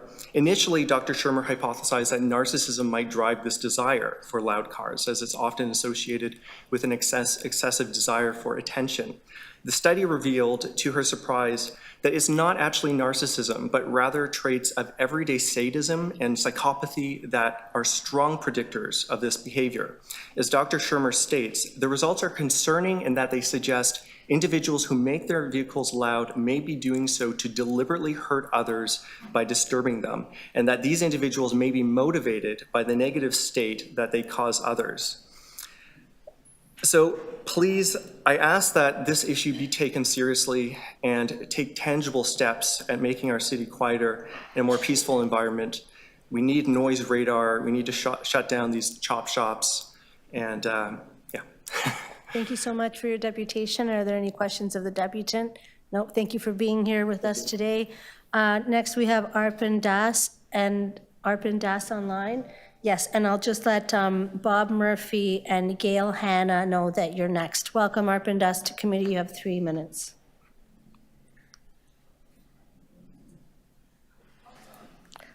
Hello. Yes, go ahead. You have 3 minutes. Hi, my name is Arpan Das. I am a resident of York, Southwestern, where I've lived since I moved to Toronto 3 years ago. Before moving to Toronto, I've lived in India and in the UK. I really like living in Toronto, but based on my lived experiences both here and in other cities, I also think that there are areas of improvement, noise being one of them. Toronto is a very car-centric city, and there are a number of arguments that city planners make about why this is bad and why we should rethink our infrastructure to make cars optional. For the purposes of my deputation, I would like to highlight how there is excessive noise in addition to the base level of noise you would expect from a car-centric society. This excessive noise reduces our quality of life and has no added benefits like faster or safer transportation. So even assuming that Toronto is doomed to be car-centric, which I'm hopeful it is not, there is still a lot of scope for improvement. The first example I want to talk about is amplified noise from car stereos. The decision to have speakers blaring and windows down is a personal style statement and does not improve traffic conditions or road safety. It is incredibly annoying for pedestrians and residents, especially as the flowing traffic brings out a steady stream of such on-the-road DJs.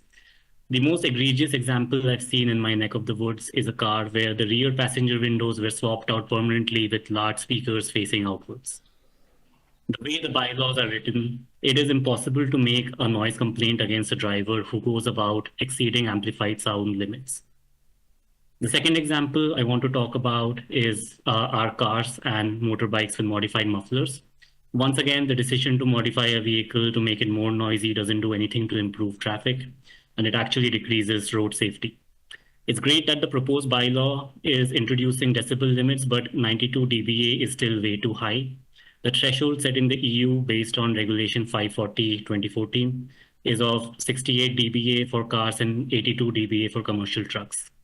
That regulation also changes the test methodology, so the dBA limit includes tire noise in addition to engine noise. I would like to see the city take the following steps. Update bylaws for noise limits based on good standards. If the EU can do 68 dBA that includes road tire noise, I would treat that as the bar and try to do better.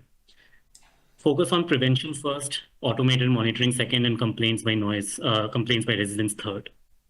An example of prevention, make it illegal to modify mufflers unless the car owner can prove that there is no dBA increase at any RPM. I heard previously about automated monitoring, noise cameras not being good enough. Well, there is a manual way. We can empower TPS to audit different car users by patrolling the streets and using a noise meter and cutting tickets. And finally, complaints by residents. We need to make it easy for a resident to complain directly to TPS if they are where the final onus of enforcement lies. Thank you. Thank you for your time. Are there any questions of the deputant? No, thank you for being here. I do have a question. Oh, Sorry. Yes, Councillor Fletcher, questions of the deputant. Please return, Mr. Das. Sorry, you're online. Thank you. It's been a long day. Go ahead, Councillor Fletcher. Just stay where you are. You're online. Just that 68 dBA, just tell me a little bit more about that in the UK, if you don't mind, please. Yeah, it's not in the UK. I'm sure there is a corresponding right, but it's in the EU. Oh, the EU. Okay, Yeah. sorry. Yes, thank you. Yeah, this was a law passed in 2014 where I forget the full details, but essentially at the lower end, it's 68 decibels for private cars, and at the higher end for commercial large trucks, it's, I believe, 82. 82 dBA. And there was a phased rollout, so the degree with which this would be enforced would become more stringent as it goes on. And I believe in 2022, there was a new revision, but I'm not aware of the new decibel that they agreed upon. Do you think it was a new revision for higher decibels after that review? No, I think it was for lower decibels. Oh, to make them lower. And Yeah. any idea how, anyway, that's a very interesting thing around enforcement. So 68 for cars and 82 for large vehicles. And so thank you very much. So has that been successful, that in your understanding? Yes, I haven't gone about recording this, but my lived experience in the UK and even like visits to Europe, the cars don't sound as aggressive and loud, especially if you're at the intersection waiting to cross, even though the commute speeds are at par or even better than what we have in Toronto. And so you're asking us that you believe that the decibels that are being proposed in this report are far too much? Yes. Do you have a suggestion, an alternative? This sounds like a technical question, but I would really look up to the EU. I'm not aware if there is a difference between the type of cars that are sold, but since this is a public health issue and not an issue about people's style choices being louder, I would suggest that we follow the same laws that are being followed in the EU or the UK. But to reduce that 92 decibel number. To 68 or lower, Or somewhere whatever. between 90. Okay, thank you so much for your information today. Thank you, Councillor. Thank you. Next deputant is Bob Murphy. Welcome. I will ask Gail Hanna and Ingrid Boudet to prepare.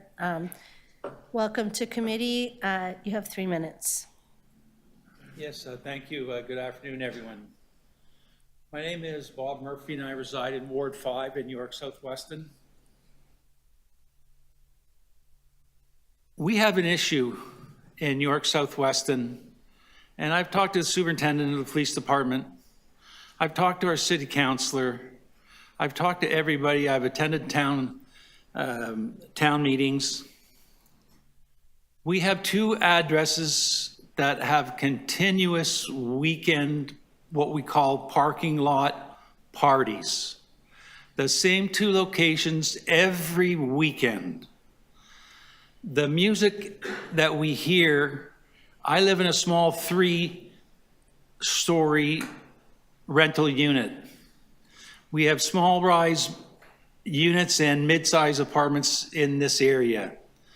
these noise parties that happen every weekend during the summer, late spring, early fall, where the music is just pounding and pounding and pounding. We can step on the front step of Division 12 and hear the music of one of these locations. It is the same locations continuously, the same addresses on rental apartment unit properties. The police don't get involved. You call 311. They're not too happy to help you because, number one, you don't want to leave your name. You're just simply not going to leave your name and have your name on the books and file a complaint. The police don't do anything, and they keep telling us the same thing. The city tells us the same thing. The police department tells us it's not a situation where you just send 2 police officers and say, hey, like, kind of, put the music down a bit. You'd have to go with a lot more backup than that. It continuously happens. We can't go in our backyard and have a barbecue because the noise is so loud. The noise is so loud that you hear it in your apartment like it's coming from next door. It continuously happens. Hopefully today, by listening, you won't maybe just listen, but to hear what is being said. We should be able to file a complaint and create a file number or a folder number without leaving our personal information, so we don't have to worry about retaliation coming the next day. I hope that we have the opportunity to listen to this issue, because if it was in your backyard and you had experienced this year after year after year of it just going on and everybody just telling you, well, we're working on it, we're aware of it, why don't we make the individuals that are facilitating these parties held responsible? Ask them to get everything in order or fine them. Thank you. Thank you for your deputation. Are there any questions of the deputant? Councillor Fletcher, questions? Yes. Go ahead. I'm just interested to have, during one of these big parties, have you ever had an MLS officer visit you and look at the number of decibels that's coming into your apartment or somebody else's? No, I wish that was the case. I would welcome the opportunity, but because I'm not wanting to leave my name and my personal information attached to that file and that complaint, and that is one of the reasons. I'd be happy to. So you're worried about whoever is having the party, apparently. Oh, absolutely. Coming after you. Okay. It's not so something. There might be something else going on. Thank you, Councillor. It's not something that you're going to send a couple police officers in to resolve. It's just not reasonable to do that. You need more numbers for sure. MLS can come to and check the decibels at your apartment or somebody else's apartment or even the building. And then they can fine them if they're over that. But that's not happened yet. No, because I'm not willing to leave my name, and no individual would leave their name in this particular situation. In the building? Yes. Yes. In our neighborhood. None of your neighbors will leave them. Oh, absolutely Okay, well, not. let's Absolutely not. I'm going to have somebody come and get the address of that building from you, by the way. Thank you, Councillor. That'd be wonderful. Quietly. Okay, thank you. Okay, bye. Thank you. The next deputant is Gail Hanna, and following that, we have Ingrid Boudet and then Philip De Cruz. So Gail Hanna, welcome. I brought my support. Okay. What do I need to push?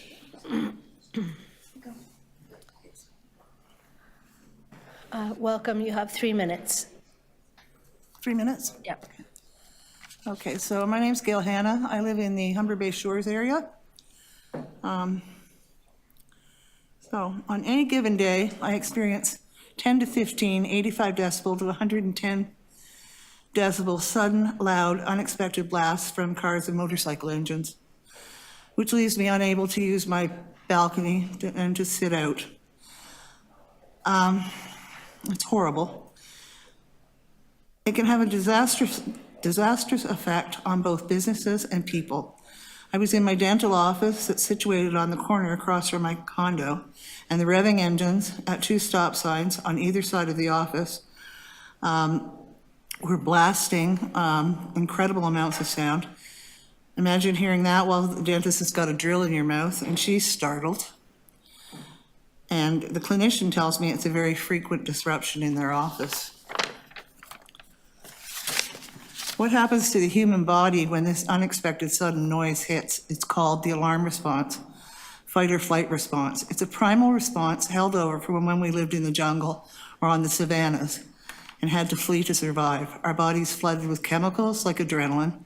Our blood moves away from our organs to the muscles so that we are ready to flee, which means it's moving away from our heart and all of our organs in order to help us survive. Clearly, if we're in danger, it's good. It helps us to survive and run. Sadly, if this happens many times a day and at night, we never get a break and it takes a horrible toll on our body. It can eventually lead to heart problems, depression, anxiety, and loss of sleep. In children, it can be traced back to learning issues, concentration problems, and ADHD. This is a well-documented research. Having spent years working with people with mental health issues, it's clear to me how much noise the environment makes to a person's feeling of safety and puts the ability to cope with pressure at risk. Noise is an equity issue.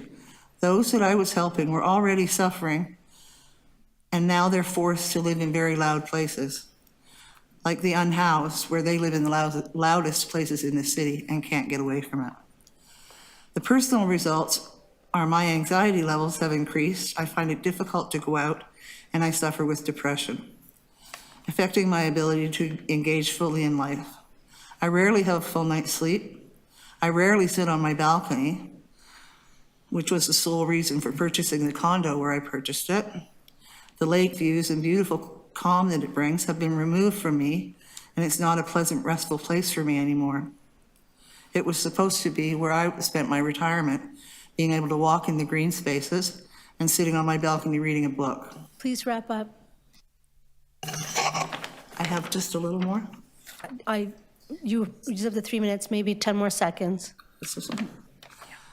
These loud enhanced mufflers and engines do nothing to help or move our community forward. They don't provide anything to benefit anyone. They're just loud, disruptive, and it's time that we stop catering to the vanity projects and start being concerned more about the health of our kids and the majority of our residents. Thank you. Thank you. Are there any questions of the deputant? Thank you. The next speaker is Ingrid Boudet. You have 3 minutes. I'm just going to move over to the other desk here. Okay. And I'll ask Philip de Cruz and then Tor Oyamo to get ready. You'll follow Ingrid Boudet.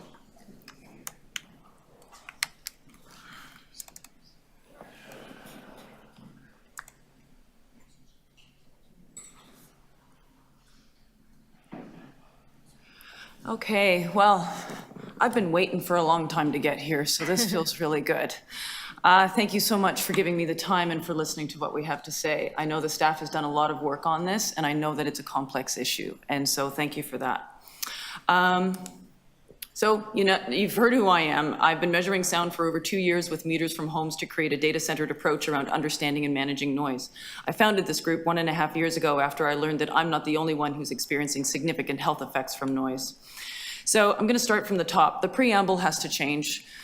We talk about certain levels of noise being reasonable, and we draw comparisons to New York City. They call it a menace to public health, comfort, convenience, safety, welfare, and the prosperity of the people of the city. I think you guys have heard loud and clear right now that noise is a public health issue here in Toronto. So you've heard a lot about the reporting process too. So I'm not going to go too much into it, but I do want to say that now we know that moving motor vehicles are a huge part of the complaints, and they do not, and so 311 does not allow reporting of all complaints at all times. You are then not, you're making decisions with an incomplete data set. You need to know all of the complaints, and then you can pull out the ones that are within the permitted times, but you need to look at everything. And so I know that 311 is going to have an evolution to Toronto at your service, and that one of the pillars is to build trust and confidence in city services. Right now, all of these people who've spoken today do not have confidence in city services. And this is one of the reasons why. This is my little workflow, because I'm a process-oriented person.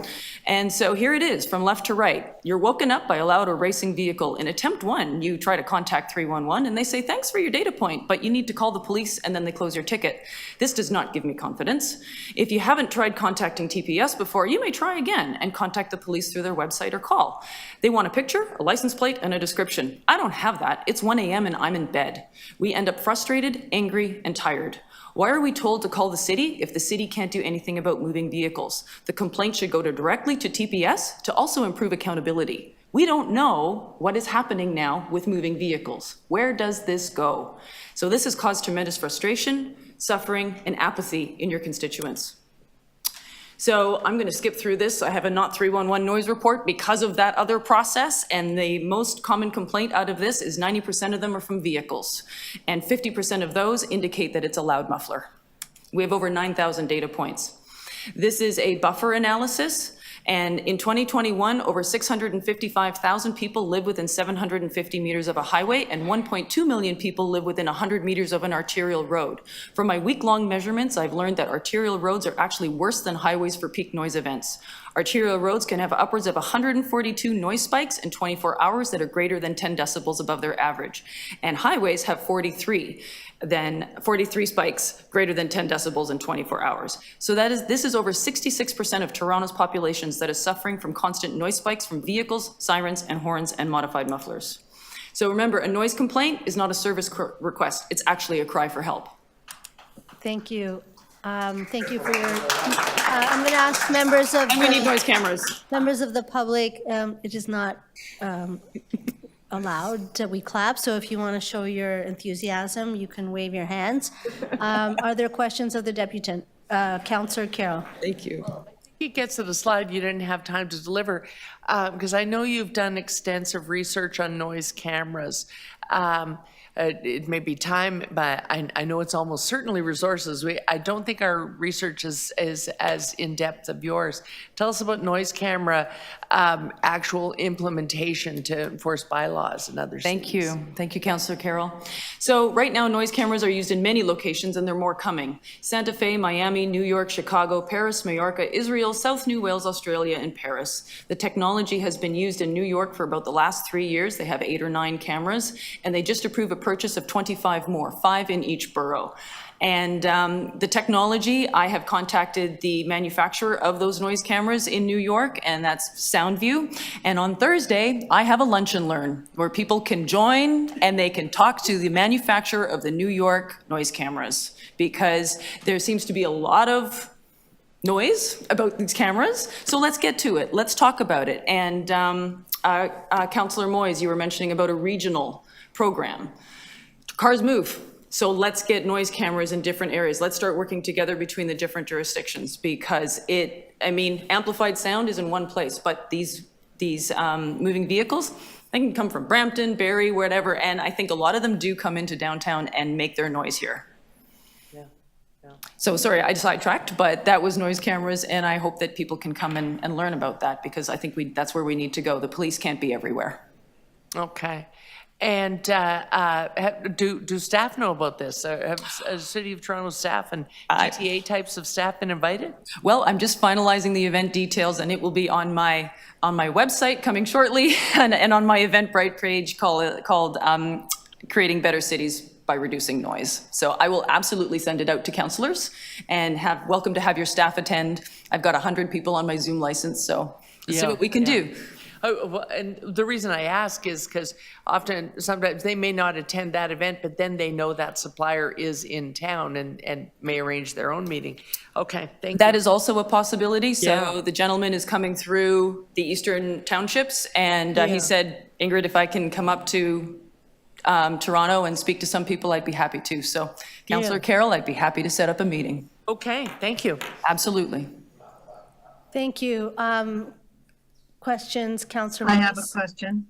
Yeah, go to Councillor Moyes and then Councillor Fletcher. Go ahead. Thank Councillor you. Moyes. Just to follow up on the those devices that we just mentioned. So again, staff is quite reluctant to actually even recommend it here in Toronto. And I will ask them again when I get my opportunity to. But you said that several states in the US and even internationally have used them. Yeah. And so what are the feedbacks you're hearing then? So why is our staff reluctant? I don't know. I'd like to know. There's probably very good reasons for that. Sometimes I know in Edmonton there was a pilot years ago and it didn't work very well. The technology was quite new. And so sometimes you don't want to get burned by that fire as well. That could possibly be. Or, I know also some allowances are need to be required by the province.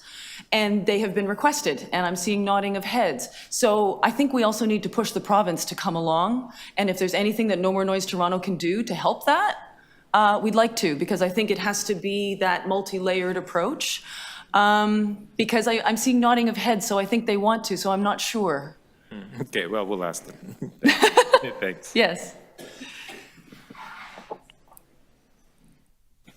Thank you. Questions, staff, Councillor Fletcher. Questions of the Deputy, Councillor Fletcher. Thank you. And thank you, thank you for all of your fantastic work. It's really appreciated by everybody. Just wonder if you can comment on the recommended decibels compared to what the other deputant had suggested in reducing them, please. Yeah, thank you for asking, Councillor Fletcher.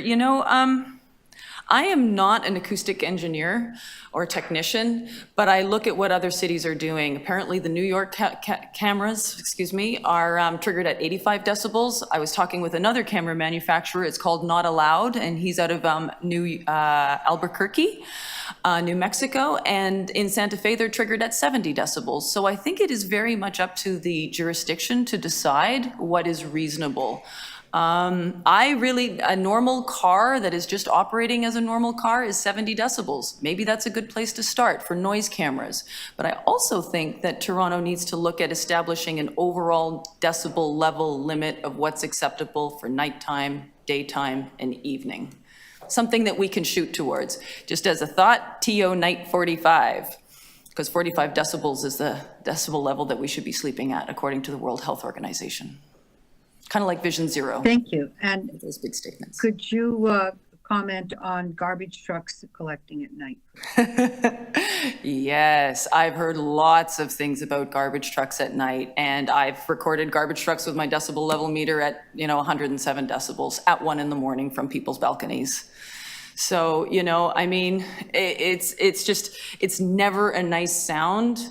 And then, as other deputants have been saying, you get woken up by that, and then it's going to happen. And I can honestly say that I felt some of that anxiety because I started to notice the modified vehicles when the streets were quiet during COVID. And in my hot doc, I say, that I heard one vehicle, and that was one of them. And then what happens when there's thousands of them? Well, that seems like a silly statement now because there are thousands of them. But at that time, I started to feel that anxiety. And I started to feel like, am I going to be able to sleep? Am I going to be, and like the gentleman with the dropping barbells, when is it going to happen? You don't know, So the garbage trucks, that exemption should be removed. They should rescind that exemption. Yes. And you just said there, but you have tracked them at how many? 100 and what? 107 decibels, and that was about 107 dBAs. And somehow we removed garbage trucks at night under the last administration. It's not in this report, and your recommendation, I think Councillor Sachs has a recommendation to exclude garbage truck pickup at night. Would you Absolutely. support that? There seems to be in the bylaw report. There seems to be now we've got to make a process to make a better garbage complaint line, and then you need to look at. There was a whole bunch more reporting and everything that had to go along with it. Remove the exemption, and then we're back to square one. Then that money can be spent on other things. Do you think it's perhaps effective lobbying that's kept that exemption? Well, it could be. I don't know. I'm learning the mechanics of city politics and how this all works. And if that was done during COVID in 2022 for safety reasons, the streets weren't as busy as they were before, and they're busier now, probably. But if that was done before without public consultation, then that's kind of one of those first things that, well, wait a second. Wouldn't people have wanted to be able to weigh in on this? Why were they not allowed to have that discussion? Why were they not Right. allowed to be informed? And now, the fact that it was part of the fall recommendations and has now been removed, or fall proposed refinements, and now has been removed, that leads me to question it as well. So, but we do understand that if it's coming out at night, that they'll still have the pickup in the day. So there may be 107 decibels at different times during the day, but it's the nighttime that we're trying to protect people's sleep on the arterials and where buildings, where trucks are shaking bins throughout the night, disturbing sleep, right? Absolutely. And the other thing with the garbage trucks is the backup beeping constantly, because they back up every time and then they go forward and then they back up every time, and it's like this cacophony. I'm tired too. Cacophony of noise, and it's just so interruptive. Now, we want to propose the night economy, and so we're going to have night workers sleeping during the day. So that's where we need to manage noise 24/7. Thank you. Thank you. Philip DeCruz He might be is online. Philip speaks Tor Oyamo, and then John Day, you'll be the subsequent speakers. Philip?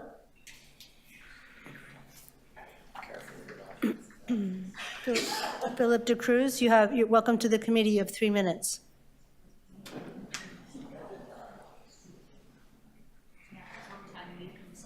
Can you please, Philip DeCruz, can you unmute yourself?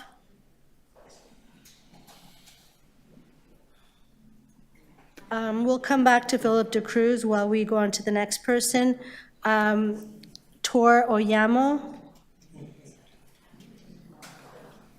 Is Tor Oyamo here? Is Tor Oyamo online? It's okay.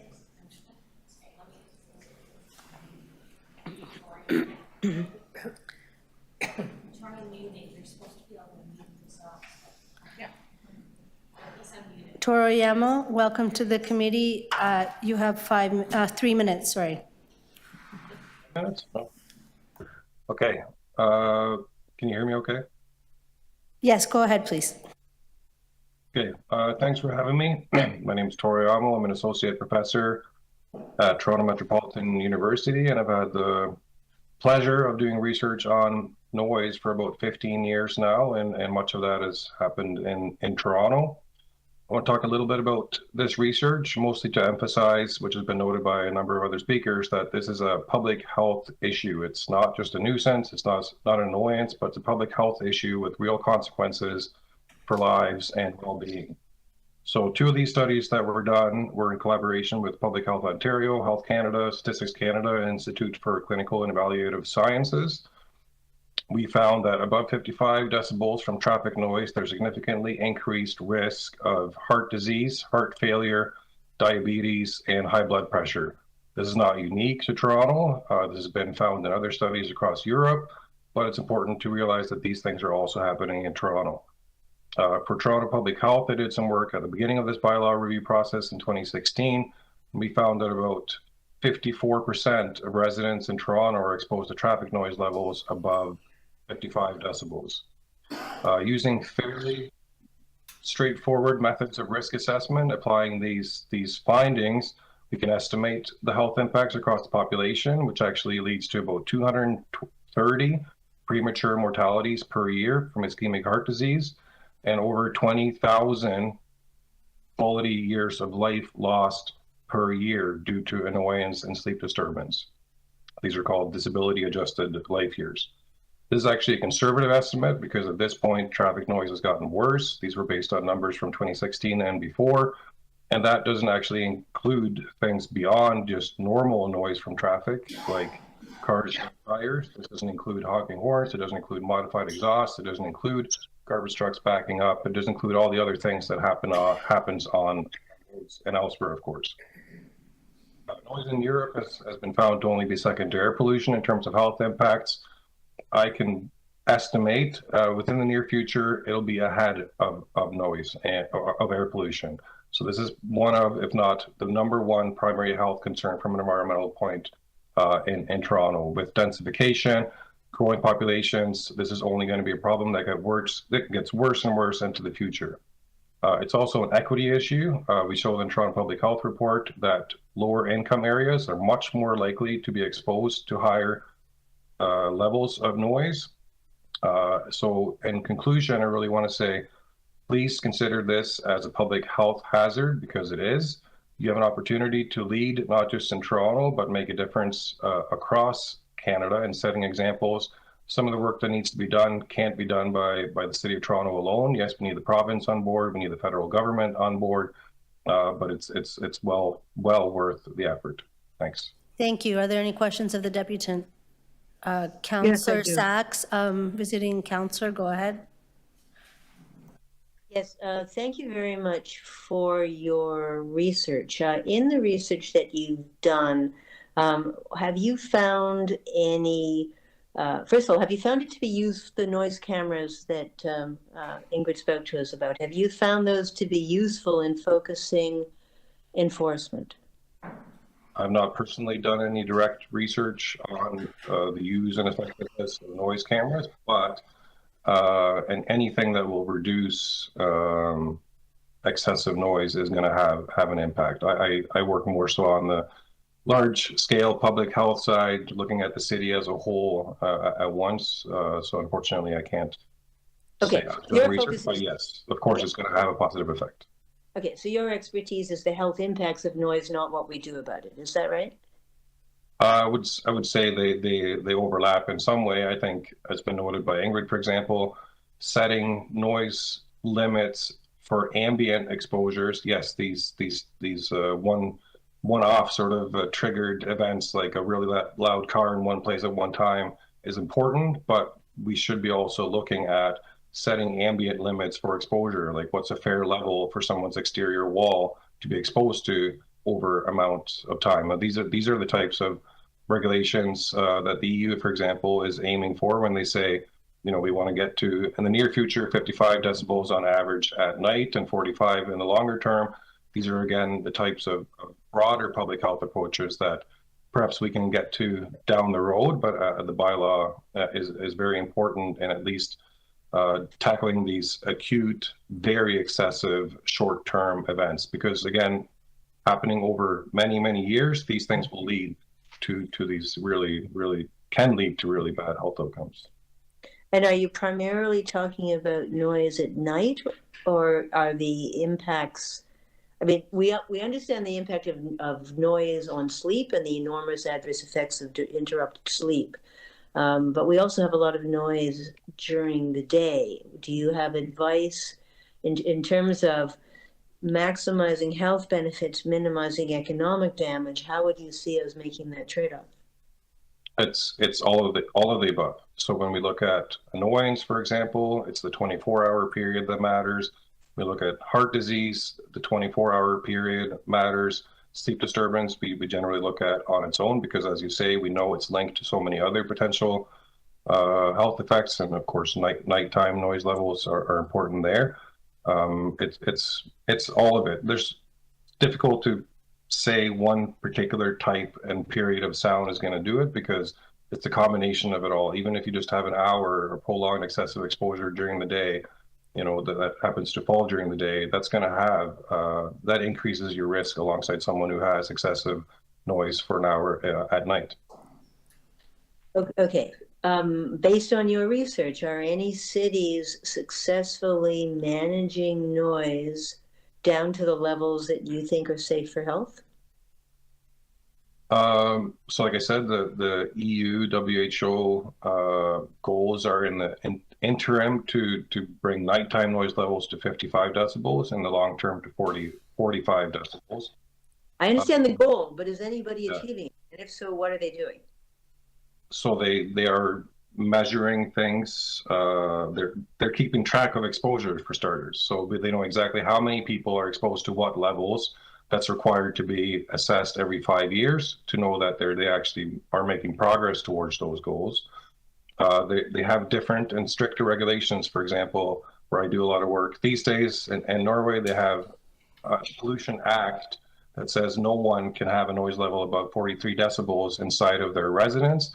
If it is, then whoever's making that noise has to pay to mitigate it. So that works if you have a single source of noise. I mean, if you have people living next to a cement plant and the cement plant is really noisy and that's the only major noise in the area, then you know whose fault it is. But in downtown Toronto, we have noise from dozens of different sources at the same time. You've got multiple construction sites, you've got traffic, you may have amplified noise. So how would you see that kind of restriction working in practice, given the way noise accumulates?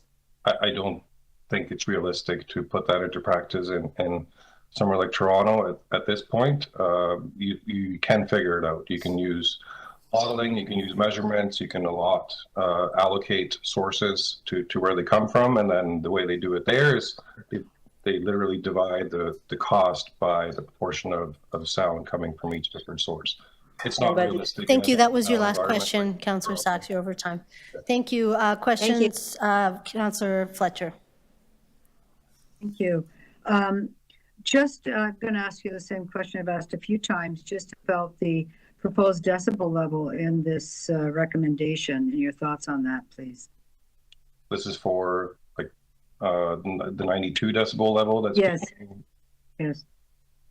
Again, this is I look at more the 24-hour average, for example, as a problem. That's what we look at when we do health studies. Okay. You don't need too many of those, but 92 is too high. I can 92 is too high. Thank you for that. When you're looking at just like for noise walls, are they effective for dealing with noise from GO trains, for other trains? Do you think that they're an effective mitigation measure? And Absolutely. Yes. Yes. Okay. And I just want to follow up on something Councillor Sachs has asked. But are there other Canadian cities, dense cities, and they're not all dense cities, that are dealing with this noise issue? Perhaps is Vancouver dealing with it in some way? And what are their strategies? Anything that we can learn? And yeah. I can't speak. There's so many different variations of bylaws that are out there. Okay. But a lot of them, of course, do what you're doing in Toronto, looking at construction, looking at nuisance, things like that. Okay. So Edmonton has done a lot of good work utilizing monitoring in place for a longer time than other cities has, for example. Thank you. And the last one is, you're very clear that this is a public health, noise is a public health issue. Noise affects health. It's a public health issue.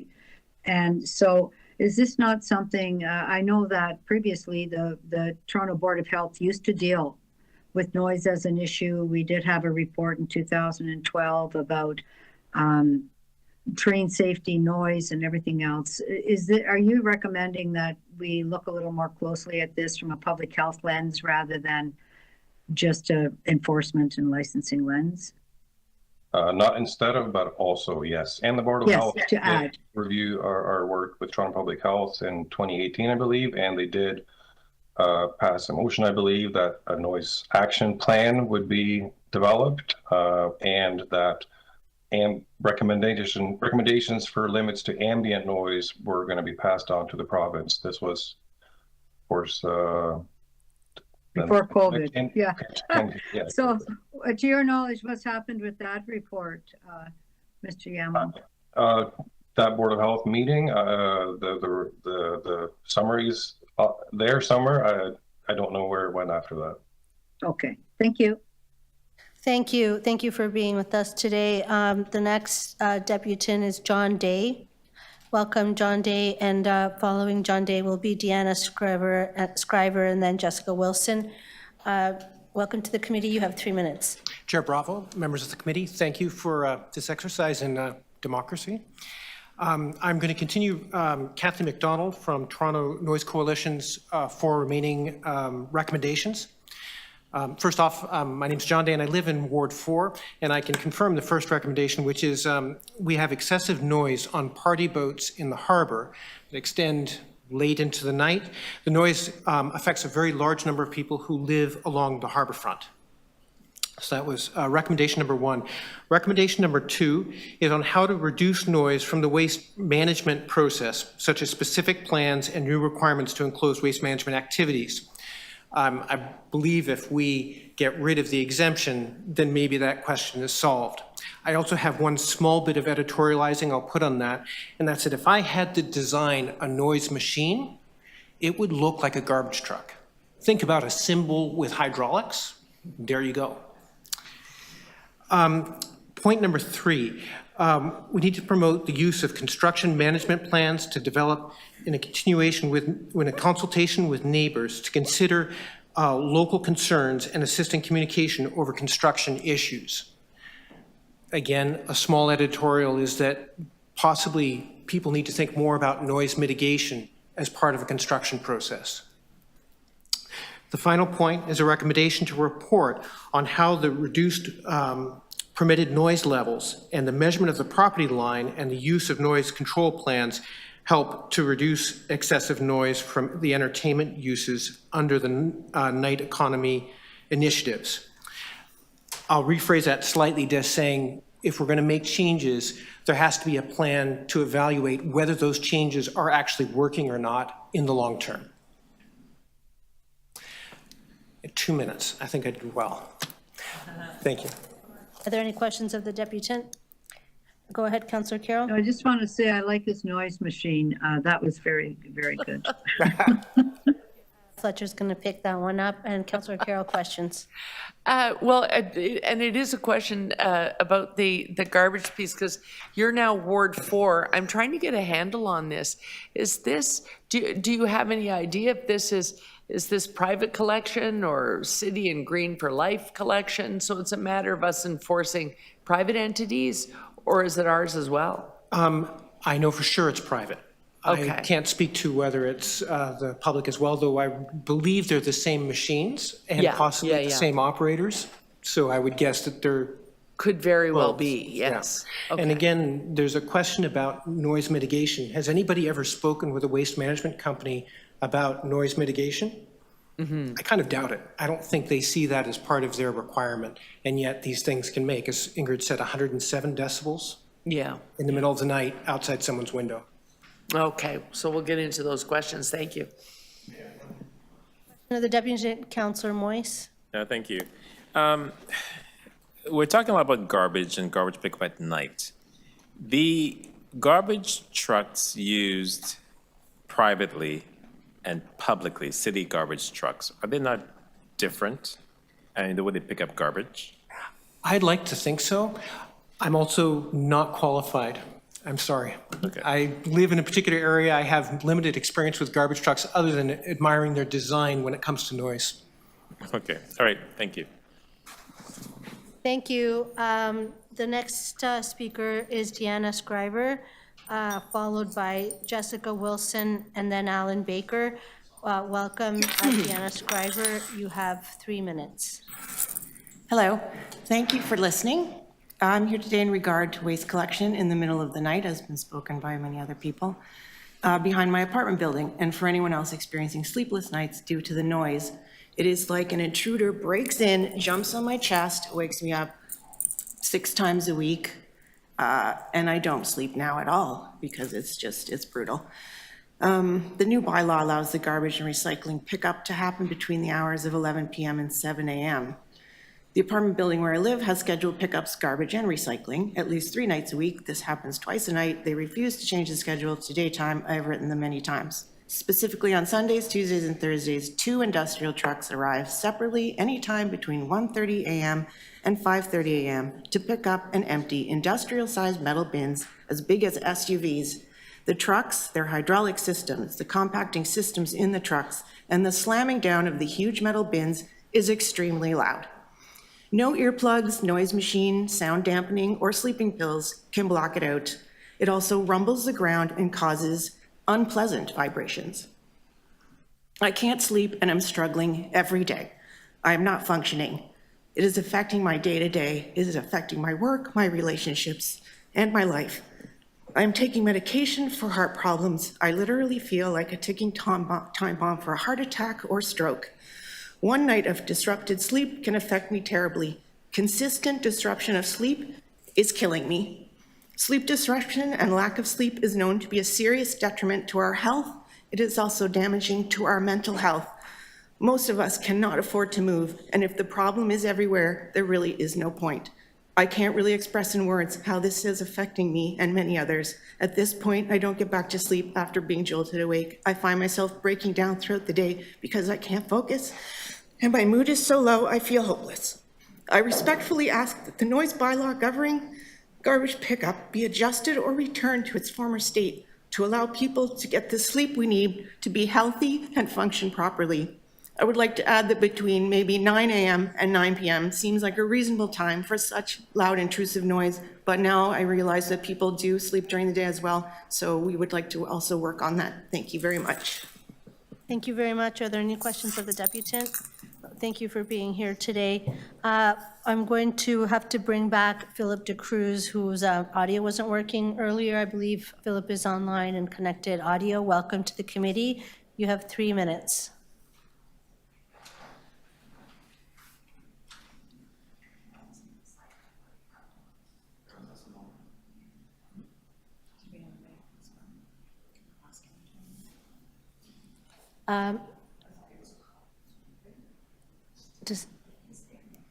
Okay, we will come back to Philip DeCruz.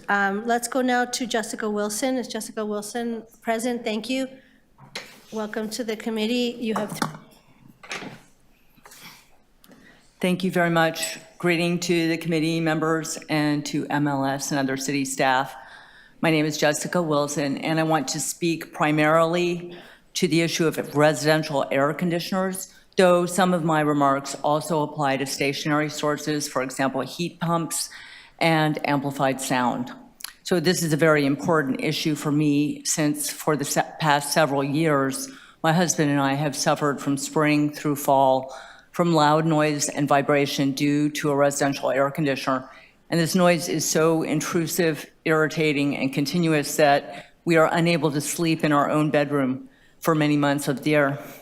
And moreover, even though we don't have and we don't want an air conditioner, we are forced to keep our windows closed all summer to mitigate the noise impact. The current decibel levels for residential air conditioners are very high, allowing 50. My first request to the committee is that the committee act to further decrease the decibel limits on residential air conditioners to outdoor daytime limits of 45 dBA, outdoor nighttime limits of 40 dBA, indoor daytime limits of 40 dBA, and indoor nighttime limits of 30 dBA, compatible with the World Health Organization recommendations.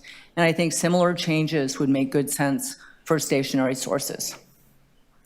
Now, a second and very serious problem is that the proposed changes introduce inappropriate restrictions on where and when measurements can be taken, and indeed on whether the indoor decibel limits even apply. So there's a provincial document, NPC 216, residential air conditioning devices, and they have an Annex A1, measurements being taken at a window in the vicinity of the device. And Clause 20E also violates the provincial specification, since it allows indoor measurements to be taken only if, in the course of an investigation, a bylaw enforcement officer determines it is not reasonable to measure from an outdoor point of reception in a living area. Now, MPC 216 does not place any such restriction. I failed to turn on your time, so can you start wrapping up? You've already had an extra minute. Oh, okay, I'm sorry. On the contrary, NPC 216 recognizes the importance of how the sound impacts people in sensitive indoor spaces. Why must outdoor measurements be unreasonable before we can take measurements indoors where it matters? And I'll just finish with this crucial point. Indeed, the upshot of Clause 20E about residential air conditioners is that the indoor decibel limits only apply if it's unreasonable to make outdoor measurements, but that makes no sense. The same inappropriate restriction is in place for stationary sources and also in the current bylaw for amplified sound. Thank you. So Thank I you. respectfully You're request that way over time. Thanks. those restrictions be removed. No, go ahead. You know, it's getting hotter in our summers, you know, we have more seniors in the different ways of cooling your home, including indoor portable devices or ductless devices, which are very much quieter than the old central air conditioning. So I think, we have the subsidies actually already in place. So that's one way, is that we could make these subsidies more, available, communicate their availability to people. So if there were a case where an air conditioner were violating the, health conducive decibel limits, then the city could step in and assist people to buy a new air conditioner. I think that would be the way to go. Thank you. No further questions of the deputant. Thank you for being here. Thank you. Okay. The next speaker is Alan Baker, and then after we'll hear from Benya Hili, and then Chris. 24th floor. I have lived there for 23 years. I don't have any heart issues, family heart issues. I'm not overweight, but I just went through 2 heart surgeries 6 months ago. I was going to stand up and lift my shirt and show you this scars, but I decided not to do that.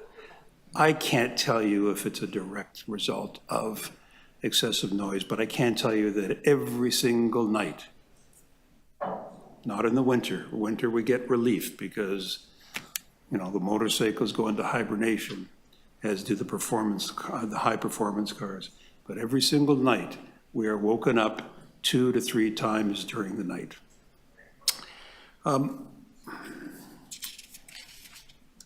The main problem, as far as we're concerned, is that our current bylaw permits 92 decibels at idle, which is far too high, and it remains unchanged in the recommendations before you.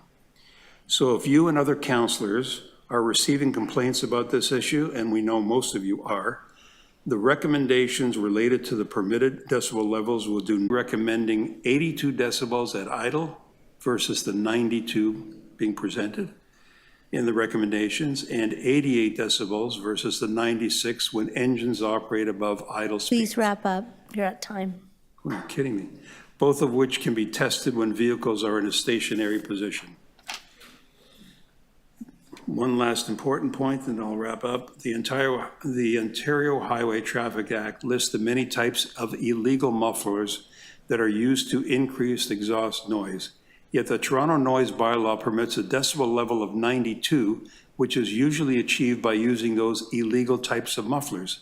How does this make any sense? The Toronto Noise Bylaw is basically condoning the use of illegal mufflers, just simply lowering the decibel limit. You're quite over time, so we need to. Thank you very much. Any questions of the deputant? Councillor Moyes, questions? Yeah, thank you for coming in today, Mr. Baker. So you said that currently the decimal remains unchanged in the recommendations at 92. In other jurisdictions, perhaps New York and elsewhere, what is their what are they at? So, as I mentioned before, a number of states have much lower decibel levels. I believe New York has 85, a number of them have 78, 82, and that's why we settled at 82. And we also settled on 82 because the Toronto Traffic Services, the Harleys that they use, were tested at under 81. So if it's good enough for them and it's safe for them, then why are we jumping to 92, which, as I said, is more than double the noise intensity level? But shouldn't the focus be perhaps changing the Highway Traffic Act rather than changing the bylaws here in the City of Toronto? The Highway Traffic Act talks about illegal mufflers, but it doesn't talk about it talks about illegal mufflers, and that's where the Highway Traffic Act comes in. The decibel levels is part of the Toronto Noise Bylaw. Okay, thank you. Thank you. A question of the deputant. Councillor Sachs is waving. Yep. Go ahead. Yes, thank you. Hello, Alan. Alan, first of all, really good point about the decibel level. I will try to raise that again. But in addition, in terms of the persistence of the noise from vehicles, you and I have met with the police to beg for improved enforcement. Did anything come of that? No. Simply And no. Right, and you've reported the excess and deeply disruptive noise over and over and over again to 311. Has anything come of that? No.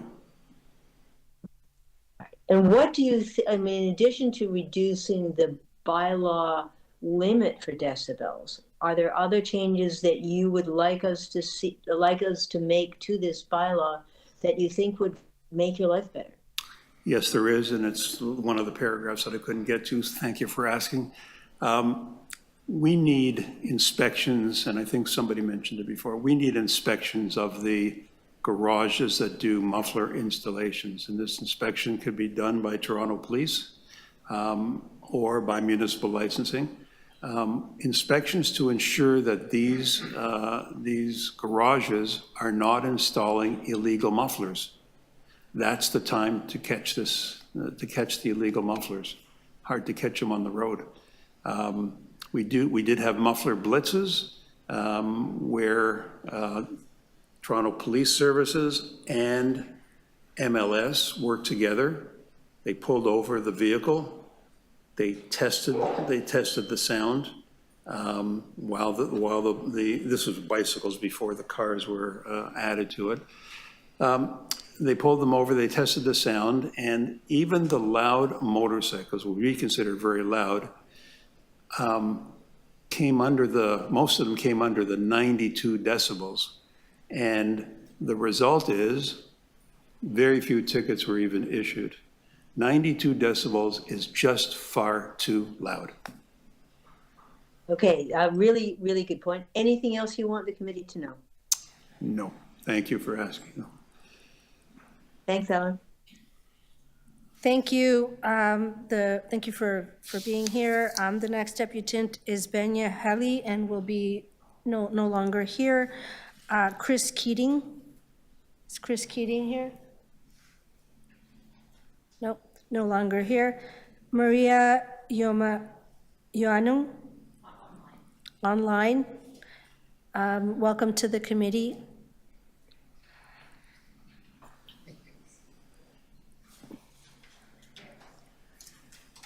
Hi there. Welcome, and you have 3 minutes. Thank you. I'm the co-chair of the Republic Residents Association. We're in the Yonge and Eglinton area, and I promise I will not be talking about the LRT or Metrolinx. We represent the community interests of residents at 25 Broadway, 70 Roehampton, and we work in partnership with North Toronto Collegiate Institute, residents of buildings adjacent to the school and other neighborhood high-rises. So we are a high-rise community. We're in the heart of Midtown at the center of some of the most intense construction in the entire city. And we have major concerns with the noise that pervades our neighborhood and negatively affects the livability of our community. We support the development, implementation, and enforcement of measures that will reduce the noise associated with the overwhelming amount of construction taking place now, and that is also being planned for our neighborhood. Some of the noise issues affecting our community include loud beeping from construction trucks that are backing up, idling cement trucks that keep the engines running to keep the cement wet, and noisy stationary equipment such as cement pumps, external elevators, and grinders, and also backed up traffic that results in people honking horns. So a couple of ideas that we have. Remember that we are also, construction happens 7 a.m. to 7 p.m., Monday to Friday, and 9 to 5 on Saturday, not including exemptions. So we hope that some of the responses to these issues will include things like proximity sensors for trucks that back up so that their beeping is not continuous. Possibility of hybrid cement trucks that are not running continuously. Muffling and isolating of stationary equipment such as cement pumps, external elevators, and grinding equipment. Effective traffic management to reduce backups, and honking. And of course, effective enforcement of all noise bylaws, including considering an increase in fines for those people who defy the bylaws. We also recommend that improvement targets be set. I think a number of people have already mentioned this, and a continuous reduction of noise plan be established to deal with this issue over the years. Measurements need to be established across the city for future targets. I love the idea of the noise cameras that someone there, and of course to enhance the continuous improvement process. The noise is especially egregious in our neighborhood because of the construction. So we hope that, and of course it's all over the city, other parts of the city, but I think we are especially targeted in this particular community, and the noise really does affect us. And I think all the health issues have been mentioned by many other people. Thank you. Thank you. Are there any questions of the deputant? Thank you. The next speaker is Adam Roy Cahoon online, and I'll let Bruce Van Dieten and John Watt know that you will follow. Adam Roy.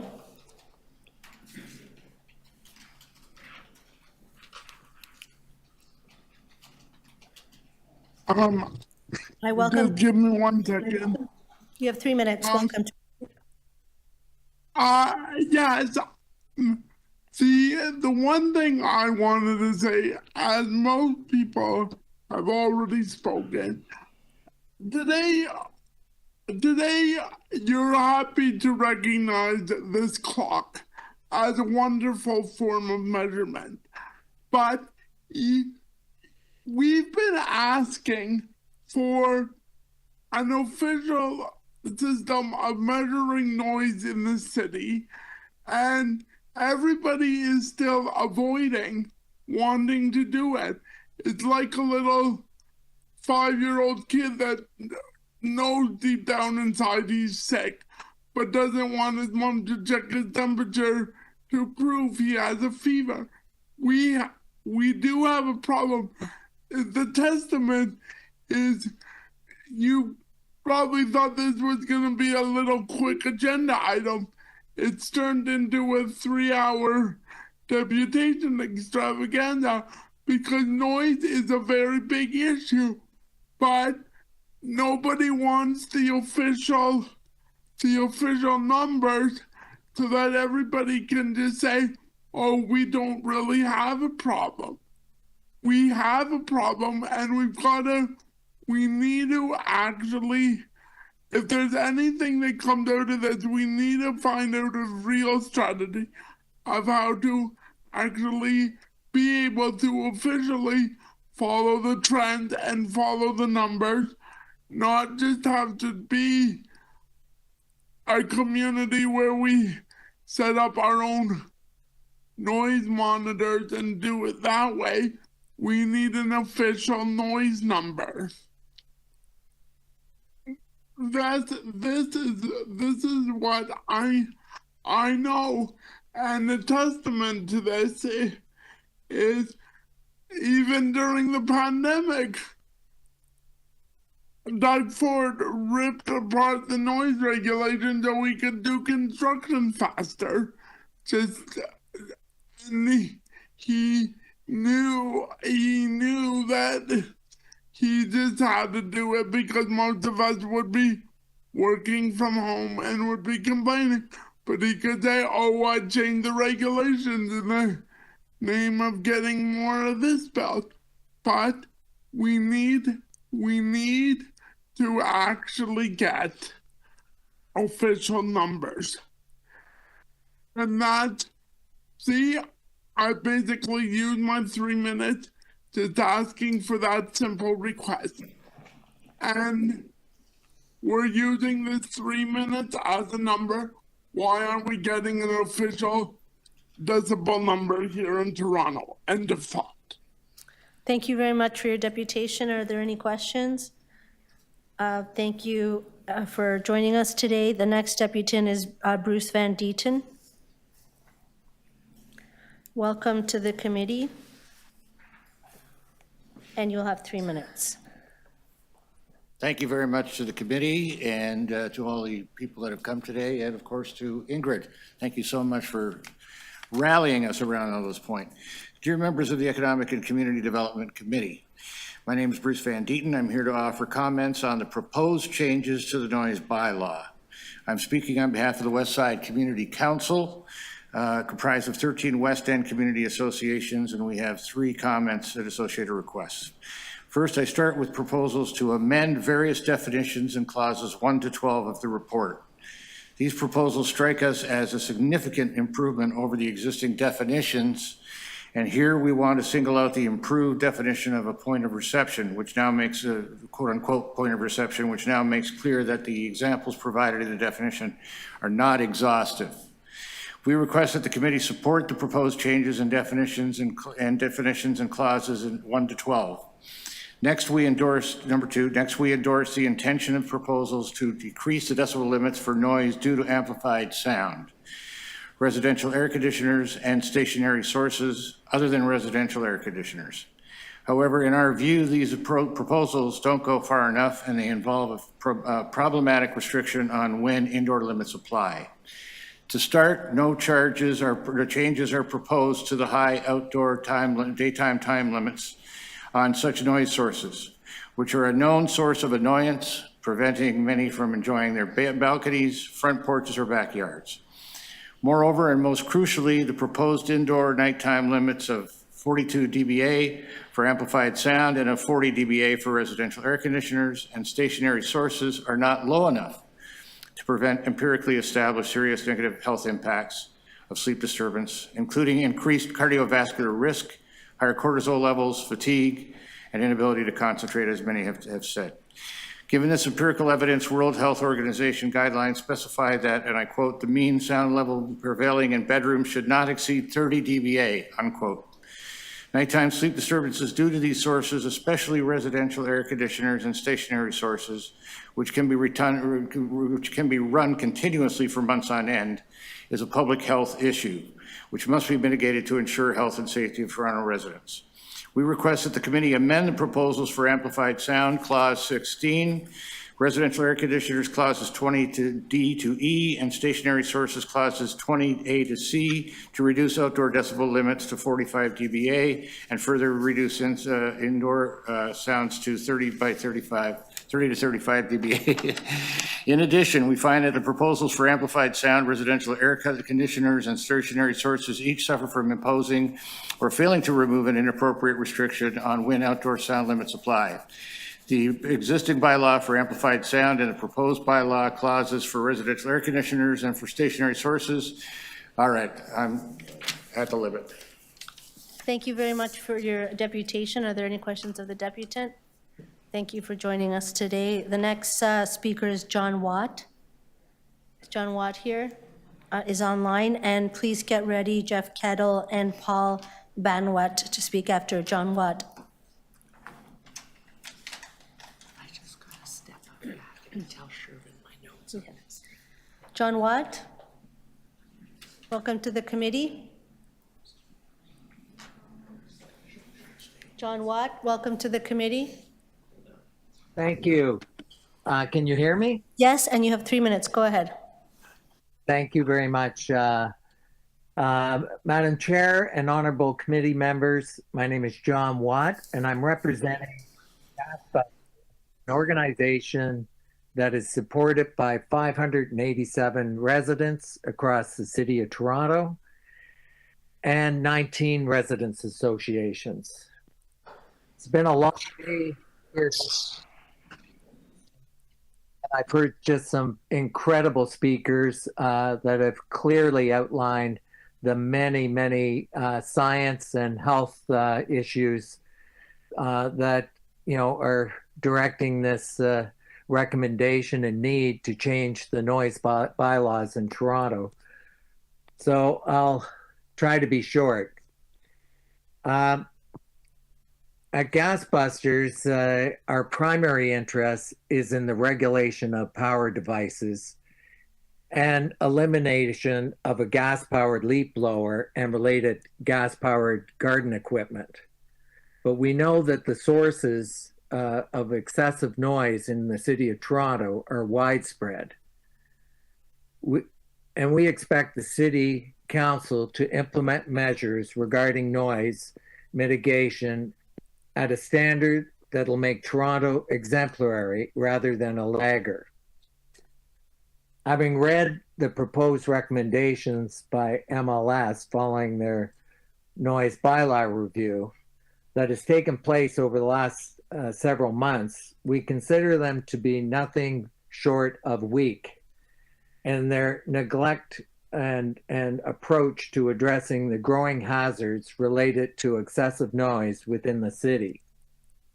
We urge you to vote to reject their report in its entirety and send them back to the drawing board to generate meaningful recommendations that will lead to tangible results in making our city a more livable place.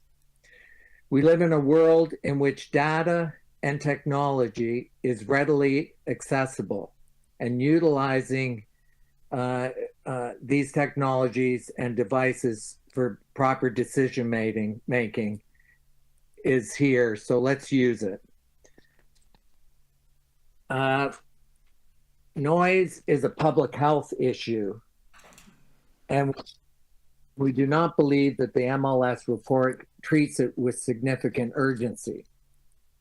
Toronto ambient urban noise levels already exceed recommended ambient noise levels to prevent health effects. The MLS report does not address the numerous negative impacts of noise on the health of Torontonians. The ED report should detail how the proposed... Sorry, sir, you're out of time. Can you wrap up, please?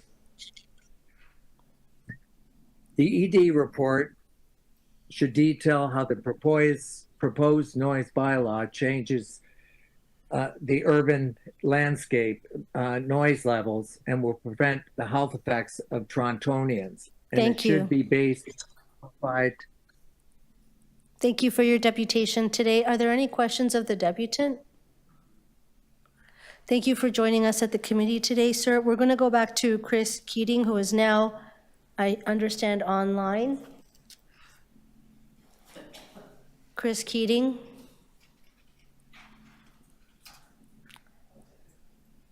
Chris Keating, welcome to the committee. Can you hear me? Can you yes, hear me? you have 3 minutes. Welcome to committee. Great. I'd like to play a short sound bite.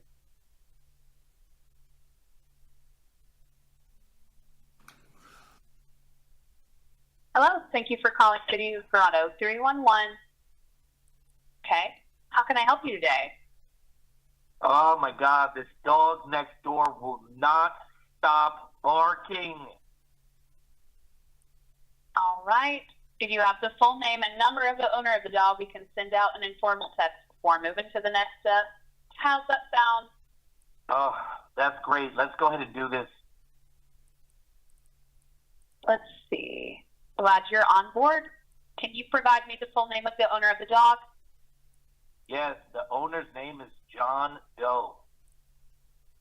All right. You said John Doe. Is that right? Yes, that's correct. Let's see. Great. And can you provide the number of the owner? Yes, I can. It's 248-447-6632. All right. You said 248-447-6632. Is that right? Yes. Uh-huh.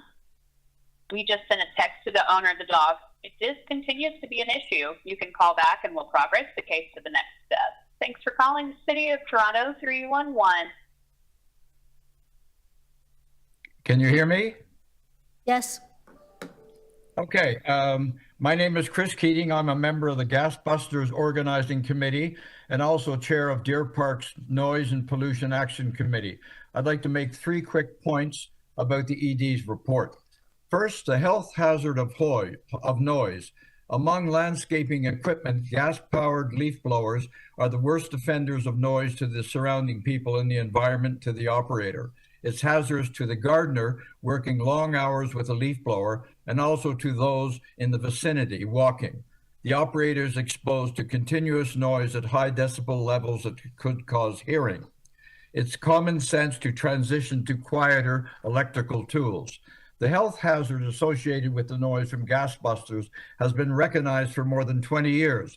In May 2000, that's 24 years ago, Dr. Sheila Bazrur, the medical officer of health, recommended that leaf blowers be prohibited at all times in quiet zones on residential properties. This report doesn't address the negative health impacts of noise, and more importantly, there is no medical officer report included. The 311 service needs to be updated.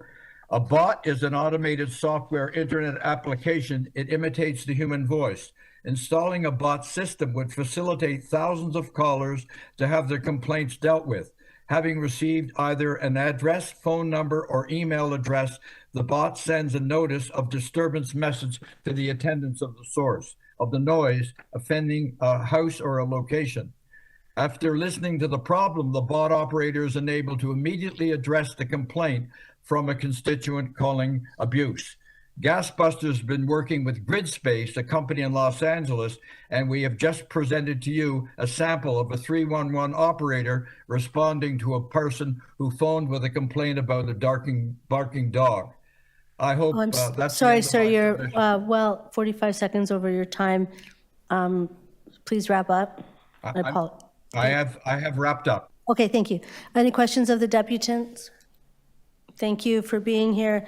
The next speaker is Jeff Kettle, and after that we'll have Angus McCall and then Paul Banwat. Welcome to the committee. You have 3 minutes. Thank you, Madam Chair. My name is Jeff Kettle. I'm co-chair of the Federation of North Toronto Residents Associations. You've already heard from at least 5 of our members today. 3 of those were condominium associations. So it's evident that this is a growing issue, and particularly for what you might call cliff dwellers living in towers, it's a huge issue. The FONTRA supports the report of the implementation review. However, we support the technical analysis and assessment of the Toronto Noise Coalition that the review does not go far enough, either in terms of amendments to bylaws and in the reluctance to address the need to increase enforcement resources. The reality is that Toronto is becoming a much denser city. And there's a city policy to encourage this. Towers are being approved everywhere, and noise impacts are a growing issue. As it's been said, a health issue. Perhaps along with climate change, it's the existential issue of today and tomorrow. And it raises the question for us as planners, have we built mitigation, noise mitigation and noise attenuation into our planning and building policies and bylaws, not just noise bylaws, which are, regulatory, but let's look at it as a planning issue as well. We've attended the engagement events held by the city and by No More Noise, Ingrid, and have learned that noise is particularly affecting 2 groups. As I said, those who live in towers, as noise seems to travel more there, but also those who rent, because they have less control over their living conditions, including the level of sound insulation in their residence. This was mentioned by people on my board in Leaside last night when we discussed this. People are frustrated much more in a rental situation than even in an ownership situation. They can't affect that living condition. So we make some summary comments and recommendations. The report, the recommendations are not adequate, simply not adequate to deal with the issues, but just show how much more has to be done in all of these areas. It must be an ongoing process. While some recommendations should be adopted as presented, many require amendments.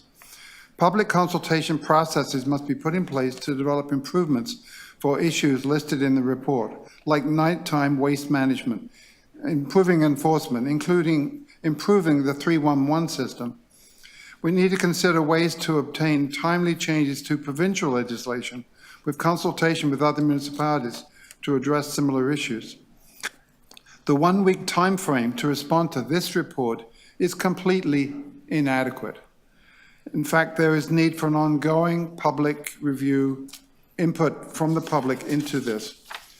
We recommend that an ongoing consultation process, such as a noise advisory council, as recommended by the Noise Coalition, be established to bring noisemakers on various issues together with residents and MLS to discuss topics requiring further work. And finally, that city planning and Toronto buildings jointly review the planning and building policies and bylaws regarding their adequacy for noise mitigation. Thank you very much. Attenuation. Thank you. Are there any questions of the deputant? Thank you for being here today. The next deputant is Angus McCall, and we'll have Paul Banwat and Peter Gallup after this next speaker. Welcome to the committee. You have 3 minutes. Hi, good afternoon. Thank you to the chair and committee members for your time and attention to my input. I have to run to pick up one of my kids, so I'll try to keep this short, and I'm sure everybody's keen to get home. My family and I live in Ward 13, Toronto Centre. Due to overexposure to sound and noise, I developed tinnitus or tinnitus as a promising young musician in my teens, and so I've been interested in related issues ever since. I'm not sure what I could tell you that you don't already know or haven't heard today about the public health impacts of sound and noise, but what I can say is that after attending all 6 public consultations for the bylaw implementation review last fall, is that I'm surprised by some of the recommendations in MLS's report. I do appreciate their efforts to clarify definitions and how they urge the city to appeal more strongly to the province to fix regulations outside of municipal jurisdiction. I love the idea brought up a couple times today of an ongoing process through an advisory to help this. But the overwhelming theme that came up at all the meetings and that I was hearing here again today was enforcement. My understanding is that enforcement has not significantly improved with the introduction of a dedicated noise bylaw team. In some ways, such as the removal of the police's ability to respond in real time, it's gotten worse. Yet, MLS's 5,000-word report mentions the word enforcement less than 10 times. Meanwhile, half of the report concerns itself with exemptions. For example, MLS recommends hiring an exemptions coordinator to work alongside 2 recommended positions in Technology Services Division to upgrade the online exemptions permit process. The combined salary for these 3 newly proposed roles is almost $500,000. Yes, MLS plans for the exemptions coordinator salary to be paid for by increasing the cost of permits, but this would seem to incentivize the role to make sure it's granting exemptions. And yes, the cost of the tech roles are to be covered by MLS's approved budget and will presumably be useful for other projects in the future. But again, if the money is there now when the city is pounding with construction and traffic noise, why spend it to make applying for exemptions easier? I appreciate that the exemptions application process is taking up councillors' time, but I urge you, if you are to move forward with this action item today, to put financial resources toward enforcement.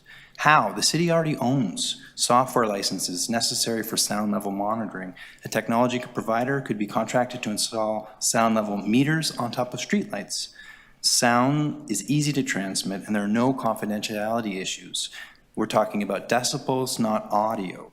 This would be an efficient and timely use of resources and help Toronto become a smart city. Bylaw officers would have a real-time line of sight, if you will, to support balanced growth in neighborhoods developing through the night economy, real estate, and transportation infrastructure. Thank you for your time. Thank you for your, right on the 3-minute. Are there any questions of the deputant? Thank you for being here today. The next speaker is Paul Banwat. And I would also ask Peter Gallup and Claire Kumar to prepare to speak. Paul Banwat, welcome to the committee. You have 3 minutes. Thanks very much. Thank you to the committee for having me here today. My name is Paul Banwat. I am a resident of Toronto. I'm a musician in the band the Rural Alberta Advantage. I'm a music lawyer, a director of the Long Winter Music and Arts Festival, and I'm a member of the Toronto Music Advisory Committee. I'm here to speak specifically to MLS recommendation number 16 and its potential impact on music venues and rehearsal spaces in particular. This recommendation would reduce the noise limit, as we've heard, for amplified sound in an indoor living area from 45 decibels to 42 decibels, In other words, this could mean measuring sound levels emanating from a nearby music venue or rehearsal space as they're heard inside a neighbor's living room. I think it's worth talking about what those numbers mean. And unfortunately, the materials that were circulated for this meeting aren't super helpful in this regard. They don't explain the difference between 45 and 42 decibels. We heard earlier today about dishwashers, and I thought that point was very well made. And in fact, if you look it up, you'll find that the range of 40 to 45 decibels is also approximately the volume inside a library. So in other words, the amendment that's proposed would mean going from a library-like environment to a quieter library-like environment. And so what I'm trying to say is 45 decibels is already low. There's nothing that I saw in the public opinion research or public consultation feedback attachments B and C that speak to the recommendation that I'm talking about. So I'm not sure, at least not directly. So I'm not sure what feedback the report's recommendation to lower the limit was actually based on. The summary of third-party technical advice, attachment E, it does make comparison to New York City at section 10.2.4 of that report, which also sets a limit of 42 decibels measured indoors. I would just say that New York has lost countless treasured music venues and rehearsal spaces over the years. I hardly think New York is the city to emulate in this regard. And further, that report points to discretion that's available in New York that is not available in Toronto. If you look at cities like Austin, Nashville, other countless, and even not so-called music cities, they often measure noise limits at the source, so meaning inside the venue or outdoors at its property line. The city of Portland measures sound outside at the property line of the resident, which is still a better standard than what we have and what we're proposing. So I think that all speaks to the arbitrariness of the current standard. And this applies also to the World Health Organization limits that were discussed earlier today. The problem is that the current method places the onus on music venues to reduce the amount of noise entering a residence, regardless of any noise mitigation efforts or poor construction. And as a musician, I've watched sound technicians carefully meet noise limits within venues. What they can't do is perform some kind of Kreskin-like magic to guess what the noise level might be in a neighboring residence. And I submit that if a music venue or a rehearsal space has already done their part to limit noise to a reasonable level, the remainder is the responsibility of nearby residents and construction companies that build these buildings. Ultimately, if Toronto wants to be a music city, we have to coexist with music. I beg you to not make it more difficult to make music in the city of Toronto. Thank you. Thank you. Are there any questions of the deputant? Councillor Carroll, questions? Yes. Hi, Paul. Thank you for tuning in. I wonder, I'm going to test your knowledge of Portland now. We've been hesitant to go to the measured at the location of the complainant, so to speak. I think apparently it makes the bylaw difficult, because then, you know, do you use a circumference area, or what do you use? How do you craft the bylaw if you're going to measure it there? So I'm wondering if you could go a little deeper. How has Portland overcome that challenge? I can't give you a specific answer to that question. I'd be happy to look into it. What I will say, though, is that to me, the logical thing to do is place the limit on the venue, place it on the property line of the venue or within the venue or both. It doesn't make sense to me really to go beyond that, because I think beyond that, if you have set a reasonable limit and a venue is complying with that reasonable limit, now it's the responsibility, like was just said, of planning to make sure the buildings are being built, to ensure that they're quiet inside, of residents to make sure they're taking appropriate action. I don't think beyond that, if we're talking about coexisting as a music city or with culture, that it continues to be the responsibility of. Right. Okay, thank you. Thank you. Are there any other questions of the deputant? Thank you for being with us today. The next speaker is Peter Gallup. Peter Gallup. Okay. And then please, Claire, Kumar, and Vesna Milevska prepared to speak. Welcome, Peter Gallup, to the committee. Oh, good afternoon. You have 3 minutes. Can you hear me? Yes, you have 3 minutes to speak.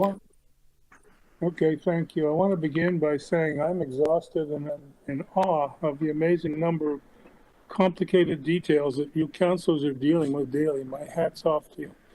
I'm going to try to keep my presentation very short and simple. My simple issue is sirens, and it's simple to fix, and I'm going to propose in a few minutes, in a minute and a half, a simple solution. And the simple premise is that they are much louder than they need to be to accomplish their mission. I'm doing measurements right now, thanks to Ingrid, in the window of my condo on the 12th floor on Bay Street. And I'm sure they're going to measure well over 100 decibels. And I believe that they don't need that much sound to make way in the road. In fact, in my longer version of my speech, which is online, I give an example of that, but I don't have time for that right now. Now, the majority of Torontonians and the majority of this committee may not be exposed to sirens very often, and probably aren't fussed by them, but then not many of us are exposed to party boat noise either, yet we try to help those who are. If I was exposed to only 2 or 3 sirens a day, I would not be here talking to you today. But where we live on Bay Street, there's an average of 20 to 30 sirens every day at all hours of day and night, 365 days of the year. We don't have any winter relief. It affects sleep and health, but I won't go into that in any more detail. The other consideration and why something should be done now, it's going to get worse. There are already 15 new buildings going up within 2 blocks of us, and there will be many more. As densification increases, the number of emergency calls going into these new residential areas will also keep increasing. The review by the staff of the noise bylaw completely avoided any mention of sirens. This is because they were exempted in the past, but that doesn't make it right. Fact is, it's totally wrong thinking. We agree completely that sirens should be permitted. It's basic common sense that they should be allowed. But it's also common sense that there should be a limit placed on how loud they can be, in the same way that limits are put on other modern contrivances. Since it'll take time to establish these new standards, we think it'll be simpler for you to set a date in the future when this can be done. I.e., we asked staff to add a provision to the new bylaw that noise level limits for emergency sirens and their air horns be established by a certain date in the future. That's simple. Finally, we recommend you place limits on the decibel limits for both daytime and sleep time. Also simple. So that's my simple presentation. Thank you very much. Thank you very much. Are there any questions of the deputant? No. Thank you for being here. The next speaker is Claire Kumar, followed by Vesna Milevska and Anand Murthy. Is Claire Kumar here? No. Vesna Milevska, welcome to the committee. And I ask Anand Murthy and then John Kiru and Sako Decumendian to prepare to speak. Welcome to the committee. You have 3 minutes. Hi. First of all, I'm terrified of public speaking, so I'm going to try to read my material, and I hope somebody on the end will ask me the difference in a construction in London, UK, and Toronto. So I will speak specifically about construction noise. Toronto and Canada are facing a housing crisis, and an urgent need for new homes is evident. This issue extends beyond our borders, affecting many parts of the world. The critical question lies in how we approach construction. Will we establish responsible criteria for the construction industry, or we will allow developers to build without regards for the communities and individuals living in these spaces? Major cities in Europe and several in the US have recognized the impact of noise, taking measurements in every block. They acknowledge that noise from traffic and construction is a significant concern. Every part of Toronto seems to be under construction. I lived in Midtown Toronto for over 25 years, witnessing our neighborhood transform with the most cranes in North America. New buildings ranging from 40 to 65 floors and ongoing subway construction in the past 12 years have become the norm. Many of my friends and neighbors from 2 decades ago have moved away due to the construction noise. Personally, I have experienced physical and mental effects. 4 years ago, I started getting headaches and constant buzzing in my head and allergic reactions on my skin. I visited numerous of doctors and underwent various of exams, all revealing nothing wrong. After months of searching for answers, one doctor pointed out that I live on Roehampton Avenue and attributed my health issue to excessive noise and air pollution from construction site. I had 2 45 stories building just across my balcony and my windows. I spent a week in a cottage country, and within 2 days, all my symptoms disappeared. Since then, I have seeking ways to leave Toronto every 3 months to rebalance myself. I don't want to move out of this beautiful city. Picture the daily noise of 50 trucks per construction site, including dump trucks, cement trucks, 6 and 18-wheelers, delivery trucks, bulldozers, and so many more. I don't even know the name. They all running on diesels, generating noise for 12 hours a day. Some arrive before 7 a.m., idling for extended periods. And constant hammering, drilling and banging, and you have a relentless assault on the senses. Regular city traffic, including garbage truck, delivery truck, fire trucks, ambulances. Okay, sorry.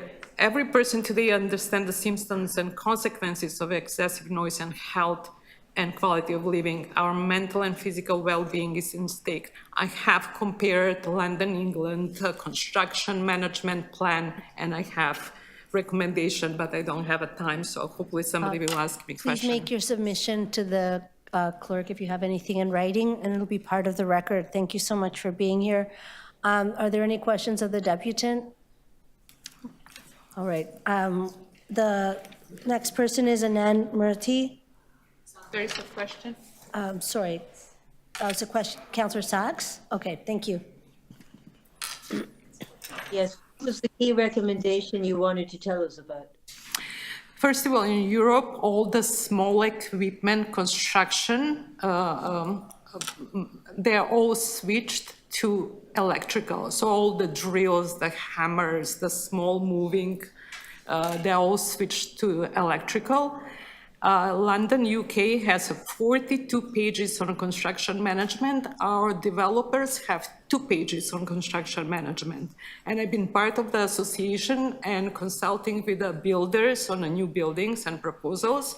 And this is unbelievable. I have submitted the 42 pages from UK to the hub 2 years ago and talked to Stuart and many of them. And as a result of my research, actually Yonge and Eglinton, not Yonge and Eglinton, City of Toronto and UFT started measuring air quality. This is the biggest and only study. We should start with this noise measurement. Please, please, please, councillors, start measuring the noise in Toronto. It's unbelievable how much we suffer.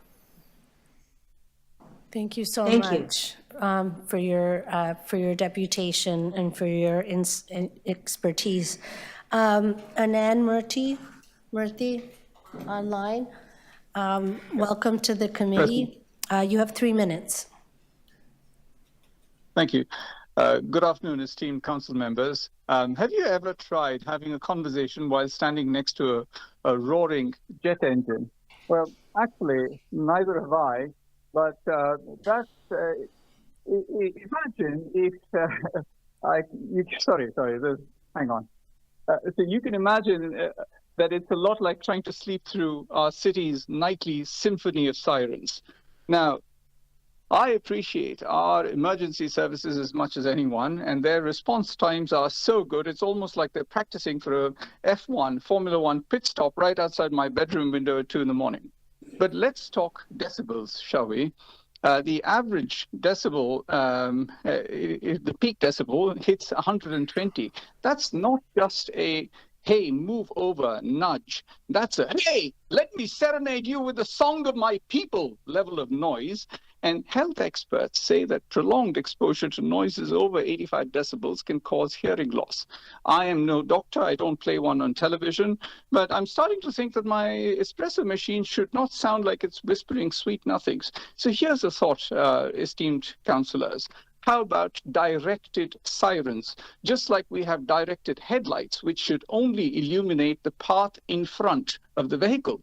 Have you seen, would you allow headlights to shine up into any and every building around the way and to cause disturbance? If you're on the 30th floor, do you actually need to have this wailing siren going off in your head? And actually, case in point, if you're in the island, and this is true, do you need to hear the sirens blaring down Queen Street, down Front Street? Do we really need that? Why can we, if we can direct light waves, can we not direct sound waves? A fire engine that travels at 50 kilometers per hour covers 50 feet per second. So give it five seconds ahead. All it needs are vehicles 5 seconds ahead to move out. That's it. 250 feet in front at road level. Perhaps we can have our cake and eat it too. So the technology that's considerate of the fact that not everyone on the 20th or 30th floor is blocking an ambulance down on the street from moving.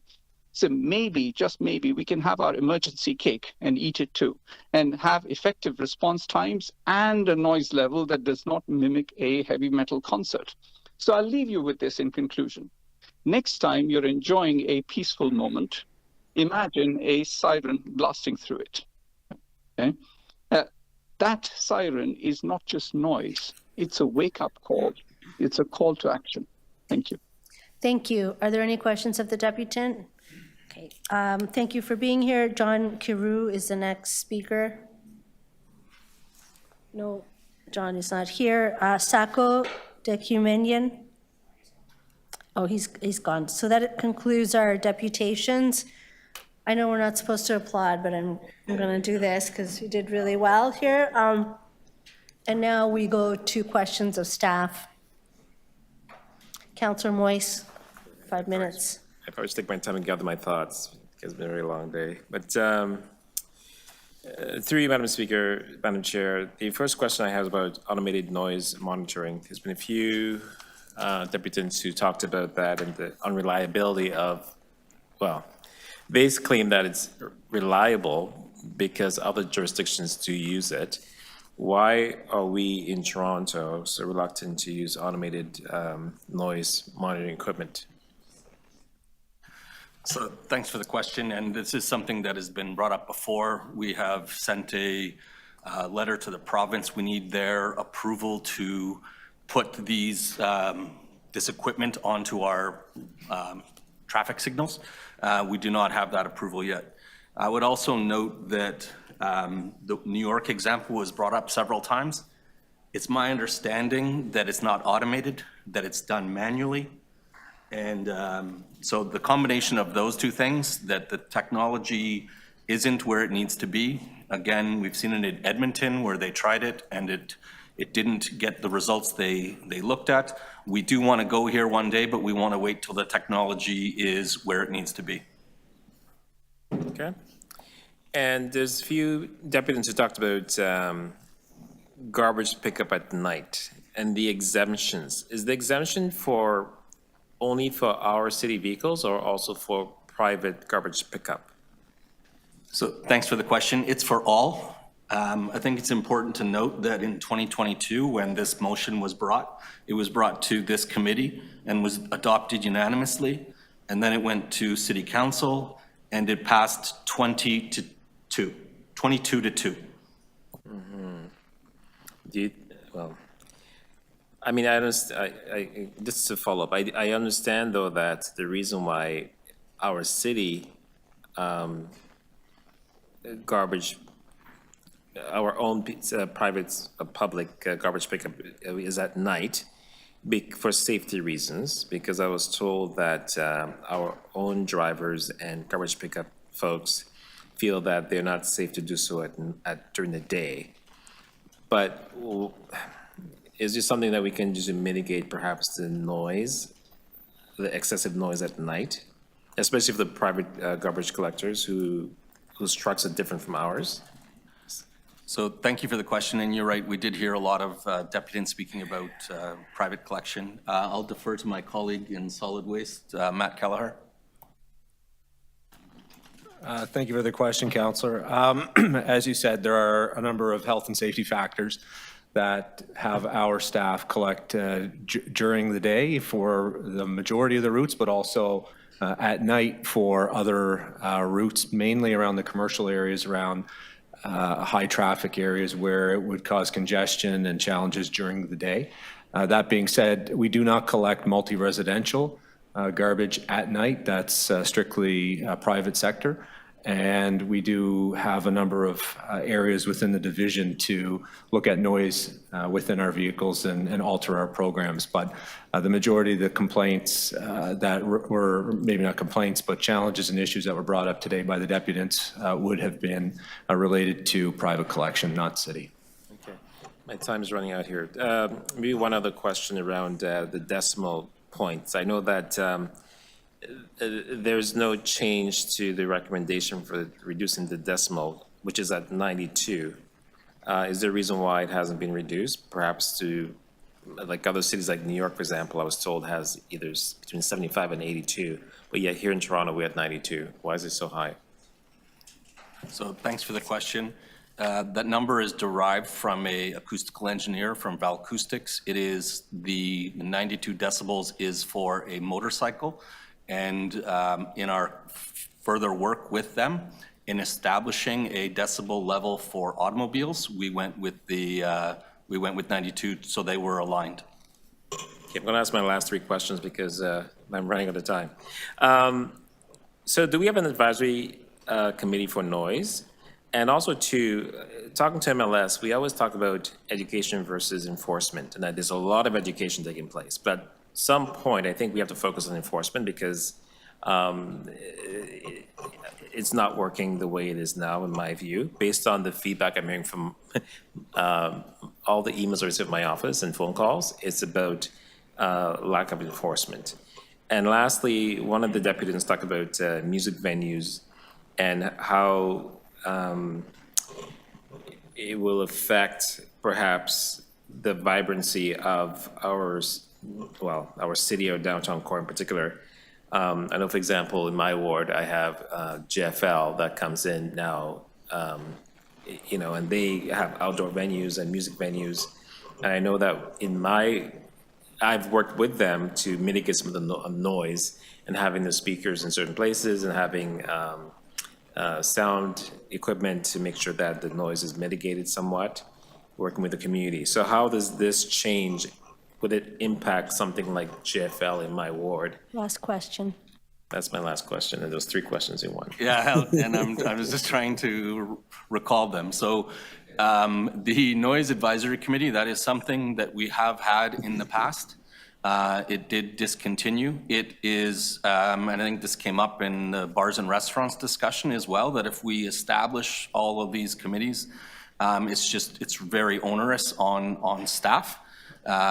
So that's just my comment on that. But those were independently in different communities, so that's why I think that was challenging. We are always listening to our stakeholders, and we will continue to do that. They can submit information. With respect to enforcement, we do start with education. We need to caution first and then move to escalated enforcement. In this particular area, we had 338 charges last year. So we are doing enforcement, and we will continue to escalate that enforcement. The last question, I think, was about JFL, which is the garbage, correct? Or the entertainment? Just for laughs. Oh, sorry. I got it mixed up with, so thank you. The intent is to strike a balance between the residents and these operators. It is not meant to impact the vibrancy. Again, the acoustical engineer suggested 35 as a decibel limit. We went from 45 to 42. Because that had an impact of reducing the energy of the noise by 50%, and that's why we went with 3 decibel limits. Thank you. This will not be a precedent for the other counselors. Going to 7:35. Councillor Fletcher, questions of staff. Yes, I did hear a number of people talk about their frustrations in phoning 311 and then being told phone the police and then phone the police and then phone 311. I can imagine how frustrating that is. And I don't know if anybody's here from 311, but I don't understand that at all. And I think I'll have to ask the deputy city manager, somebody who's on there. I'll be able to speak to that. I don't understand that, and I'm Gary. extremely concerned. My name is Gary. Yeah, so fair point, and there is some confusion there, and there's an opportunity for improvement. As of December the 18th, we started a working group with Toronto Police Services, MLS, and 311 Toronto to work through some of these issues. We agree that the triage is a problem, and there's an opportunity to improve it. For example, when someone calls into 301 today, No, I only have 5 minutes unless we have a second round, and I appreciate all you've got to say, but I have very specific questions. Is there some reason why when someone calls, at least you're not logging that location? I mean, it's just a pro forma we're logging. logging the location based upon the city's responsibility. Sorry, can't hear you. I'm not sure why you're not here. Sorry. We're logging the issue based upon the city's responsibility. There's some issues that are responsible via the City of Toronto and 311/MLS, and there's some issues that go directly to TPS. We worked through that matrix, and that information is on the knowledge base and online. And if someone went to 311 online, all the information that we could log through the City of Toronto is available and accessible. Okay, thank you. I'm mostly talking about the residents' experience, which might be different than the staff experience, because I'm here to represent the residents. And so I remain concerned, and I'll be following that up, and I think this committee will follow that up, because it's not fair to jump back and forth between the police and 311, police 311. It's very frustrating when you've already been frustrated with noise. What I'm hearing is that the multi-res pickup is private. And is some of that being picked up on our behalf or not? So through the chair, multi-res collection is done by both the city and private. The At city night. does not do night collection for We multi-res. don't do night collection. That's So correct. we could say no night collection, 107 decibels, that's quite extraordinary amount of noise for people that are sitting there listening to large bins being shaken and shaken and shaken, wakened up at least once a week. Would you not agree with that? I would agree it would be noisy, yes. So I don't know why we changed that. Might be has there been a heavy lobbying effort from the private waste sector on that requirement to remove night collection from multi-res? Through the chair to the councillor, no, there hasn't been a heavy lobby. Current status quo is that there is no restriction on nighttime collection. Yes, but previously, in order to change that recommendation, was there a lot of lobbying that went on that you know Not to my about? knowledge, councillor. Not to your knowledge, No. but we could ask and find out if there was Sure a fair could, amount yeah. of that. Thank you very much. And the reason for 92 decibels, do you think that 92 decibels for a motorcycle, from what I've heard from the residents here, and there's a lot of engaged residents, when you have 92 decibels go by you, that is actually how many, 14 higher than if you're sitting with a concert. So, and it's very jarring. I'm not sure why you chose 92 when other jurisdictions are much lower, and then why you chose to have the car decibels mirror that of motorcycles. Are we able to lower that? Basically, I'm going to ask you that directly. We can lower that here at the city, can we not?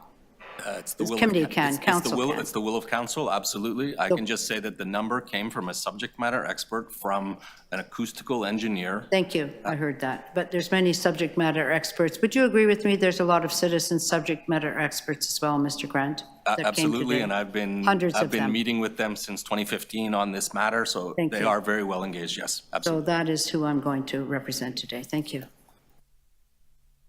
Thank you, Councillor Fletcher. Visiting Councillor Sachs is also wanted to ask questions, and I didn't see her in time. And then I had Councillor Malik and Councillor Carroll. Okay, thank you. Councillor Sachs. Yeah. Yes, thank you. So going back to the question of the 92 decibels, the subject matter expert was asked what is the noise level of a normal motorcycle. They weren't asked what is a level of noise that's sufficiently low to protect the health of the residents, correct? That's correct. Okay. Now, in terms of the noise liaison committee, you said if we had many, many committees, that would be disruptive with staff, but it would not be unduly difficult for staff to have one noise liaison committee, as the deputants have suggested, so that residents and economic actors who create noise and the city and police could sit together and talk about reasonable approaches to make better a situation which is clearly untenable right now. Would you agree? I would agree. I just caution that on the size of the group, it would be very challenging to have 42 people representing the public, and then the police, and then business, then industry, and then staff. So as I think one of the deputants talked about this morning with working with children, it's important that the size of the committee is appropriate. Well, I certainly can relate to that, thinking about different questions about the size of council, but we can keep going. In terms of the nighttime garbage trucks, allowing nighttime garbage trucks, as I understand it, was done in 2022 without public consultation, and since then we've had many, many public complaints, correct? So that's correct. It was a motion brought to Economic Development Committee, and then there was obviously that week or 10 days between that and council. And so council made that decision to exempt private collection, not staff. Okay. Right, so we can change that given the very painful experience we've had over the last 2 years and what we're hearing right now. Now, what you're proposing in this in your response here. I mean, first of all, I do want to say thank you for all the hard work that you and your staff have done on this, but we do need to do more. So you're proposing that we just let the private garbage trucks keep making this outlandish noise at night anytime they want. Do you, and all you're proposing is that we have a complaints-based process. Can you show us any example where a private garbage truck operator stopped waking people up at night after a complaint? I mean, I don't think you can. No, I wouldn't have the data to answer that accurately.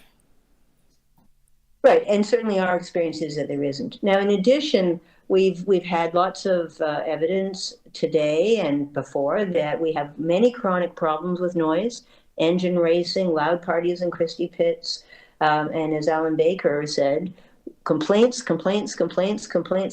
and absolutely nothing has changed.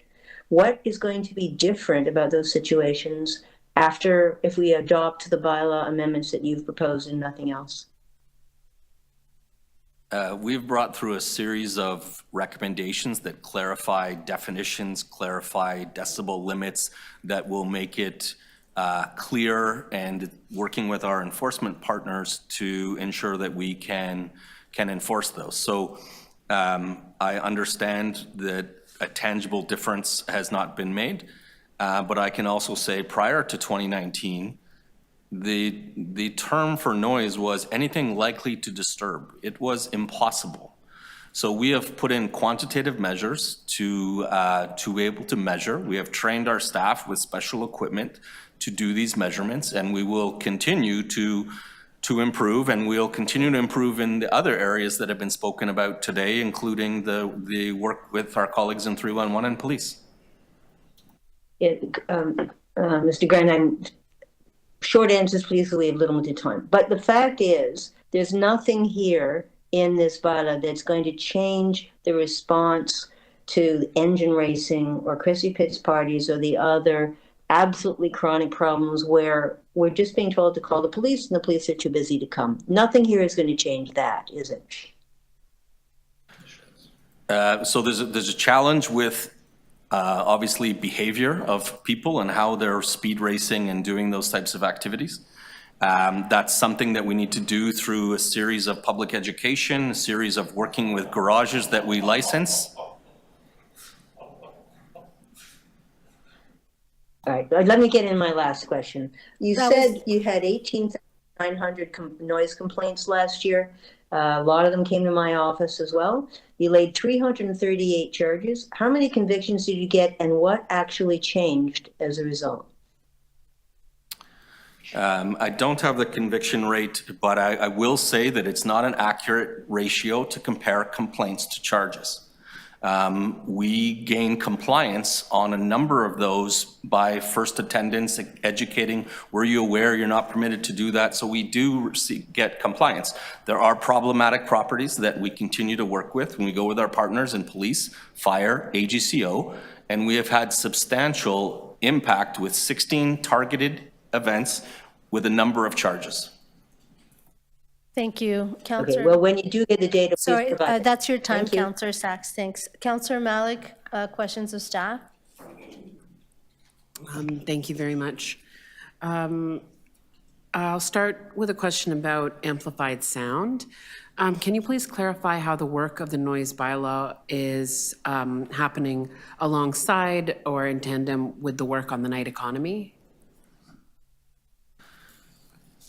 Yes, so last month I said we intentionally kept them apart so that we could focus on the nighttime economy.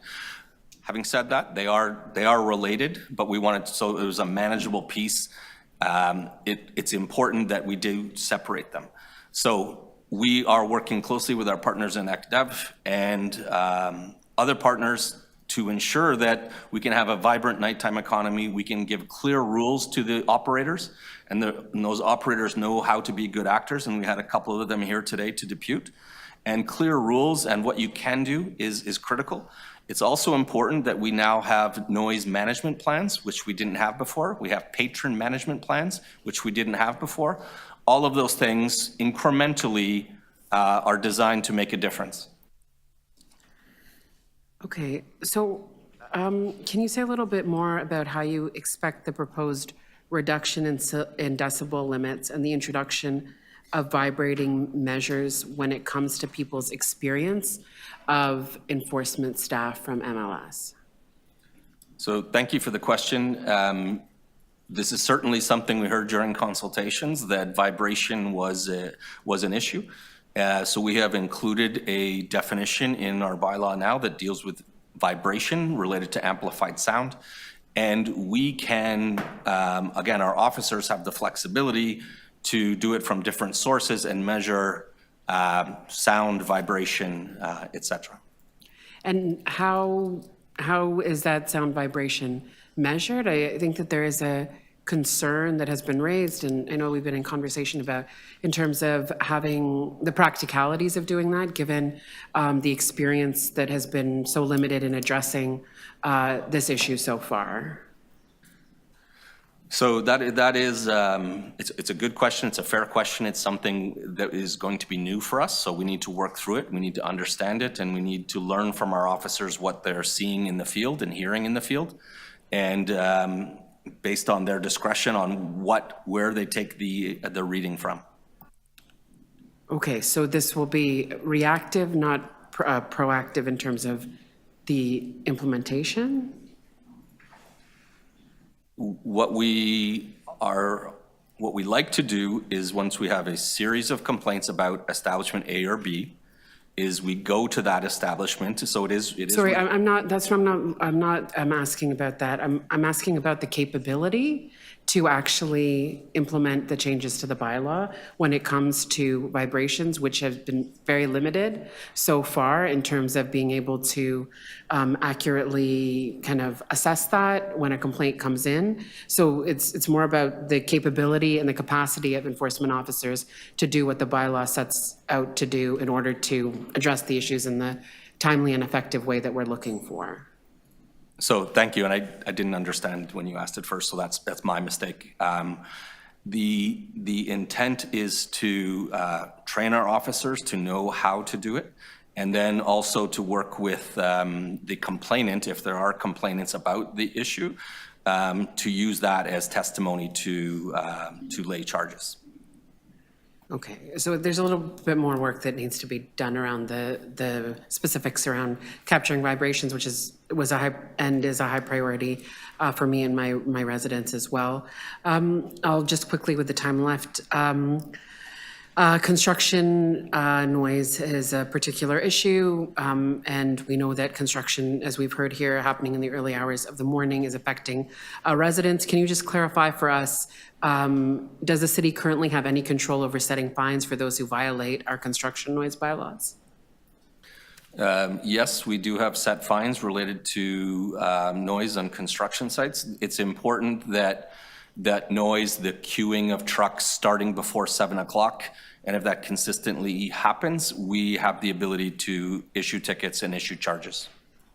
Okay. And my final question will just be around public engagement. We know that there is a public event happening next Wednesday for the night economy to inform residents and to engage in a greater conversation around that particular initiative. Is there anything being planned around the noise bylaw review? Are there any regular checkpoints planned as the bylaw rolls out to update residents about these changes and the impact that it will have, and get a sense of the overall trends? The short answer is yes, that's something that we're considering and want to continue advising our stakeholders and working with councillors to assist you with messages for your newsletters. Okay, thank you. Thank you. Councillor Carroll, questions of staff? I do. I want to unpack this a little bit because I know it's going to keep coming back again and again, and I tried to get this answered offline, but I think we have to drill down, and that's the issue. That's the issue of the level of DBA that represent a dishwasher. And so, is the issue here different ways of measuring? I think that's what you began to explain to me, but I think we have to have an answer for the public, and we also have to have an answer for these business owners. Are we trying to get to the point where you can't even have a conversation in their establishments? Or is there an interpretation of the measuring that we're not understanding in the bylaw? So thanks for that. Refer to my colleague, Mitch, just because it's so detailed. Yes, yeah. Thank you. And through the chair, there are different ways that we worked with the engineer to establish the impacts of sound, whether it's a sound pressure level or a sound power. We also have the engineer that we've worked with actually on the line if they're able to log in and answer that question, because there is a difference between sound power that's used for appliances versus a sound pressure level, which is what we use in the bylaw. So sound power represents the sound energy from the appliance without a concern of the distance or where that sound is coming from in the point of reception. But that's not consistent with the sound pressure level, which includes the point of reception. So those definitions are much different, but I'll pass it along to Ian Matthew from ValQ6 to clarify my comments. Happy to do so.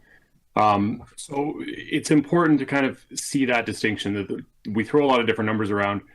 The two most important that Mitch is referring to is sound power, which is inherent to the actual source itself. It is the acoustic energy that's emitted by the source just based on its operation. The sound pressure level, that's going to be a measurement at a specified distance from the source. And so, we often get into that dishwasher reference. We see that all the time. It's a quiet partner dishwasher and it's 45 dBA or what have you.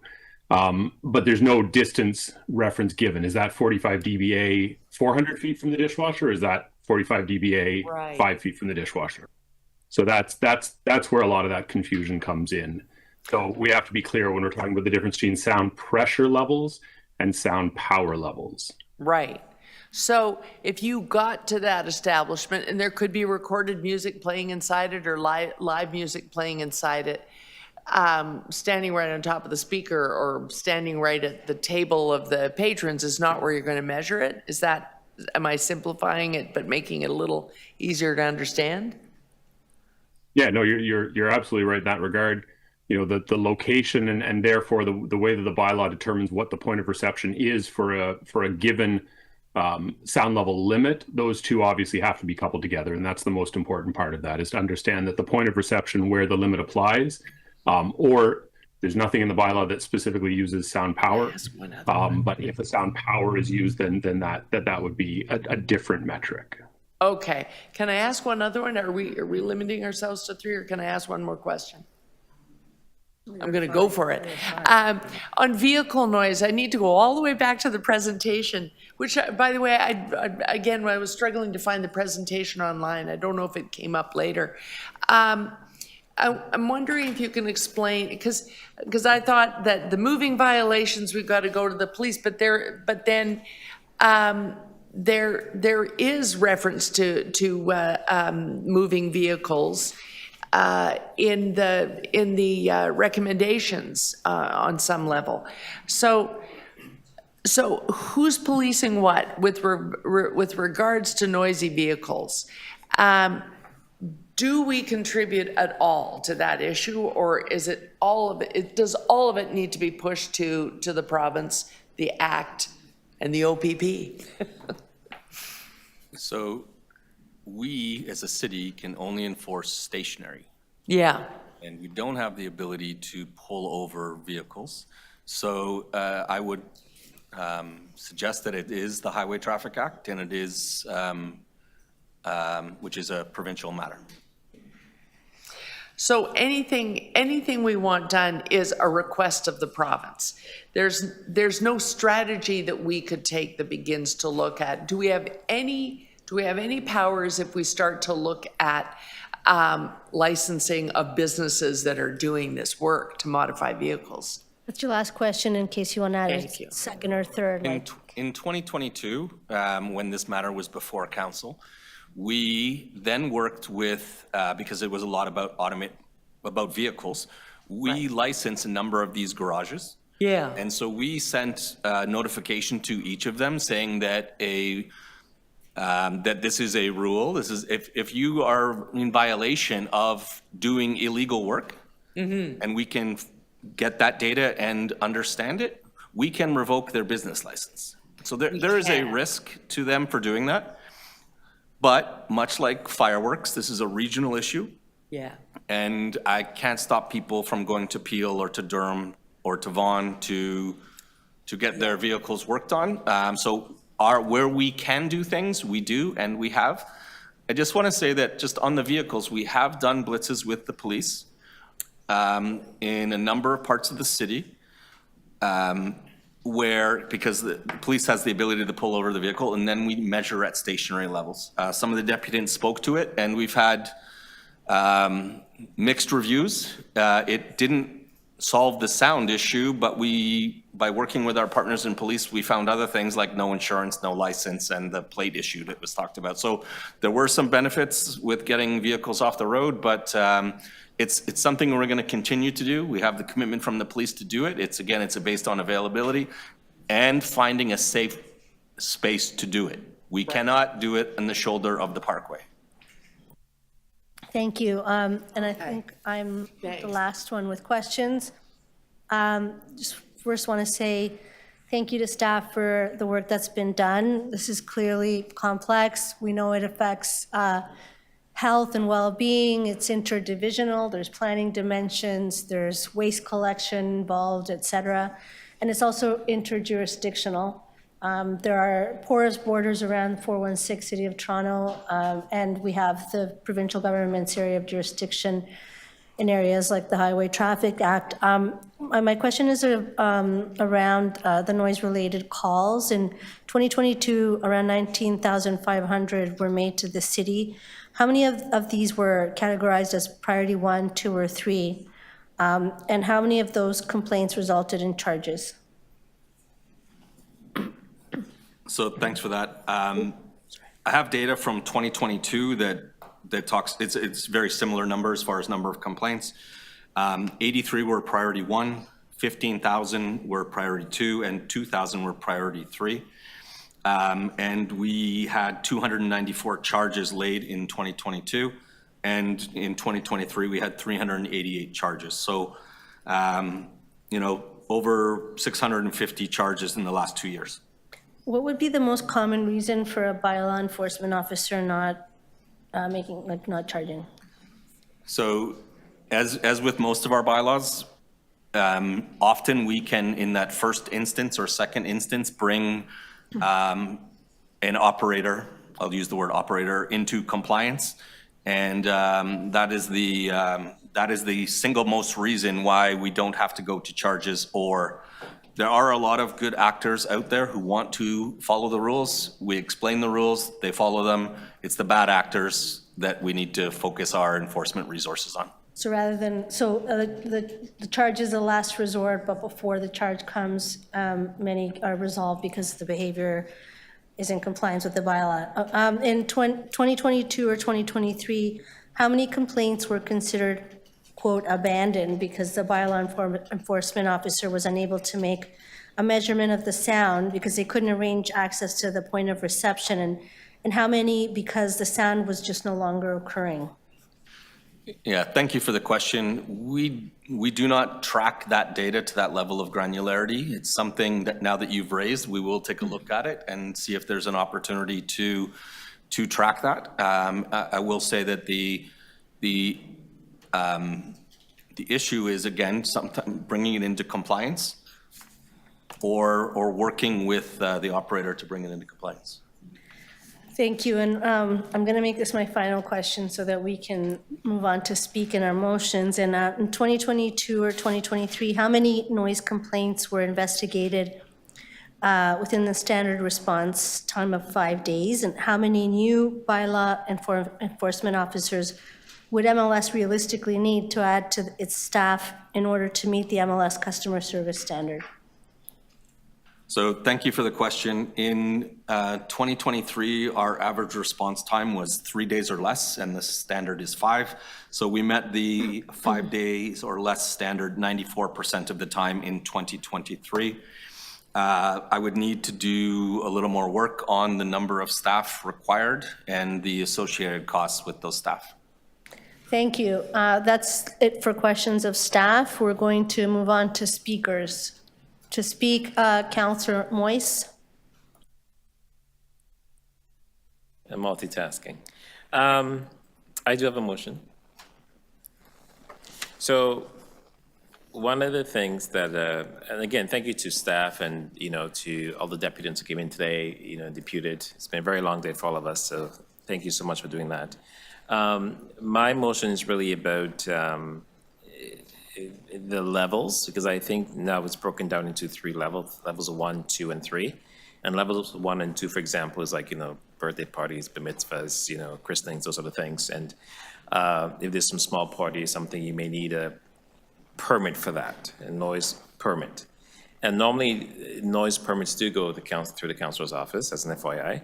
And so the initial amendment here, or initial motion here, recommendation was that if the city department doesn't hear from the councilor's office within 14 days, that the city will just automatically make a decision. So the changes that I've made is that section A, which is kind of levels of 1 and 2, will remain the same in that if they don't hear from the councilor's office within 14 days, then city staff can make a decision on that.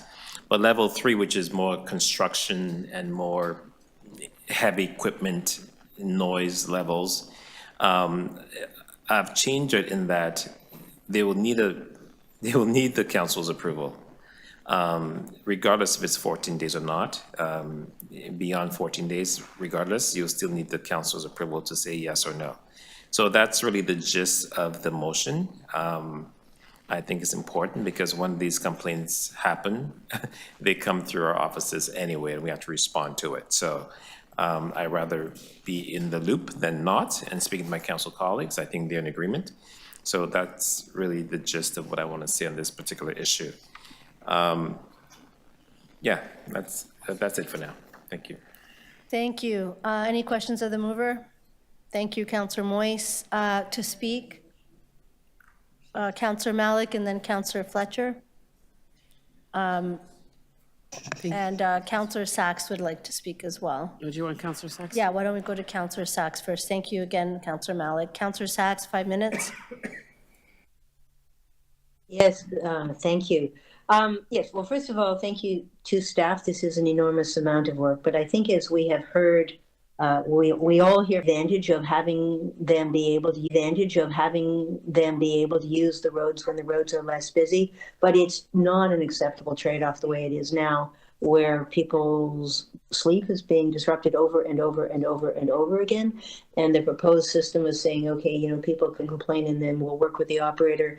I was a noise prosecutor for the Ministry of the Environment, and I have no reason to think that would be effective, and we heard no evidence from MLS that it would be. So either we need to return to banning them at night, or we need to permit them and require them in order to get the permit. What I've suggested is a system where they have to be using the quietest reasonably available trucks and other equipment. They have to train their operators in quiet operation and have a management system to identify and rapidly resolve noise problems. This is a well-known approach for dealing with these kinds of regulatory offenses. It's been used for more than a decade in many different parts of the world for many issues. In terms of the, I do acknowledge that MLS has done a good job on some problems of repeat noise from a single venue, but what I'm not seeing in my word is any progress at all on amplified sound in the parks or on engine racing. And so we need to do better on this. We can always ask the province for more, but our record of having the province make things better for the people of this city is really poor, almost never.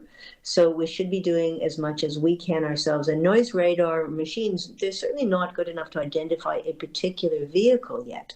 But that's not what their job should be. We should be using these devices in order to identify the times and locations of chronic problems so that the police resources can be focused. We know we don't have enough police resources. We know that they don't usually respond to these things. And when they do respond, they tend to respond and often not find anything. So we need to we talk a lot about data-driven approaches. We're not going to have data-driven approaches unless we collect the data. So I have a lot of sympathy for the request for better monitoring, but at least in known high difficulty areas, we should be using technology to gather the evidence so that we can really see the pattern. And other than just saying people should wake up at 2 a.m. and call 311, that is not a reasonable approach. In addition, we've got I think we should see the data as to how much is actually happening as a result of these charges. There's a big gap between laying charges and having convictions, and there's another big gap between getting convictions and getting changes in behavior. And we're not tracking any of this that I can see, or at least that evidence isn't before us here today. And so we don't know whether there's anything that's working. We can just ask our constituents, and they say it's not. One basic problem that I've been told is that the enforcement officers don't have explicit authority to demand that people who are required to produce a permit in order to make noise produce the permit. And so the officer shows up, they have somebody with a loudspeaker, they ask for the person's permit, the person refuses, the officer doesn't do anything, doesn't have any power. So we need to give the officers the tools to actually be able to even lay a charge. If you don't know who the person is, you can't lay a charge. And just walking away is no answer. So we do have a pervasive problem. I take very seriously the deputants and particularly the health consequences of the amount of noise that we're tolerating in particularly the more dense areas, and we're adding tens of thousands of people to my ward at the very same time that we're not doing nearly enough about noise. So we need to do more. I hope that my colleagues will adopt some of my ideas, and if not, I'll champion them again at council. Thank you very much, everybody. Thank you. Go to Councillor Malik to speak. Thank you very much. And thank you. I want to echo the thanks to all the deputants, to my colleagues, to the staff for our important discussion today. I am putting forward a number of motions that have been advance circulated. And I want to just quickly summarize that these motions express support for a higher set of fine penalties for offenses to the provincial government, create best practices for compliance, advance thresholds for when noise monitoring may be required, address construction-related concerns, promote public education efforts with ward-specific work, and request public sessions on the results of the changes approved approved today and taken forward to council, and support local approaches for councillors to work with staff on ward-specific plans for noise permits. Again, I want to thank staff involved in preparing this report, their support during this public engagement process, as well as for their collaboration and support on my motions today. We have been raising a number of concerns that have reached us from our residents and our local stakeholders, and to be able to work collaboratively to make these noise bylaws and this opportunity the strongest and the most effective that we can. And it'll be no surprise to all of you who've seen the data that my ward of Spadina Fort York is an amazing and energetic place, and it can also be a very noisy place. The numbers are showing us that we have the highest number of complaints in Ward 10 about noise, and the most noise complaints over the last 3 years have originated from the neighborhoods that I have the great privilege of representing, with almost 8,200. As one of the densest city wards, we know we have to balance the city's vibrancy. We have to manage the city's vibrancy and all that it offers in terms of arts, culture, enjoyment, and activity, with the deep commitment and the right of every citizen to have the opportunity for a good night's sleep, and to have peace and peace of mind, as we also heard today. And I want residents, neighbors to know that I've been hearing your concerns, and they are very understandable, and we have to work to address them in a way that serves our collective best interests and well-being.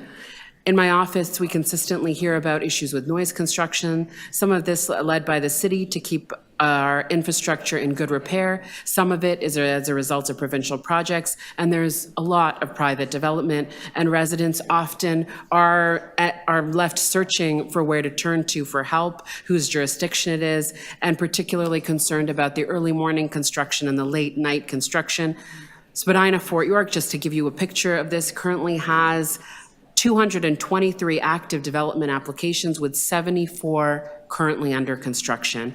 Residents also experience issues with excessive amplified noise at many of our amazing venues, festivals, and events, and that is something that we've been working closely on with organizers and our communities around.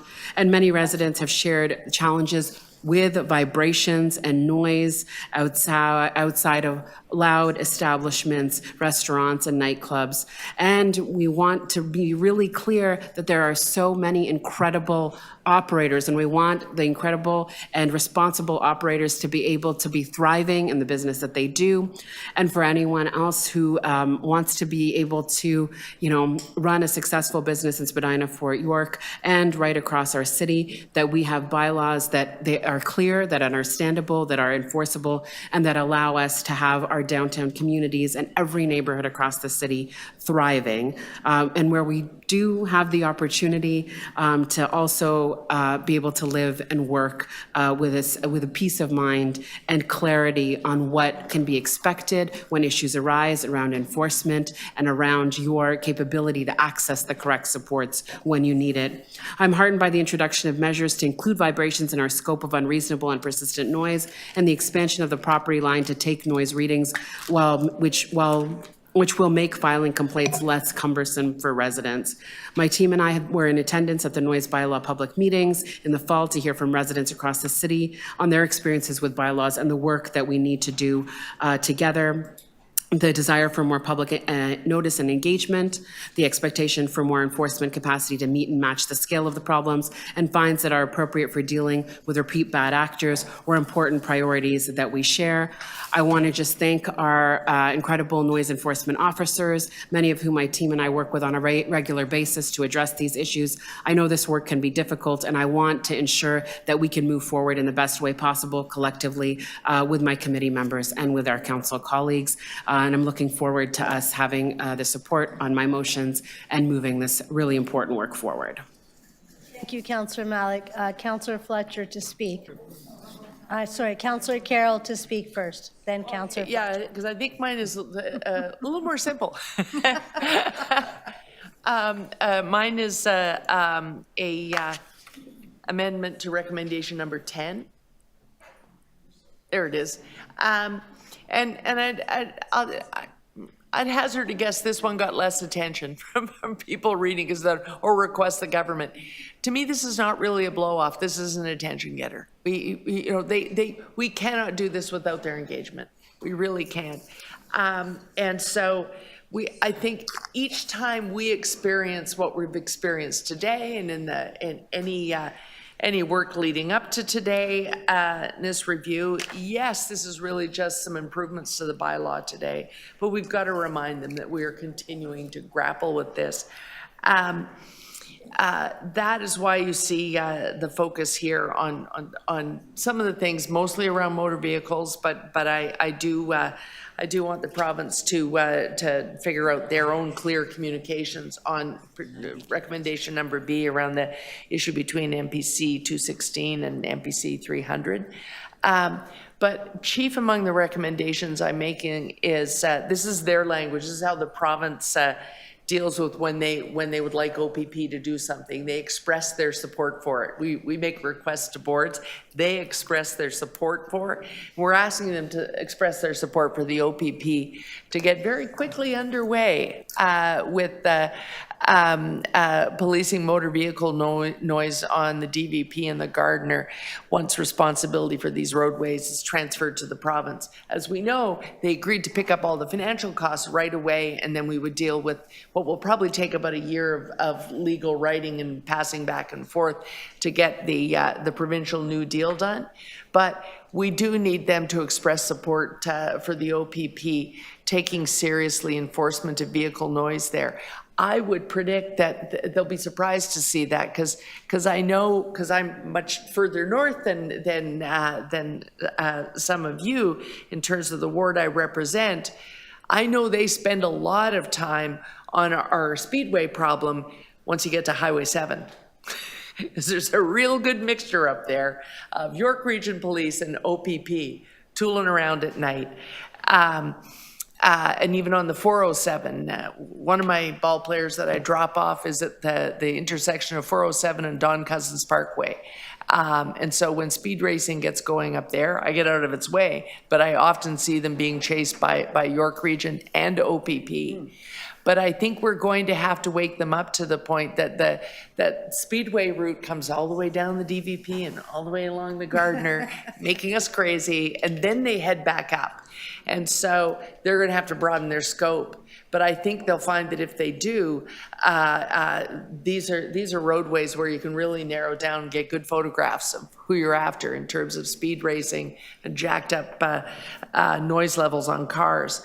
And so I think we've got to wake them up to the fact that to me, it's not a new assignment for them, it's a new opportunity to use other roadways to get at something. They're now under enormous pressure in the rest of the GTA to deal with, and we're giving them a more concentrated road to get at it. It may help us all. It may help us throughout the region, but it is painful to me, and the thing that really scares me is the thing we heard from our deputants over and over again. This isn't even safe. Someone's going to get hurt. Well, many already have once you get up to Highway 7 and 407. Yes. It's a terrible accident on the 407 recently. And so we really have to get at this from a standpoint of people are going to lose their lives.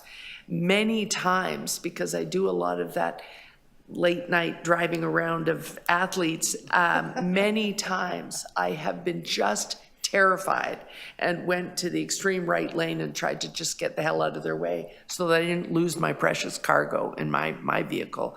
And for people who their shift work means that they have to make that journey on a regular basis right through the middle of the speedway routes, they need us. And so we've got to hopefully get the province and the OPP as partners in this effort.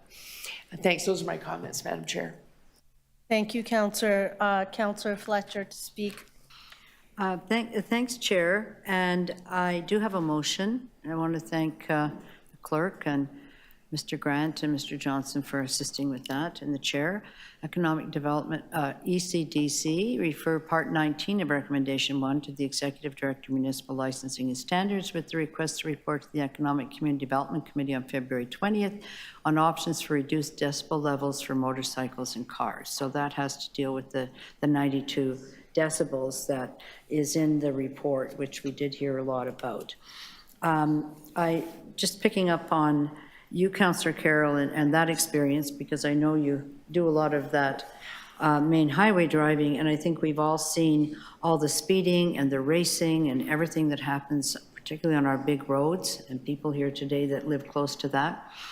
And also, we've seen the videos, not from our city, but from some of the cities to the north, and big parking lots where there's spinning, drag racing, everything going on. That was in my ward. That was in the city of Toronto. I see in your Corner ward. Placer Court and McNichol. Oh, okay. So we just don't have enough space downtown for all of that, so you have that there. But nonetheless, I think as a noise factor, we really need to review that, the 92 decibels, because even for music, it's less.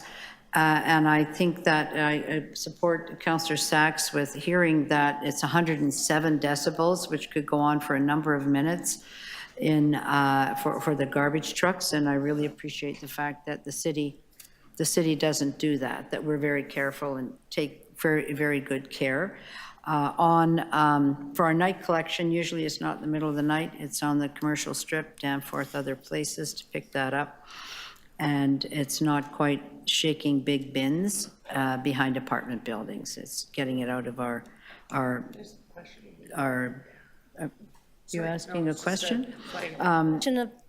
Of our bins, our small bins. So that's one thing. I was very taken with some of, and I do want to thank the staff for this report. It's ongoing from 2019-20. I know we've had lots of discussions about noise and the change from actually at the site to now a point of reference however far away, and it's always a moving target. I will say that having been chair of the film board for a number of years, I think there's no industry that is more careful with sound than the film industry, and experts in reducing that, what the impact is. We've called them in many times to assist with large events, and that I would feel very comfortable in getting more advice around how to reduce the impact of noise. The number of deputants that we've had today and that are still here from 9:30 in the morning till 5:45 at night, and their interest and activity around noise, and the emails that I think we've all received about their life that they'd like to have in Toronto and the impact of just unmitigated noise and the levels, et cetera, that are things that we can regulate is really telling. And I would say that I don't think we would have had this same meeting if we hadn't had the pandemic. For some reason, during the pandemic, everything just went off into the stratosphere. So that became a time when you could, and Mr. Grant's nodding his head, we're all noticing that this is one of the outputs of that time when everything was locked down, and then you just go drive like a crazy person up and down the DVP, wherever you're going in the circles, and nobody was there. So you could do kind of whatever you want. That pandemic, I can do whatever I want feeling, still here, it's lingering. And every one of these steps is trying to curtail that I can do whatever I want feeling, which we lived with for a couple of years under those restrictions. I think when we look back in time, it will be a very interesting psychological time, and the results of it on our city and our society have really shifted a number of things. So I think it's reasonable to look at that number. I think it's reasonable to look at the impact of sound and the I don't care, I'll do what I want attitude that came out of the pandemic, and how we can start shifting things back so that residents can have a life, or I'll just call it a quality quality of life that we heard about today that has been severely, severely impacted by noise issues and of many, many different kinds. So let's put that in the forefront. It's the quality of life of our residents in every way, and we do spend a lot of time thinking about that, and all of the good people that came today have reminded us that noise can be a public health issue, it can be just a general health issue, it's a quality of life, enjoyment of where you live issue, and there's no simple answer. Mr. Grant can't go out and be stopping every car on the Don Valley, but we do have to have a plan now that we're thinking about it that will be a little more robust and a little more connected with 311, with GPS, with MLS, so that we can look to restore the happiness of a quiet night, which everybody simply wants. Everybody in this room, not just the deputants, but all of us that are here. That's what makes us have a much better day. Thank you so much. Thank you. There are questions of the debutant, Councillor Carroll. Oh, okay, Councillor Moise may have had... Sorry, questions of the mover. Of the mover. Yeah, Councillor Moise may have had the... probably had the same question. Can we just, we'll make clear, because the champions of this issue are here. Your motion is asking for a very scoped report. It's just on this. I could have put a number. Yeah. Could have gone to Europe and put a European number, but I thought, let's just look at a scope so that we can make a wiser decision. And because I don't think that 92 decibels is something that we could all agree on and the public can agree on. But the report that will be coming back, isn't it, we're not looking at the noise bylaw, we're looking at this issue within it. We're looking at... That's what will be on the agenda next month. That is exactly what that says in my motion. Just underscoring that by asking that question. Councillor Moise, do you have the... Thank you. One quick question. I think probably Councillor Carroll probably asked the question, but this is going to council on February 6th. So, and this is coming back on February 20th. Did you want to change that date? I'm just asking, can it not go to council, but with the report on the 6th? Sorry, it's hard to hear you. Can it not go to council on February 6th rather than coming back here February 20th? But I think we're right in the middle of the budget. I don't think it's fair to have all the MLS staff doing this. Let's just kind of get past that and give everybody a little space rather than bring it to, and then we can think about it a bit more than saying, it's a big report. It's a major report. So I'd prefer. Yeah, but it's just one aspect. I know that, we have a special budget council meeting on February 14th. Yes. So this is separate from. No, I understand. Regular council meeting. I think I'd just prefer to have that. If you'd like to give a little more time, that's fine too. Yeah. I just don't want to be everybody thinking about the budget and then trying to find the number and then not. I just want this to be a separate stream, Councillor. Okay, thank you. Thank you. So I'll be last to speak. I have a motion. While it's displayed, I'll just start speaking to it that this committee requests the Executive Director of MLS to send a briefing note to the Budget Committee during this 2024 budget process on increasing noise bylaw enforcement capacity, including the number of bylaw enforcement officers that would be needed to improve response times as outlined in the customer service standards for noise bylaw compliance and enforcement. Further, that request that the General Manager of Transportation Services report to Infrastructure and Environment Committee as part of the forthcoming congestion management update, with updates and recommendations on how construction hubs might play a role in proactively managing construction-related noise, which we heard so much about, that we request the Chief Planner and Executive Director of City Planning in consultation with Executive Director of MLS and Chief Building Official and Executive Director of Toronto Building. A lot of people, essentially a lot of different divisions reporting to the Planning and Housing Committee in the first quarter of 2025 with updates or recommendations on considering noise mitigation solutions as part of the application review process so that we can get to the source on some of these things. And that we request the Medical Officer of Health to review the noise action plan and report back to the Board of Health in relation to health impacts. I also want to say that I will be supporting Councillor Moyse, Councillor Malik's, Councillor Carroll's, and Councillor Fletcher's motions, and I think it shows the level of engagement of the members of this committee with this this report and with the community voices that have come here today and who we've been talking to over the last months, and also with staff, working with staff to say that we want to get this right. And I think there is more work to do still. I'm suggesting that after having spoken to my colleagues here at committee and colleagues, councillor colleagues outside of committee, that there is more interest and more work around the question of vibration, around the question of overnight waste collection, and the idea of having some sort of reference group, reference touchdown point with community expertise, which we heard so powerfully here today. These are all things that we have to continue to think about and examine, and we have time as we go forward.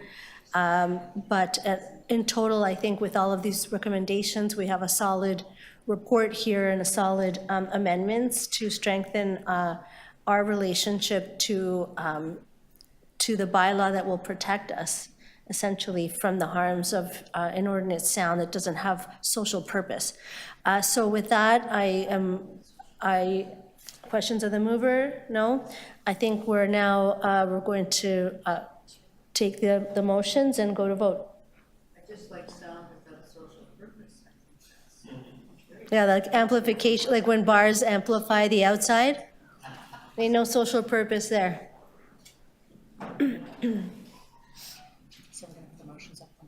Yeah. Yeah, on Councillor Moyse's motion, all in favor? Opposed, that's carried. Councillor Malik's motion. On Councillor Malik's motion, all in favor? Opposed, that's carried. Councillor Carroll's motion.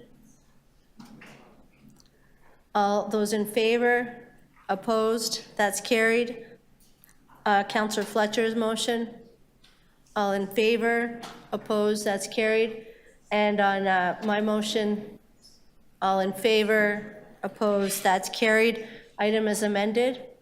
All in favor?